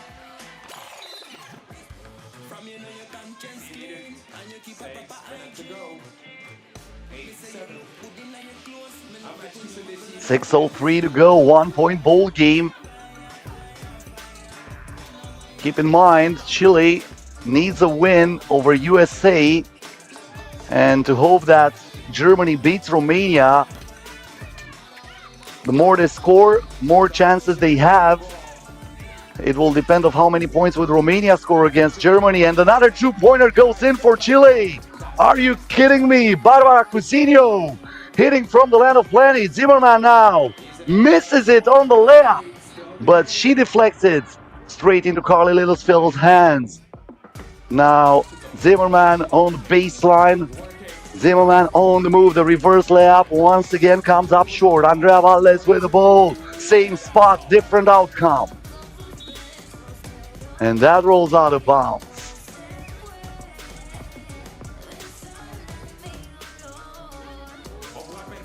Chile up by 1 after this shot by Barbara Cousinho. Dietrich here. The dish came from Sierra Burdick. And we have a tied ball game again. Another shot from beyond the arc. Burdick on the move. Puts it up. Count it. What's the foul? What a shot by Sierra Burdick, who survives the contact. That's only team foul number 2. Clean game so far. Chile with 2 team fouls, USA with only 1. This wasn't really that physical, especially with both teams hitting some tough two-pointers. More of them for Chile, of course. Now Ovalle puts the pedal to the metal, and she goes straight to the rim. Chile up by Chile down by 1, but USA finds another bucket. Carly Littlefield this time. Well, let's hear. Hand off to Ovalle. Ovalle keeping the dribble alive with a hand in her face. Puts it in. You're going to take it and you're going to like it, Sierra Burdick. That was the message from Fernando Ovalle, who doesn't care about that tough defense.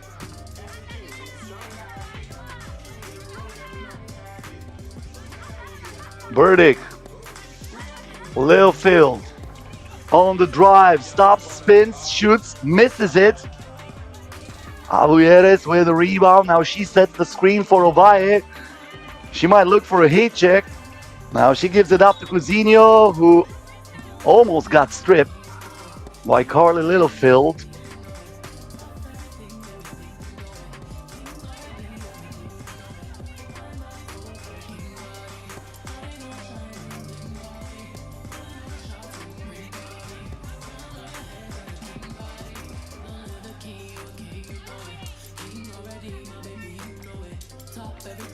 Cousinho here. Puts it up. That was a prayer with no answer. The shot clock was about to expire, but USA threw it away. A misunderstanding between Zimmerman and Dietrich. And that's the second TV timeout of this game.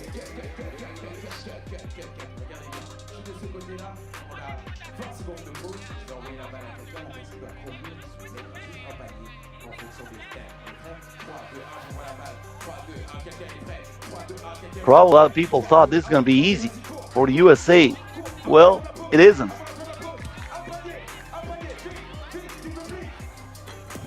Chile making one of the best games they probably ever had.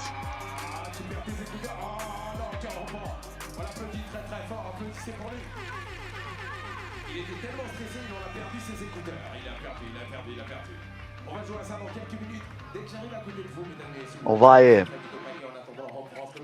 gets the ball back here. Once again, Fernando Ovalle lets it go from beyond the arc. Did not touch anything. And USA will have it again.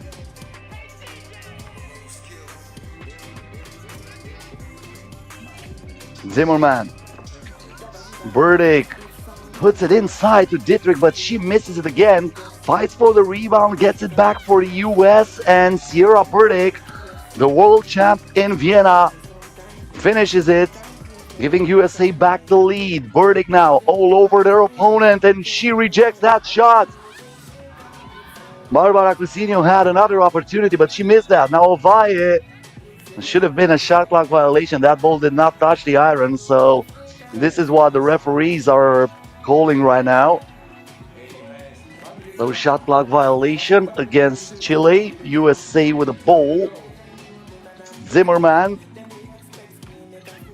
Burdick. 1 against 2. Burdick was looking for the contact here. She made a shot like that moments ago. This time she was denied.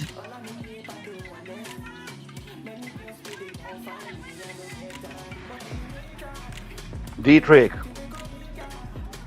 The left-hand layup is no good. But thanks to Burdick, she gets the rebound back. Dietrich again trying to penetrate, and this time she goes all the way to the rim.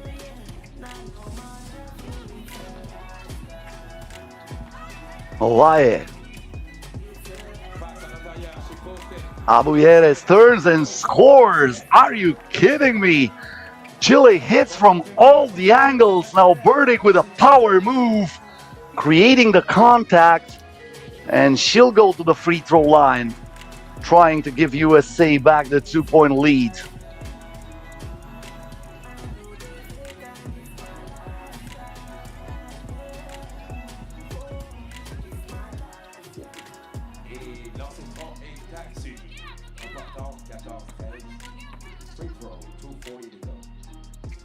Free throw from Sierra Burdick is no good, no box out, so she gets it back and she will head to the free throw line again,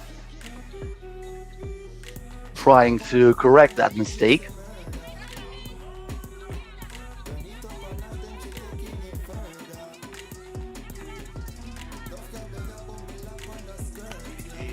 This time nothing but net.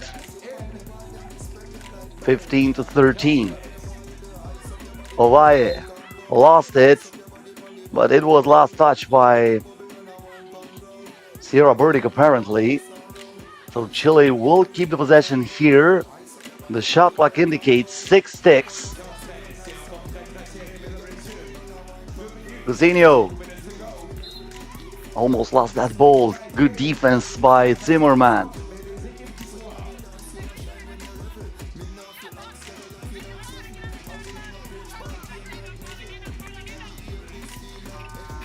Cousinho lets it fly, not even close. And the shot clock expires here.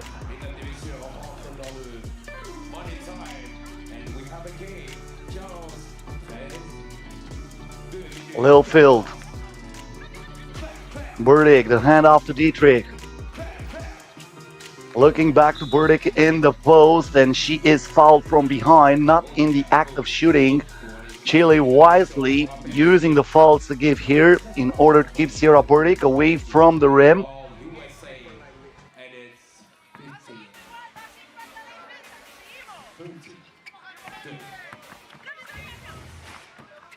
Littlefield puts it up.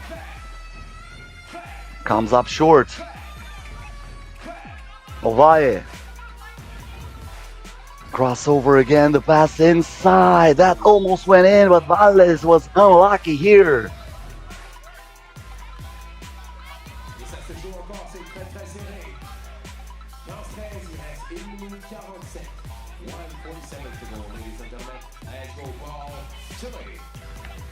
Cousinho spins here, puts it up. Burdick comes down with it.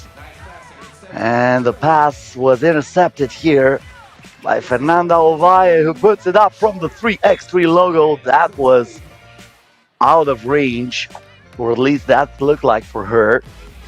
Probably she can make that shot on practice, but with a win here, the chances are slim. Littlefield. Bad pass intercepted by Ovalle. She looks for the contact. USA not in a foul trouble. Usually United States of America is not a team that fouls too often. Remember what happened during that game against Germany when, because they were not in a foul trouble, they had no possibility to win it at the end, and they had no chance to put Germany on the line. Now a steal by Dietrich. Littlefield for 2. That won't go, but there is Burdick with the offensive rebound, giving USA another chance to extend the lead. Step back 2-pointer from Carly Littlefield. That wind is a problem. And every basketball player knows about that. Look at the trees behind the backboard. The wind is really intense here in Montreal. Looks like the fall really started in Canada. We are under a minute to go. 15-13, Chile looking for the tie. What a shot that was from Andrea Valles. Dietrich to Zimmerman on the spin. Zimmerman puts it up. It bounces on the rim. It is rebounded by Abuyeres. Another opportunity for Chile to come back into this game, and Abuyeres finishes with a left-hand layup. 1-point ball game. Less than a half minute to go. The crossover by Dietrich, who gets in traffic and scores. 20 seconds left. 16-14. Chile needs a double.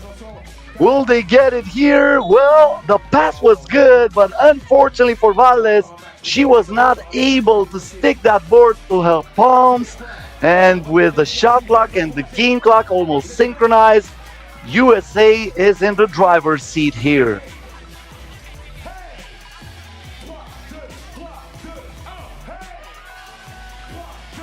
Ovalle did not touch anything.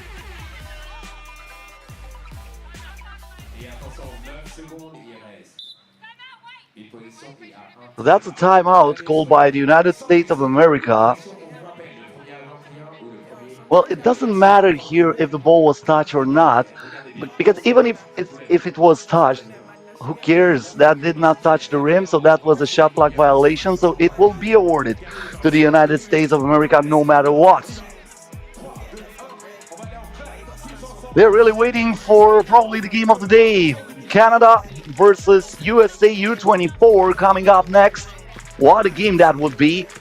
I was talking about the U24 team of the United States of America. Don't get fooled by that U24 up there. Cameron Brink and Haley Van Lith, two players that helped the United States of America winning the World Cup this year in Vienna, are on the roster and they are spectacular. Undefeated so far. They will face the greatest test against the Canadian team that never lost on home soil. That's a foul here. Of course, Chile has only this possibility of playing the foul roulette. They'll try it with Zimmerman at the free throw line here. Zimmerman keeps the ball. They're not fouling. Birdie keeps the ball, and I don't know what happened there. USA gets out of the bucket, and that will do it. 17-14 is the final score. I don't understand why they didn't foul. That was the only chance they had. Chile is eliminated right now. No wins in the tournament, but they played an awesome game against the United States of America, giving this powerhouse all kind of trouble here. So, coming up next, probably the game of the day in about 5 minutes. USA U24 versus Canada. Stay with us.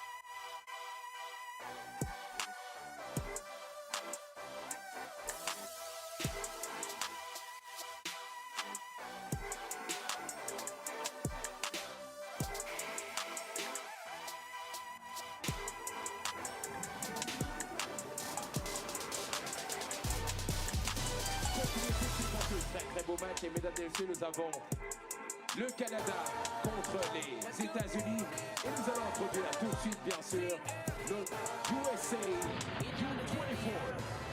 Ladies and gentlemen, les États-Unis U24 number 14 Madison Scott number 14.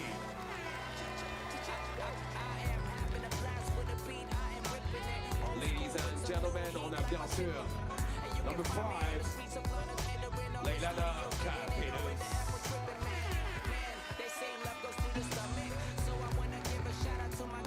Number 8, Cameron Lee Brace. And number 9, ladies and gentlemen, Van Lith Ailey.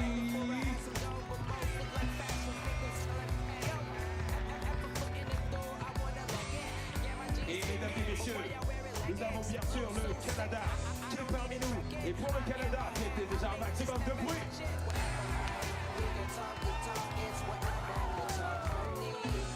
Numéro 7, Paige Grosso.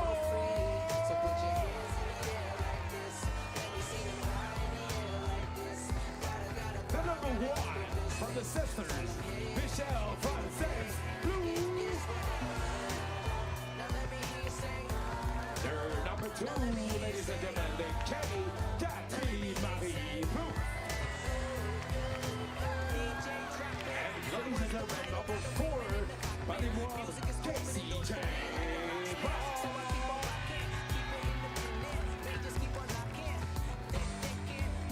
On a un match très important ici. Dans cette poule. Et on joue très gros, on vous rappelle. Only one of these two teams will advance straight to the semifinals tomorrow. The winner of this one will get a quarterfinal bye. Canada versus USA U24. This might be the game of the day, or at least on paper. Canada, a team that won 4 titles already this year, 2 of them on the home soil here in Canada, will play against a United States team that is represented by 2 players who won the gold medal at the FIBA 3x3 World Cup in Vienna this year, Cameron Brink and Hailey Van Lith.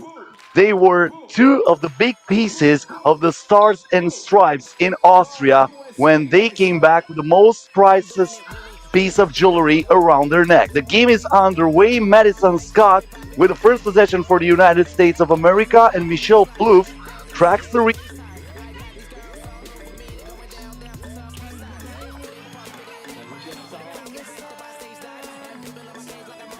This time the shot was missed and the game is stopped.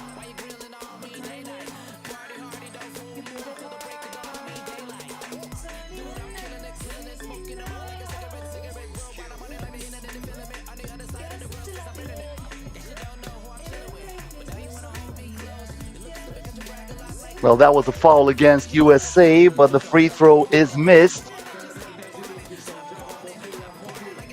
Yet to score in this game for both teams, Hailey Van Lith. Try that from mid-range. The offensive rebound goes to Madison Scott. Scott again driving on the baseline.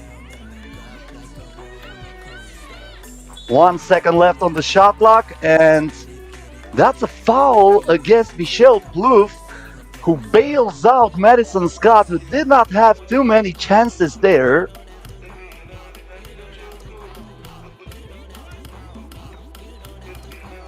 So Madison Scott at the free throw line with the possibility of unsealing the rim here. Whoa, the wind must really be a problem here. You don't just airball a free throw like that. So the wind is a huge factor. Catherine Plouffe. Hand off to Casey Bosch. Usually she's a sharp shooter. Will she get it against the wind? Well, not this time. It bounces on the rim twice. Still no score in this game. The jab step from Lilanic Happiness. Van Lith from mid-range. Way off the mark. Paige Crozon looks inside for Catherine Plouffe. Back to Casey Bosch. Bosch on the drive. Has to put it up. Almost went in. Gets the rebound and she reparates wide open underneath the basket. Catherine Plouffe to give Canada the first bucket of this game. The crowd is loving it. Probably we're going to have a great atmosphere here for this game. We have reached the capacity crowd here in Montreal.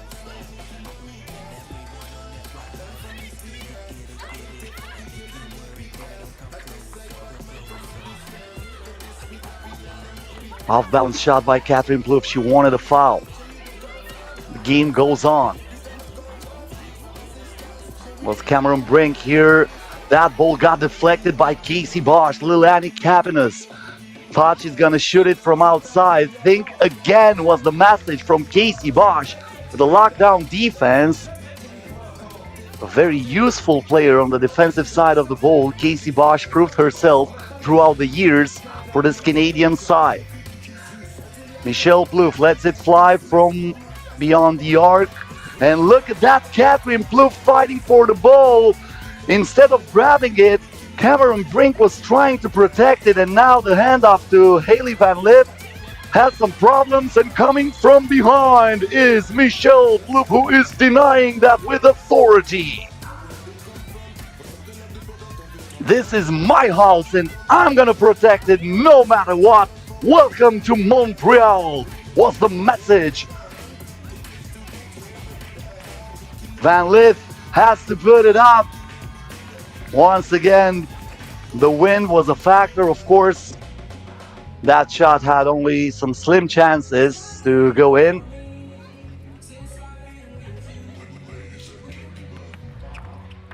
Michelle Plouffe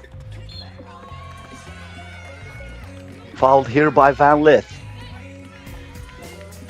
This is a mismatch that Michelle Plouffe knows how to get it in her favor. She has the size advantage over Haley Van Lith. Now she goes to the free throw line, shooting against the wind, and she knocks it down. Wind? What wind? Now the spin here, that was not cleared out. Cameron Brink realized that in time, so she wisely kicked it back to Haley Van Lith, who draws the contact here, and she heads to the free throw line with a possibility of putting USA up on the board. So almost 2.5 minutes into this game, USA yet to score. Van Lith knocks it down. This is the first point for the Stars in Stripe. Michelle Plouffe wanted a foul there. She is still arguing with the referee, saying that she was hit on her arm in the act of shooting. No call.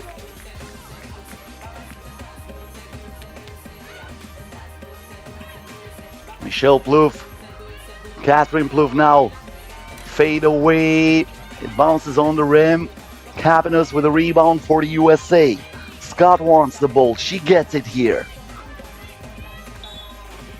Brink is fouled. Canada picks up team foul number 3.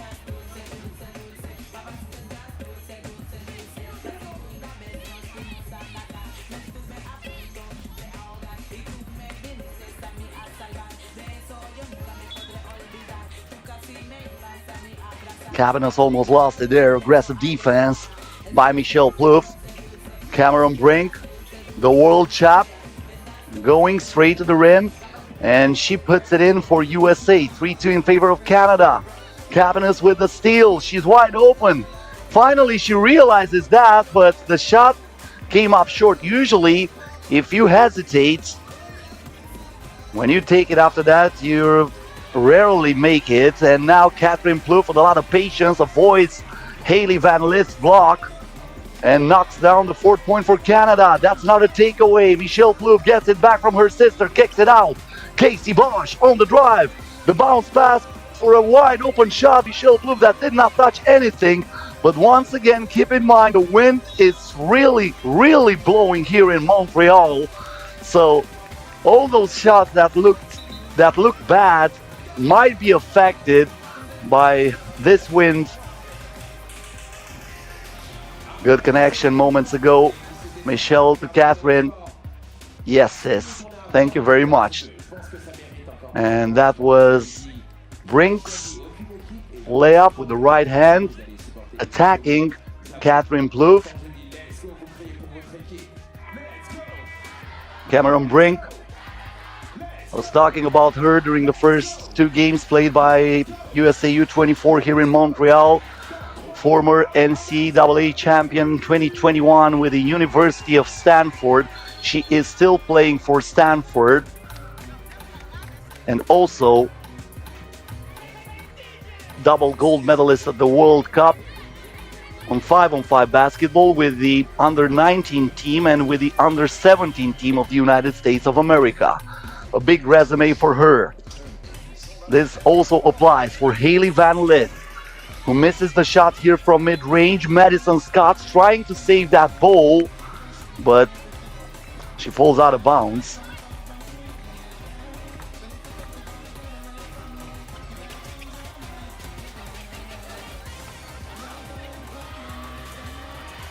Catherine Plouffe here uses the left hand. Van Lith, Madison Scott.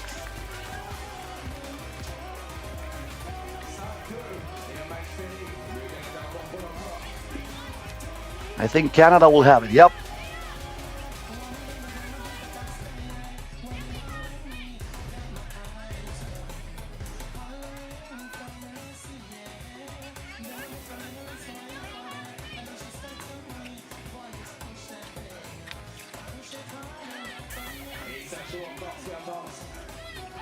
The fake here by Crozon. The ball goes to Michelle Plouffe. Plouffe on the drive, puts it up and puts it in. Canada up by 4, dominating so far in this game. Cabin has almost lost it. There is Michelle Plouffe, strips her. Plouffe on the baseline. Catherine Plouffe, wide open shot for 2, no. And Cameron Brink with a rebound. Brink again trying to muscle her way in the paint, and Michelle Plouffe is called for a foul. Team foul number 5 against Canada.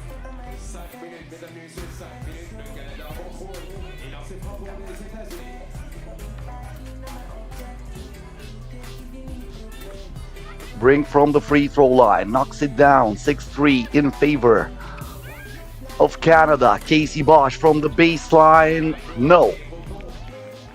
And this is rebounded by Brink. Haley Van Lith, pedal to the metal. Another point for USA. This is a one-possession ball game. Catherine Plouffe with a spin.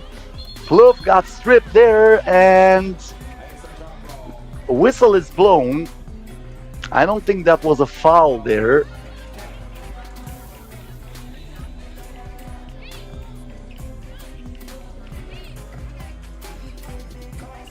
So USA gets it from the 3x3 logo.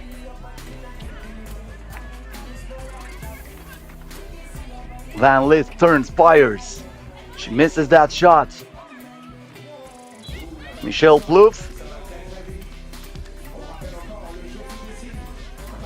That's a kick ball.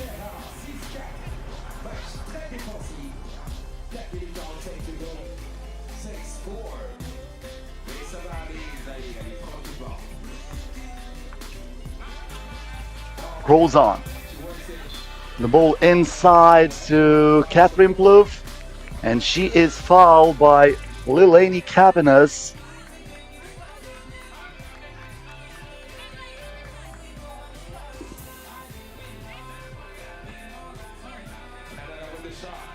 I guess I don't have to tell you that the Plouffe sisters have an impressive resume too, except for, of course, winning the FIBA 3x3 Women's Series last year. Gold medalist at the FIBA 3x3 AmeriCup and silver medalist at the World Cup last year. Michelle Plouffe was wide open from outside, but against the wind, she wanted to go inside, and she is blocked there by Cabanas. Kicks it out to Catherine. Extra pass, Crozon for 2, money. Paige Crozon sinks it from beyond the arc, and Canada is up by 5. Cabanas answers with a double of her own, right between the eyes of Michelle Plouffe. Paige Crozon here goes to Catherine Plouffe. Plouffe is looking for her sister, but the off-balance shot by Michelle is no good, and Lilani Cabanas draws the foul here. We have reached the second TV timeout of this game. This is far from over. The double from Paige Crozon, followed by another double by Lilani Cabanas.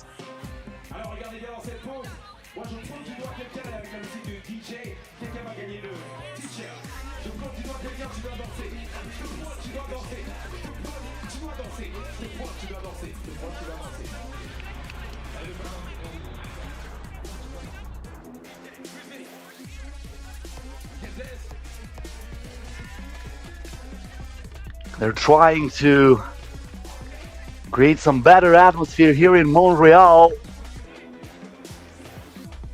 DJ, of course, in 3x3 basketball, a huge part, as well as the MC. If those two know how to communicate, the tournaments can be really, really fun. They are exciting, and this game is exciting too. Madison Scott misses the shot. Catherine Plouffe here gives it to Casey Bosch. Bosch to Crozon, the pump fake.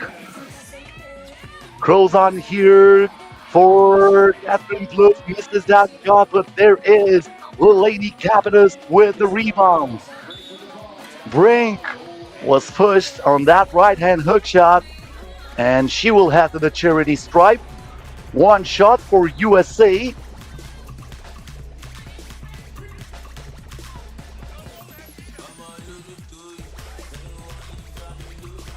Brink concentrates and misses the first one. That's my bad. That was team foul number 7 against Canada. You see 6 on the graphic, but this is actually the 7th team foul, so that's why Brink had 2 shots, but she missed them both. That might come back to haunt her. Casey Bosch misses the 2-pointer. Haley Van Lith. Van Lith on the move, stops, pops. One drop, but there is Brink with a putback, and we have a 1-possession ball game. Michelle Plouffe to Paige Crozon, who draws the foul against Capitas. She's not happy with the call. Paige Crozon at the free throw line.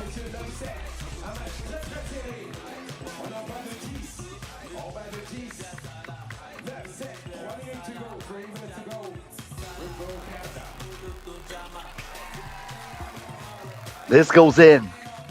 3-point ball game, 3 minutes left. This is far from over. The spin from Brink, who goes in traffic, misses that shot. Michelle Plouffe chases the rebound. Plouffe now looks for her sister, and the connection works again. Haley Van Lith driving. This time Madison Scott is there to clear it for USA, and the foul is against Canada. Huge mistake for the Canadian team that will put Madison Scott on the free throw line, as we are re-watching that connection between the Plouffe sisters. On live it was awesome, on a replay it will blossom, you know how I like to say. Well, Madison Scott puts it in the first one, after Cameron Brink missed both of them moments ago. Second free throw for Scott is also good. With those 2 shots missed by Cameron Brink, it would have been all even now. So Canada keeps the lead. 2 minutes and 36 seconds left. 11-9 in favor of the home team. Playing for the 3rd time on home soil. After winning the tournaments in Edmonton and Quebec, they would love to repeat that performance here in Montreal. Michelle Plouffe was looking for Catherine. There is Madison Scott who puts the fork in it. Scott now on the drive, misses the layup. Are you kidding me? What a huge opportunity wasted by USA. Canada cannot make them pay the price. That was a little bit rushed by Michelle Plouffe.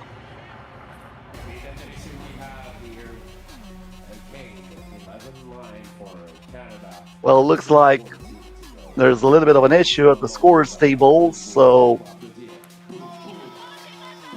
Andrada Tender, one of the referees, went there to make sure everything is in order.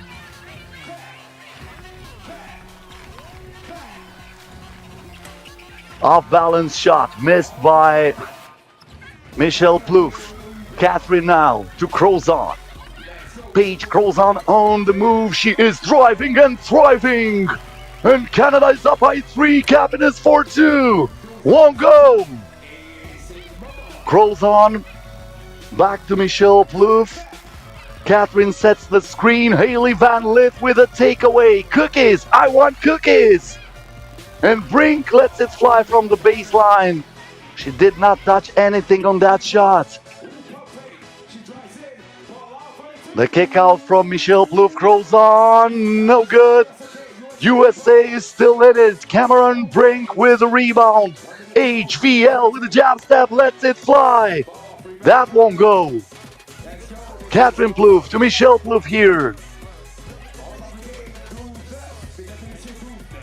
They are not rushing here. Catherine with a shot clock down to 2. They got the rebound, but that ball did not touch the rim, so that's going to be a shot clock violation against Canada.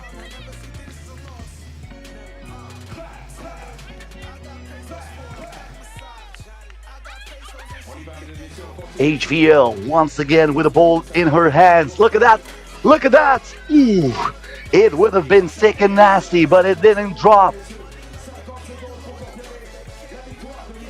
Michelle Plouffe, the low pass to Catherine. The ball is deflected. 3.6 seconds on the shot clock. Well, they're adjusting it. The referee is signaling 4.3. So 4.3 seconds on the shot clock. Now they have to act fast, and Catherine Plouffe knocks it down plus the foul. This is how we do it. Probably that is what Catherine Plouffe is thinking right now, because she's playing in front of a home crowd, and she's doing exactly what we've witnessed throughout the years, with her and her sister playing together for this Canadian side. They won the FIBA 3x3 Women's Series last year. They would love to repeat that in Ulaanbaatar on September 16th and 17th, when the final tournament will be organized in Mongolia for the first time ever. Right here is Haley Van Lith in traffic. That was swatted out of bounds like a mosquito.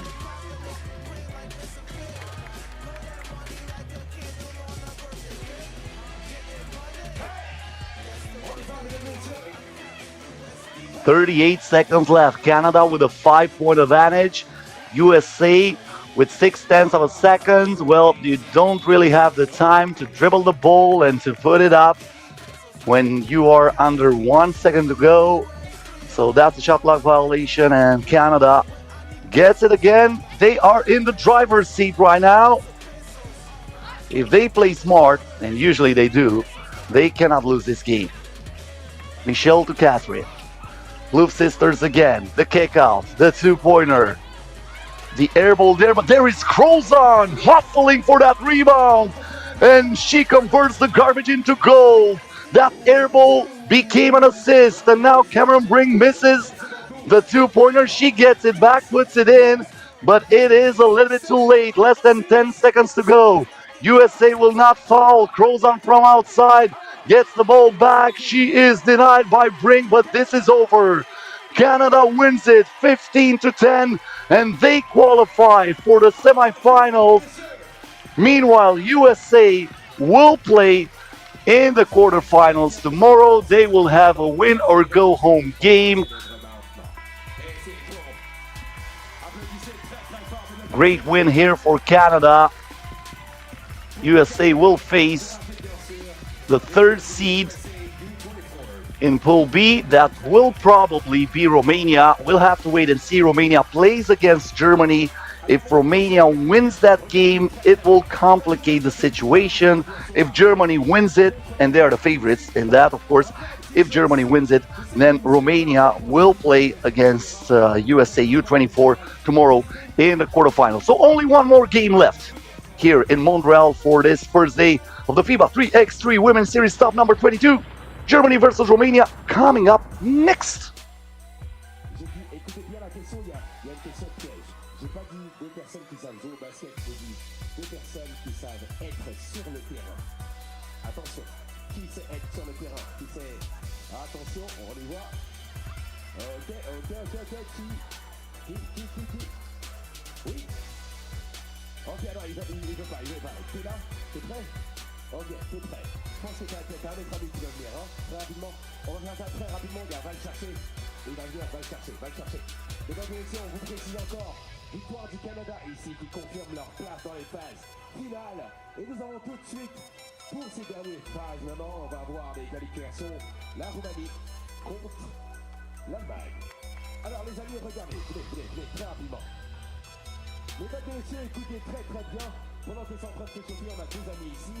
Et les adultes, si vous avez bien entendu ma question, j'ai dit deux personnes qui savent être sur le terrain.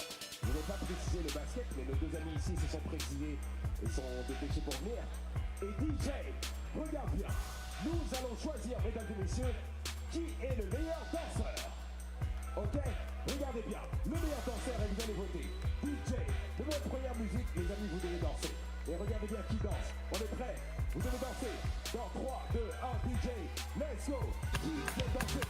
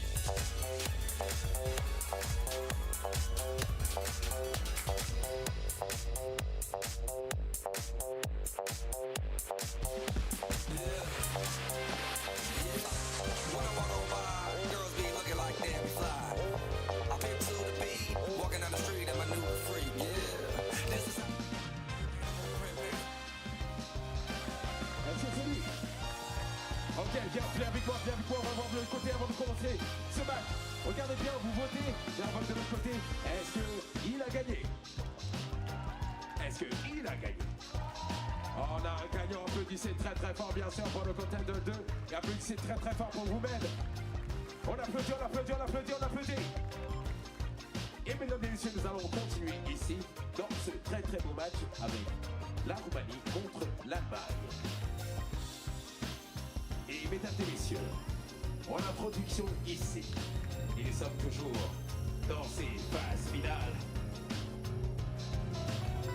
Nous allons introduire vos joueurs. Mesdames et messieurs, pour l'Allemagne, number 4,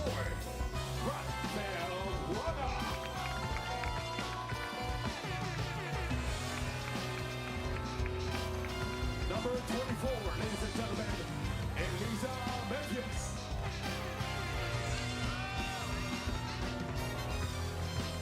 Number 22, Amin Carter.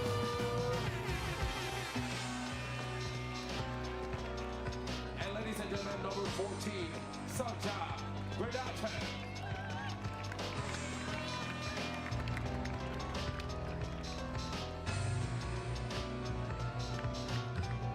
Nous avons l'équipe d'Allemagne ici qui joue pour les phases finales, ça se décide très très vite.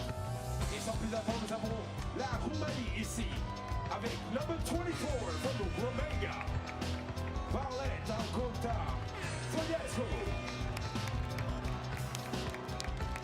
Number 10, Anna Maria Vinoske. Number 23, Alina Maria Boda. And number 7, ladies and gentlemen, Teodora Madea.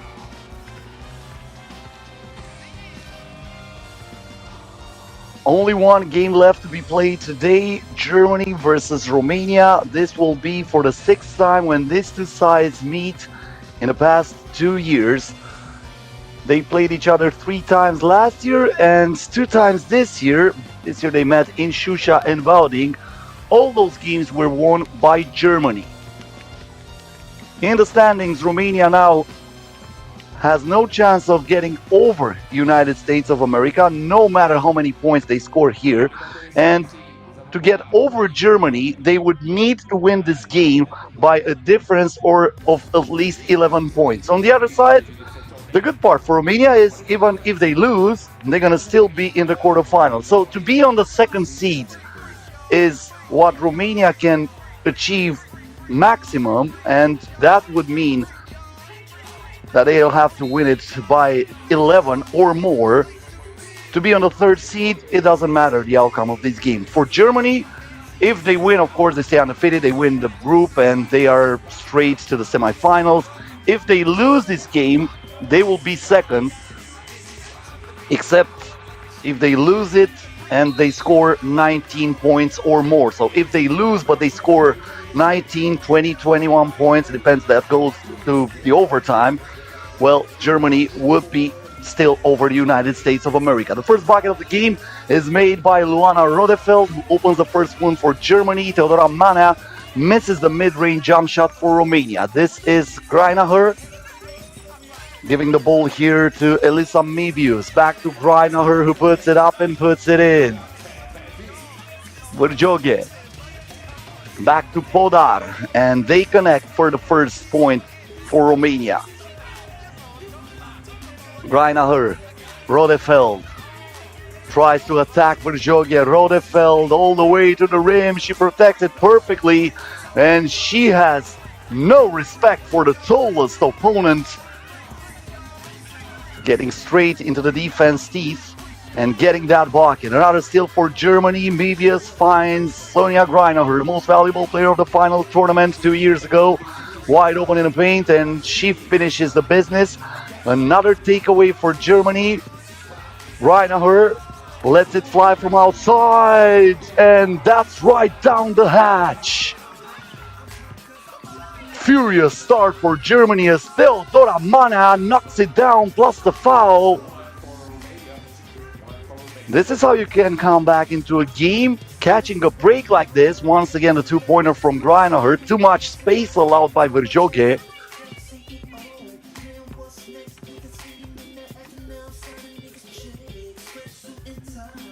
Mana at the free throw line, rolls that in. 2-point play for her. Greinacher here.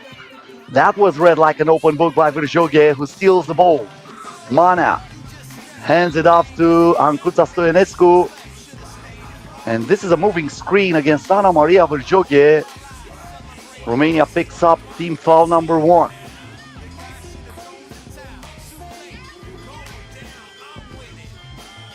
Greinacher in the post. Back to Kroner. The reverse layup by Elisa Mebius. One more point for Germany. Alina Podar gets the ball back here from Verjoge. Podar, as the shot clock was about to expire. That would have counted, but it did not go in. Mebius, step back for 2, lets it go. Stoinescu with a rebound. Once again, Ancuța Stoinescu from Alina Podar kicks it out. Podar has to put it up with a hand in her face. Greinacher wants it inside. She has the mismatch in her favor, and she uses that in her advantage. Scoring over Ancuța Stoinescu, who lets it fly from beyond the arc. Greinacher with another rebound. Kroner thought about it again, gave it up to Mebius. 2 seconds on the shot clock, and they connect perfectly, but unfortunately for Kroner, she misses the layup.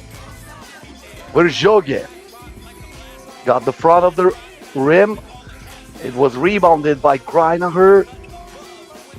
Now in the post, Greinacher turns, fires, and it goes out of bounds.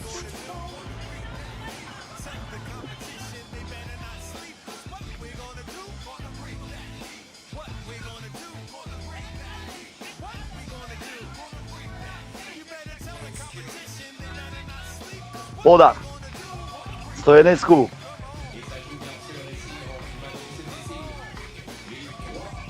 Back to Podar on the move.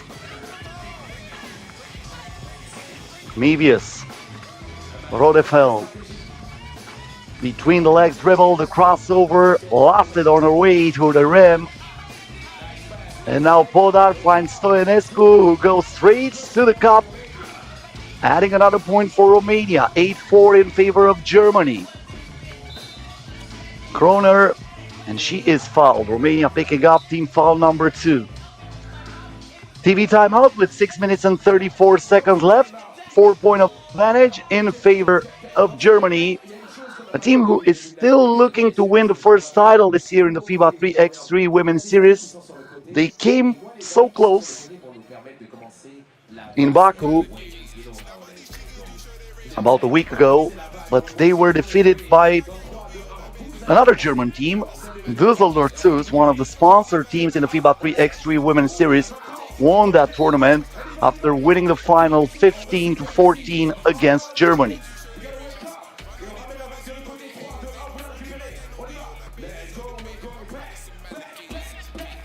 Rodefeld, bad pass, intercepted by Mana. Podar, keeping the dribble alive, attacks Sonia Greinacher and uses the left-hand layup to put up the point for Romania on the board. Rodefeld to Sonia Greinacher, who puts it up and puts it in. That's the answer for the former MVP. Mana now is hacked on their way to the basket, and she will have to earn it from the charity stripe.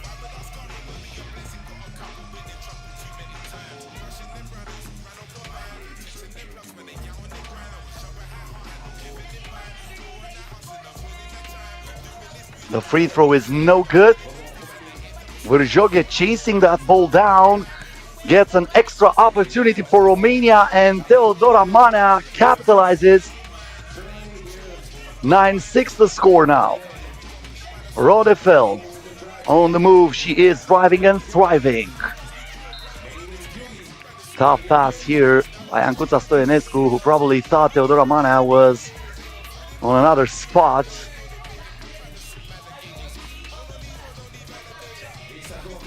Mevius, Greinacher, back to Mevius. Stoienescu gives it inside to Verjoge, who is fouled here. That's against Elisa Mevius. So Ana Maria Verjoge heading to the free throw line. I was mentioning during that game against the United States of America, she played college basketball in the USA. She played for the University of Gonzaga. And now Verjoge cannot score from the free throw line. She also tried to do something against the wind. We're seeing a lot of players that are not shooting right from the middle because of the wind. This is what Verjoge tried to do. So the wind is still a huge factor here, even though it doesn't look as bad as it was 1 or 2 games ago. Rodefeld here with an air ball, talking about the wind, probably that was a problem there for Luana Rodefeld, and that ball was taken away by something that you never want in 3x3 basketball, except if you're not a shooter. If you're not a shooter, then it's better for you if you're only playing in a post. Stoienescu now puts it into Podar's hands, bounce pass to Mana, who is rejected by Elisa Mevius. Greinacher here. Gets in the post again. She was looking for the foul, fights for the rebound, but there is Podar who comes down with it. Alina Podar here puts it up over Rodefeld, gets it back. The second attempt is good, off the glass. 10-7 in favor of Germany. 4 minutes and 42 seconds left. The crossover here, and the good defense by Ancuța Stoienescu, who picks the pockets of Elisa Mevius. 2-pointer by Mana. That won't go. Mevius. Greinacher, Rodefeld. Keeps the dribble alive, kicks it out. Mevius for 2. Another rebound for Stoienescu. Podar looks for Mana, the head fake, gets in traffic, and she puts it in. Count it, plus the foul. Teodora Mana is rolling. This is the second time when she finishes with an N1. So Romania will have the opportunity of cutting into this lead and getting back into the game. It can be a 1-point ball game if Teodora Mana completes the 2-point play opportunity, but she doesn't. That's another missed free throw for Romania.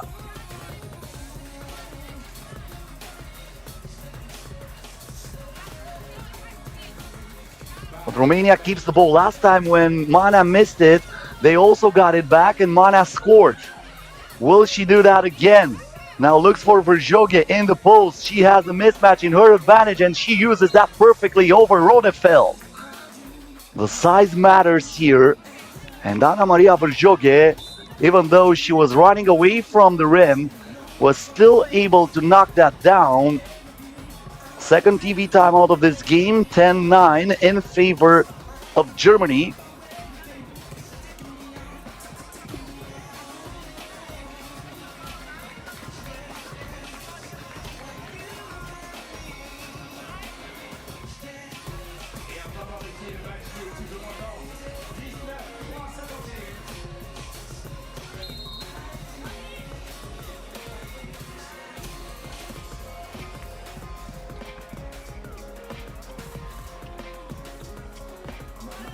Raina Her. The pass goes into the key. Poldar commits the foul. She did that intentionally because she knew that she was not on the right side of that mismatch against Emily Kroner. Kroner now. Pass inside to Rodefeld, who has the patience to get the balance and puts the ball in. Stoyanescu. The crossover here, the spin. She stops, lost the ball for a second, puts it up and puts it in. All over her defender as Emily Kroner saying that she was hit on the face.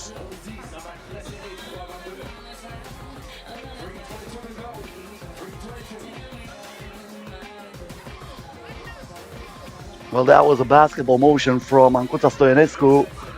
Verjoge here with a takeaway.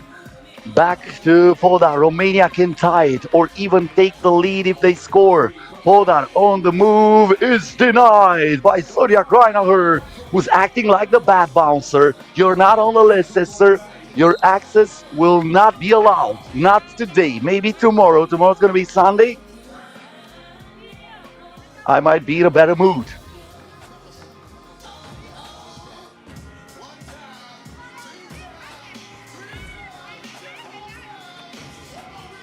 Rodefeld. Greinacher against Verjoge. Kicks it out to Mevius, who bounced that ball on the rim twice. It didn't go in. Stoyanescu to Verjoge. Verjoge, tough shot, nothing but net, and we are all even.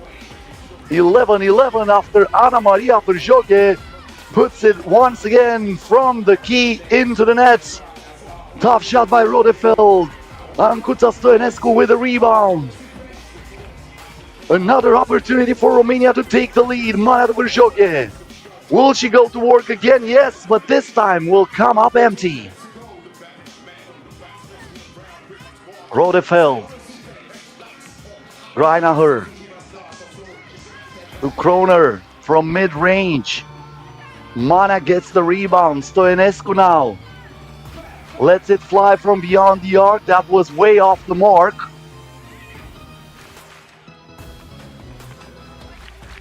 Luana Rodefeld here kicks it out to Sonia Greinacher. Greinacher over Stoyanescu, who really altered that shot. Greinacher is saying that Stoyanescu touched that ball. We have a timeout here with a little bit more of 1.5 minutes to go.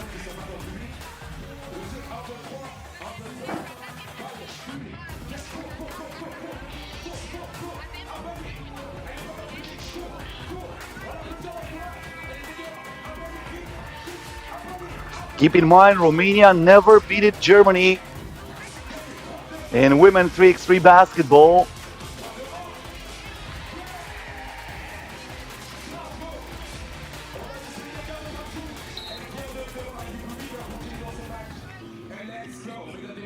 Stoyanescu gives the ball into Mana's hands. Great connection between those two, and Romania is up by 1 after the dime by Theo Mana. Rodefeld, la pass inside, Greiner scores, and she survives the contact. 2-point play opportunity for Sonia Greiner. Just moments after Romania has taken the lead, the leader of the German team takes control. Usually big-time players live for these moments, and this is what Sonia Greiner is doing here. 2-point play, Germany up by 1. Hodar, she was the hero against Chile with that game-winning bucket that assured Romania to play at least in the quarterfinals. As I was mentioning, they cannot go over USA. Of course, at this score, they cannot go over Germany, no matter the outcome of this game. They needed to win by 11 or more to be over Germany in the standings. They would be third for sure. And that's a foul. And 2 shots are coming up for Sonia Greiner.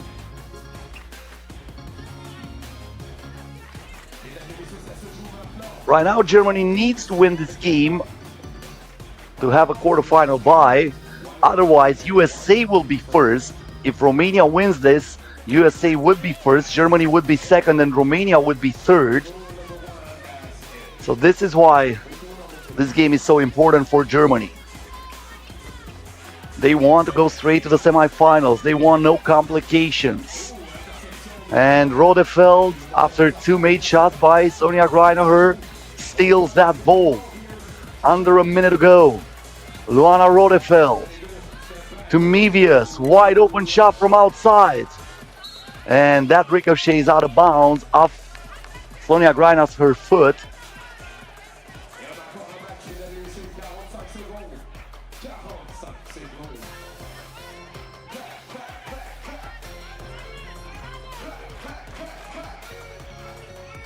Hodar gives the ball to Mana. Mana unfocused there, lost it against Sonia Greiner, who gets it back inside, and the finish will be easy. Good pass by Amelie Kroner, Romania looking for another bucket. Well, it looks like the wheels fell off at the end for Romania, who played a wonderful game until this very last minute. Kroner here kicks it to Rodefeld, Greiner again from outside. In and out this time, but there is Rodefeld with a putback, still no good. Romania needs a double to still keep their hopes alive in this game, but that got stolen again, and Sonia Greiner puts another point on the board. This is the final score. Germany 17, Romania 12, so Germany stays undefeated in the competition, and they win this group. We'll play tomorrow with the winner of one quarterfinal. Romania finishes third. They will play against the USA U24. All those games will be live on the FIBA 3x3 channel. Well, talking about the wind, I guess you saw right there how intense it is here in Montreal. These are the highlights for this game. It was the last game of the day. So once again, Pool A, Canada first, USA U24 second, New Zealand third, and Poland finishes last, so Poland is eliminated. In Pool B, Germany was first, USA second, Romania third, and Chile finishes fourth, so Chile is eliminated. So the quarterfinals tomorrow will be played between USA U24 and Romania, respectively, USA versus New Zealand. I hope you enjoyed the action today. I hope you liked what you saw here on the FIBA 3x3 channel. Don't forget to subscribe, don't forget to like us on Facebook, and don't forget to follow us on FIBA 3x3W, the account dedicated special to women basketball on Instagram, where you can find highlights, scores, and more about FIBA 3x3 Women Series and everything that happens around the 3x3 women basketball around the world.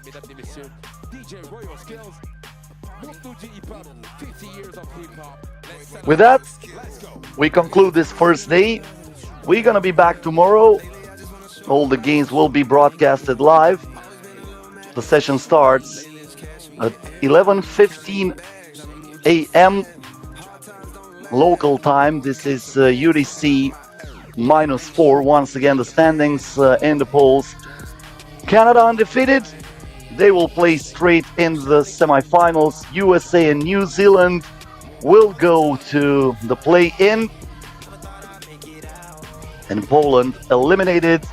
In Pool B, Germany straight to the semifinals. USA and Romania will be in that play-in game tomorrow. So 11:15 a.m. local time. These are the games: USA versus New Zealand and USA U24 versus Romania. Canada will play against the winner of USA versus New Zealand. Germany will play against the winner between Romania and USA U24.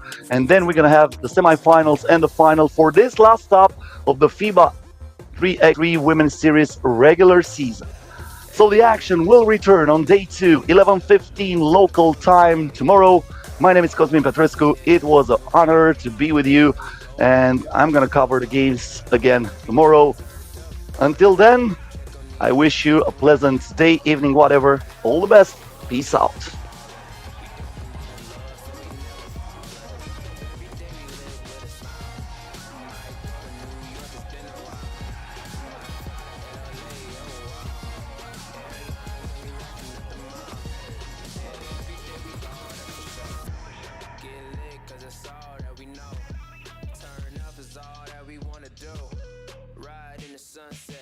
Catch a new check, yeah. Always looking for a good time. A little drink might get a little wine. Hit the mall every day to kill time. Cause we ball non-stop, take it